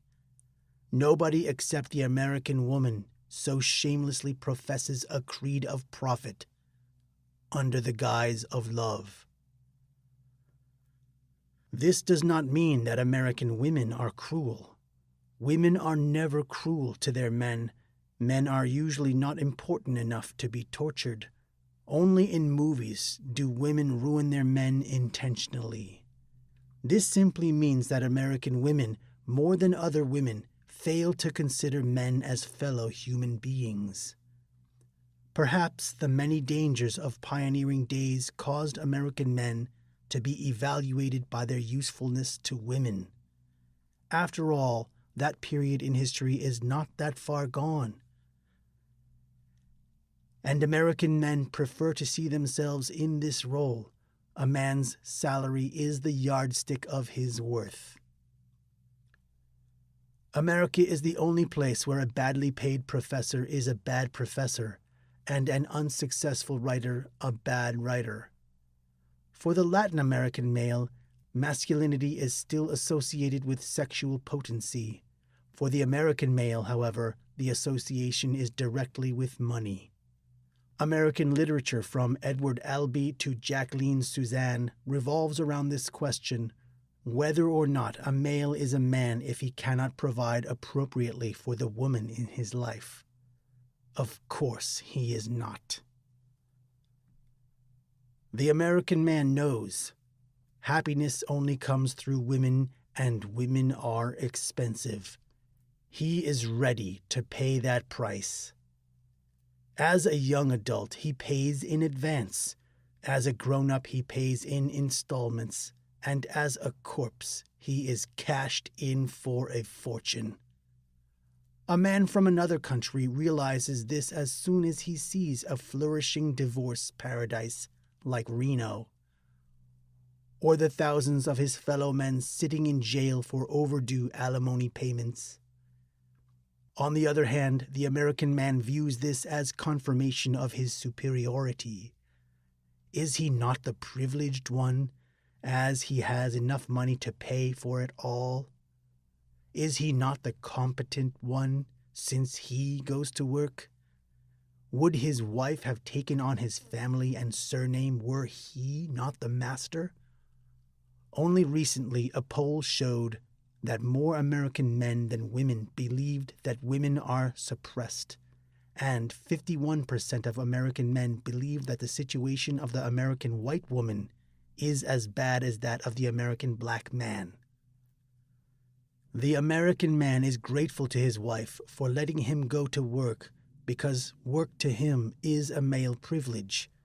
The woman for whom he provides has made sure that he never doubts it, and he feels sorry for her in spite of the unequivocal difference between his situation and hers. She has made sure that he sees a sacrifice in her waiver of work. He, more than any other man, mistakes his wife's lack of intellectual ambition for modesty, her stupidity for exceptional femininity, her giving up responsibilities for love. More than any other man, he is able to close his eyes to the clear evidence of his own exploitation. In this country, man is manipulated with much less inhibition than in other countries. Hence, women should be even easier to unmask. But the American man does not want to see or know. It seems appropriate to him that in the TV show his children are watching, the father is portrayed as a fool, the mother as a star. Wasn't his own mother superb? That a mafia of women's groups control all cultural life seems unavoidable to him. Somebody has to take care of culture. That American women, and no other women in the rest of the world, run around in public with curlers in their hair is charming American folklore to him. The fact that a majority of psychiatric patients are women, while men have a higher rate of suicide, is his evidence for the value of psychoanalysis. He thinks it fair that for generations men have become crippled war veterans, while generations of women do not even know what a hand grenade looks like. Man is stronger, and the stronger one goes to war. Though the slavery of the American man is humiliating and nerve-wracking, he does not want to see, of course, that his is the worst bargain. He has ended up with the most made-up, constantly recolored, the most conspicuously masked woman of all. In short, with the most unreal woman. But to this he closes his eyes. Since the American woman is the highest paid wife, she, of course, wants something in return for her money. She is the leading consumer of cosmetics. She uses more lipstick, more cream, more powder, more color than a woman of any other nationality. Although she has a reputation for being especially dowdy, she needs more money for her clothes and other masquerades. Of all women, she leads the most comfortable life. More often than her sisters of all other nationalities, she lives in her own house, drives her own car, goes on vacation, does her work with the help of machines, and uses ready-to-cook food. She has a fully automated household.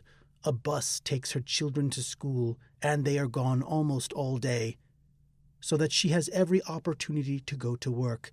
And yet the percentage of married women working in America is considerably lower than in other industrialized countries. Although the American woman has a better chance at a higher education than women of other countries, and although she is spared 2 years of military service, only 13% of American co-eds get their university degrees. America has the highest divorce rate, and the chance that an infant will grow up with both a mother and a father is slimmer than in any other country. But that does not seem to disturb the American woman, for out of all women of highly industrialized nations, she has the highest birth rate. No wonder children are a guarantee of income. American fathers pay the highest alimonies, and since non-payment can be punished by imprisonment, he pays promptly. Even his old age insurance rates are the highest. The average American husband is 4 years older than his wife, and his average life expectancy is 7 years less than hers. The 11 years by which she will probably survive him do not represent a risk. And if she clings to her husband for life, she will be respected and well treated because of her money, so that the years will be even more comfortable without him. She plays bridge, is active in sports, has visits from her children and grandchildren, and works in her women's groups for law and order. In flowery hats, her withered lips painted stoplight red, "Look, here comes an American woman," she takes off once in a while for a tour around the world and makes sure that she is not forgotten abroad. And she is not. On the contrary, when an aging Rose Kennedy, having already sacrificed to her nation 3 male heirs, while daughters and daughters-in-law are getting rich and old in the process, flirts in front of TV cameras, hoping to promote her last living son's campaign for the presidency, she is celebrated as a heroine. What a brave mother! one might assume that a prerequisite for the high profit achieved by American woman's femininity would be top performance in other areas. But for the connoisseur, she is neither a good cook nor an experienced lover. Despite her good salary, the demands on her art of seduction are minimal. Her husband, trained by Hollywood to appreciate the coarsest of sex symbols, large breasts and big behinds, can no longer make fine distinctions.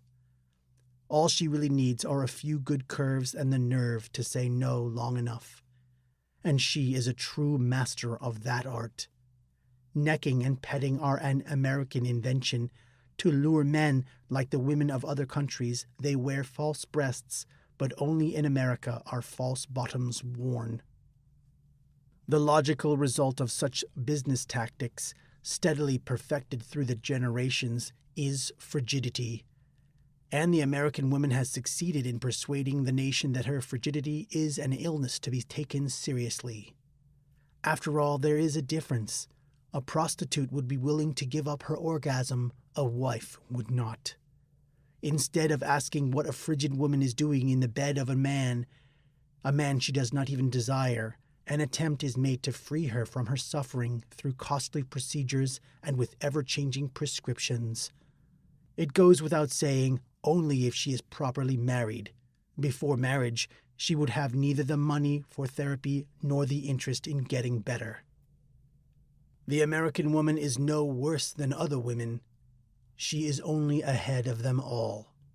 Her unscrupulous tactics for exploitation would not be so dangerous if they were not constantly idealized by a powerful TV and film industry.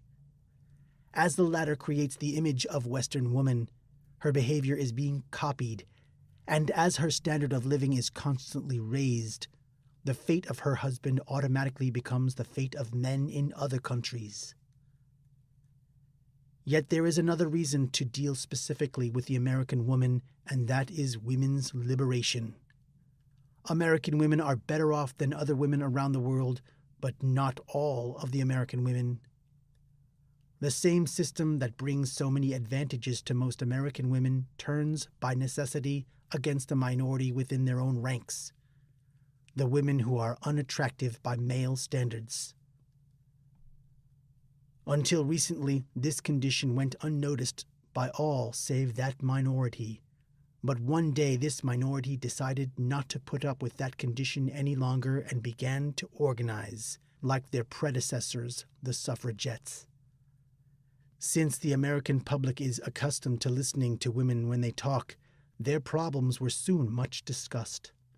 Not only in America, but in the rest of the world, this new movement was taken up immediately. Why, one might ask, did this uprising of women start in America, of all places, where women are obviously better off? The explanation is simple. Exactly for that reason. Because the American woman is better off, because social differences between married women and women who earn their own living are so enormous.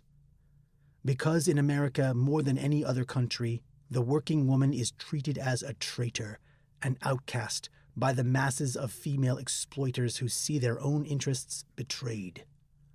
This is why this movement had to start in the USA and no other place. Used to endless power over man and to the highest social prestige, American women will find the renunciation of power and prestige much more painful.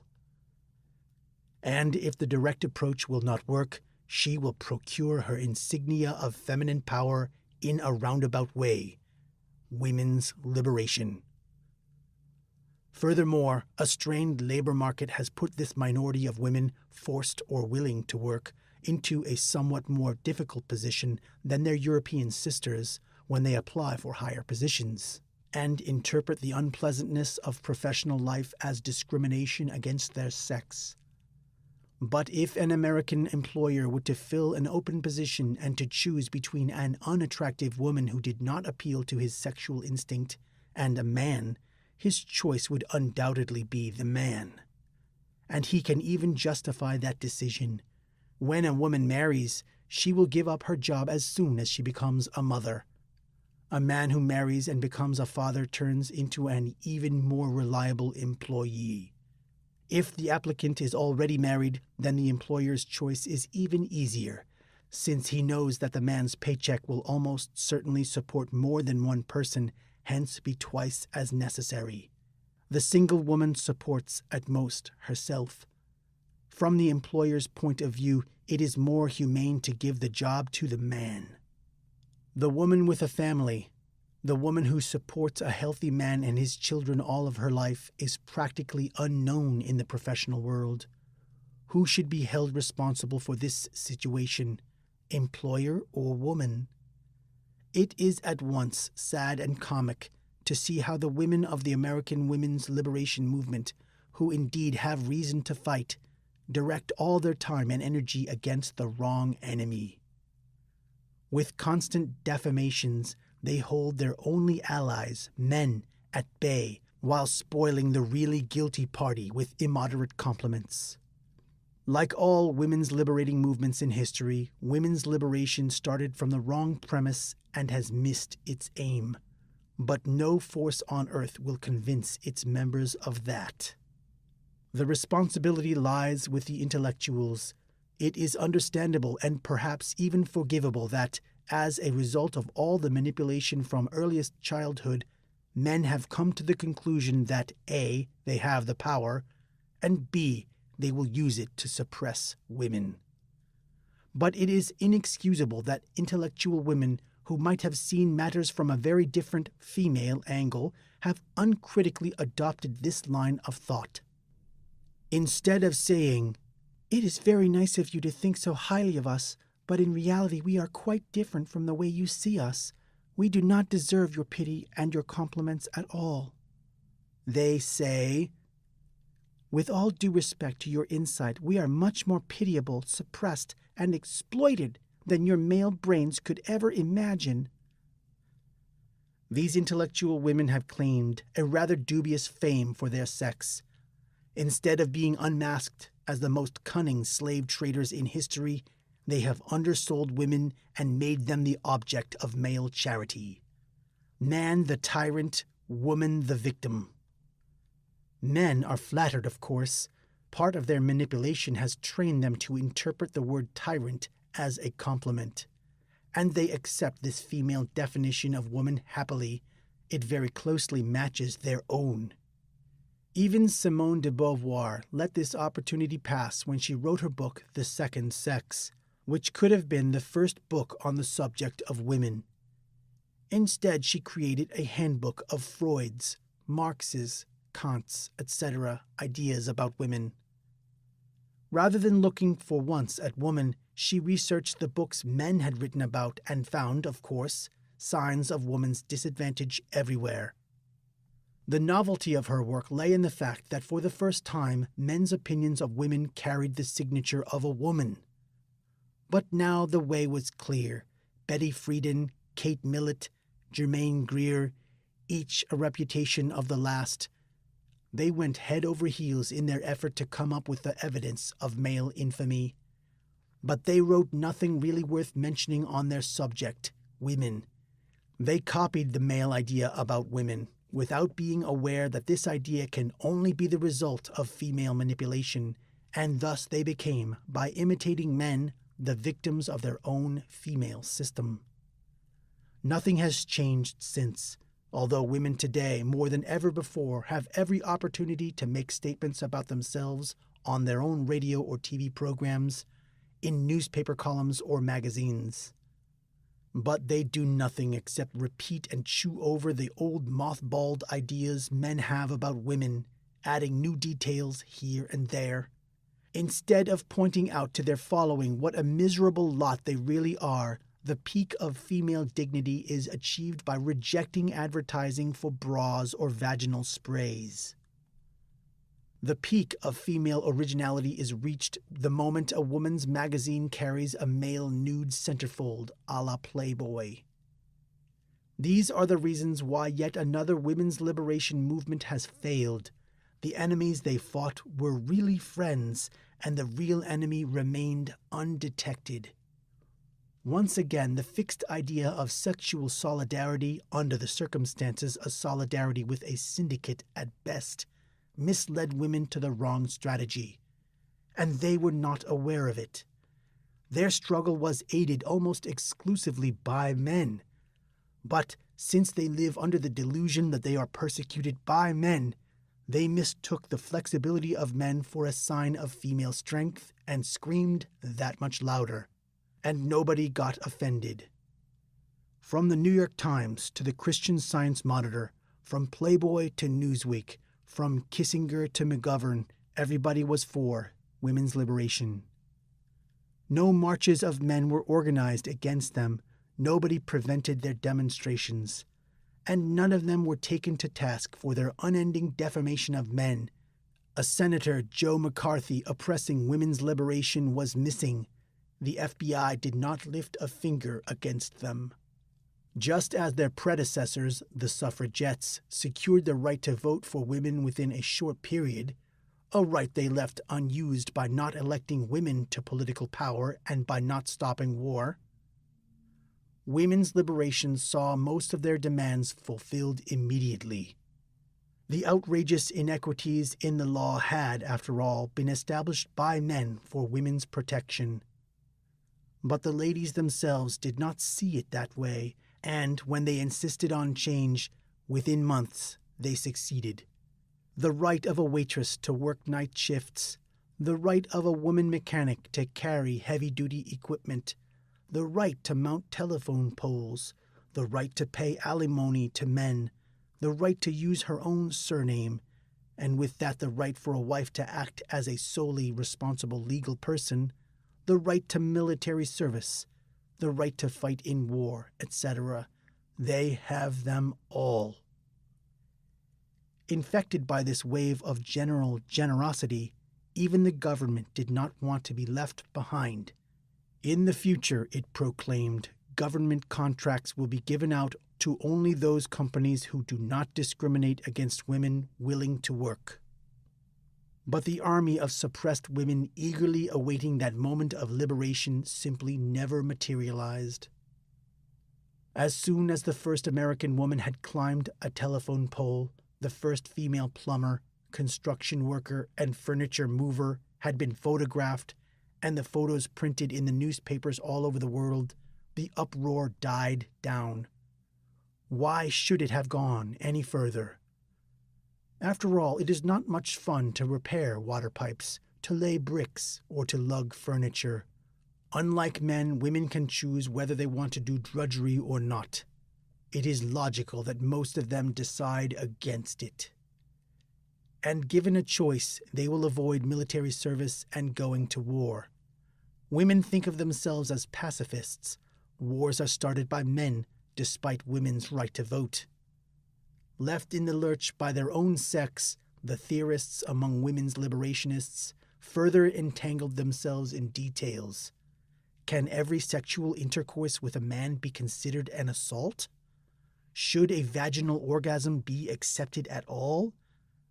Is the lesbian the only truly emancipated woman? Is the woman question more urgent than the racial question? And so on. Enticed by the extensive publicity awaiting them, a number of attractive, emancipated women joined the movement. Where else does a pretty woman attract more attention than among ugly ones? And although these attractive women could not possibly imagine themselves having the problems they were discussing, discrimination against an attractive woman does not exist, either in her profession or in her private life, they soon took on leading roles within the movement and turned it more and more into a branch of American show business. And, as defined in the previous chapter, into a genuine movement for emancipation. Meanwhile, the exploiters living in the suburbs started to organize. The liberationists' loud demands for work and the men who were willing to gratify these demands unintentionally put the suburban ladies into a most embarrassing situation.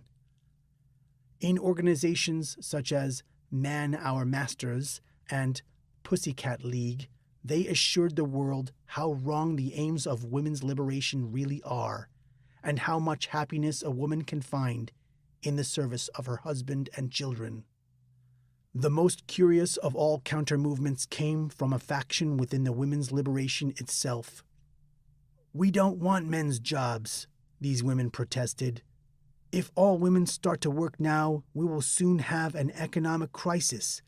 What we want is not to be degraded as eunuchs any longer. We want to evolve freely. We don't want man to suppress our intellectual development and our sexual drive anymore." This argument is curious not only because woman now holds man responsible also for her crippled sexual drive, he who likes nothing better than a woman who thinks sex is fun. It also makes obvious for the first time how foreign it is to a woman to think that she could support her family. It would never occur to her that women do not necessarily cause an economic crisis when they enter a profession. Working women would not necessarily increase the absolute number of employed persons within their community. Whether women can work does not have to depend on the existence of daycare centers, since the quality of the child care does not depend on the sex of the person administering it. Fathers could manage that work as well. But for a woman, work has to be fun, and to make sure it is, the employed wife needs a working husband.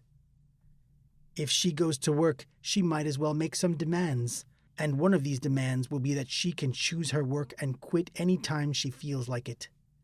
So she brings her newborn child to a daycare center rather than lose her working partner, and before her profession can turn into an obligation and responsibility, she quits rather than allow her husband to stay at home in her place. Women's liberation has failed. The story of the underprivileged woman was an invention, and against an invention one cannot stage a rebellion. Once again, men are the mourners.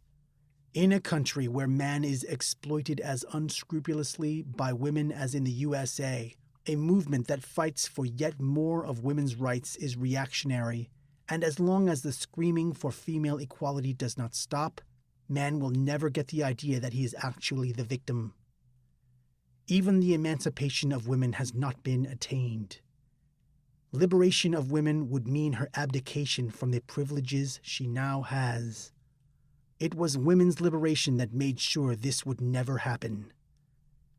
"It's better to let them think they are king of the castle," a female reader of Psychology Today wrote.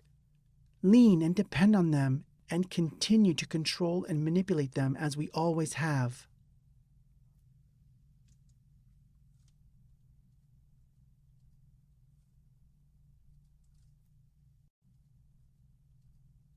What is love? Man has been manipulated by women to the point where he cannot live without her and therefore will do anything she asks of him. He fights for his life and calls it love. There are even men who will threaten their idolized female with suicide unless she accepts him. Not that this is much of a risk for them, they have nothing to lose. Woman, nevertheless, is incapable of living without man. Like a queen bee, she cannot survive on her own. She, too, is fighting for her life, and she, too, calls it love. They need one another, in fact, and it seems, therefore, that they share at least one sentiment. The cause, nature, and consequences of this sentiment, however, differ as much as do the sexes. To a woman, love means power. To a man, enslavement. Love provides woman with an excuse for financial exploitation, man with an emotionally charged excuse. For the sake of love, women will do things that are of advantage only to herself, while man does only things that will harm him.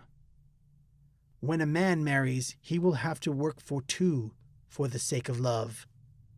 For both sexes, love is a fight for survival. But the one survives only by being victorious, the other only by being defeated. It is a paradox that women can also make their greatest gains during moments of utter passivity, and that the word love endows them with a halo of selflessness, even at the moment of their most pitiless deception of man. As a result of love, man is able to hide his cowardly self-deception behind a smokescreen of sentiment. He is able to make himself believe that his senseless enslavement to woman and her hostages is more than an act of honor, it has a higher purpose. He is entirely happy in his role as a slave and has arrived at the goal he has so long desired. Since woman gains nothing but one advantage after another from the situation as it stands today, things will never change. The system forces her to be corrupt, but no one is going to worry about that. Since one can expect nothing from a woman but love, it will remain the currency for any need she might have. Man, her slave, will continue to use his energies only according to his conditioning and never to his own advantage. He will achieve greater goals, and the more he achieves, the farther women will become alienated from him. The more he tries to ingratiate himself with her, the more demanding she will become. The more he desires her, the less she will find him desirable. The more comforts he provides for her, the more indolent, stupid, and inhumane she will become, and man will grow lonelier as a result. Only woman can break the vicious circle of man's manipulation and exploitation, but she will not do it. There is absolutely no compelling reason why she should. It is useless to appeal to her feelings, for she is callous and knows no pity. And so the world will go on, sinking deeper and deeper into this morass of kitsch, barbarism, and inanity called femininity. And man, that wonderful dreamer, will never awaken from his dream. About the author. Esther Vilar was born in 1935 of German parents in Buenos Aires, Argentina. She was trained as a physician and in 1960 went to West Germany to continue her studies in psychology and sociology. She worked as a staff doctor in a Bavarian hospital for a year and has also been a translator, a saleswoman, an assembly line worker in a thermometer factory, a shoe model, and a secretary. She was married to German author Klaus Wang for 2 years, and they have a 7-year-old son. Men have been trained and conditioned by women, not unlike the way Pavlov conditioned his dogs into becoming their slaves. Since the publication of her book, Esther Vilar has been praised, picketed against, cheered, spat upon, acclaimed, reviled, asked to leave the country, and invited to lecture at colleges and universities. All because of the shocking and controversial results of her bold new look at the age-old sexual battle in The Manipulated Man. Vilar is an extremely perceptive and cynical critic of the relationship between the sexes. The Library Journal.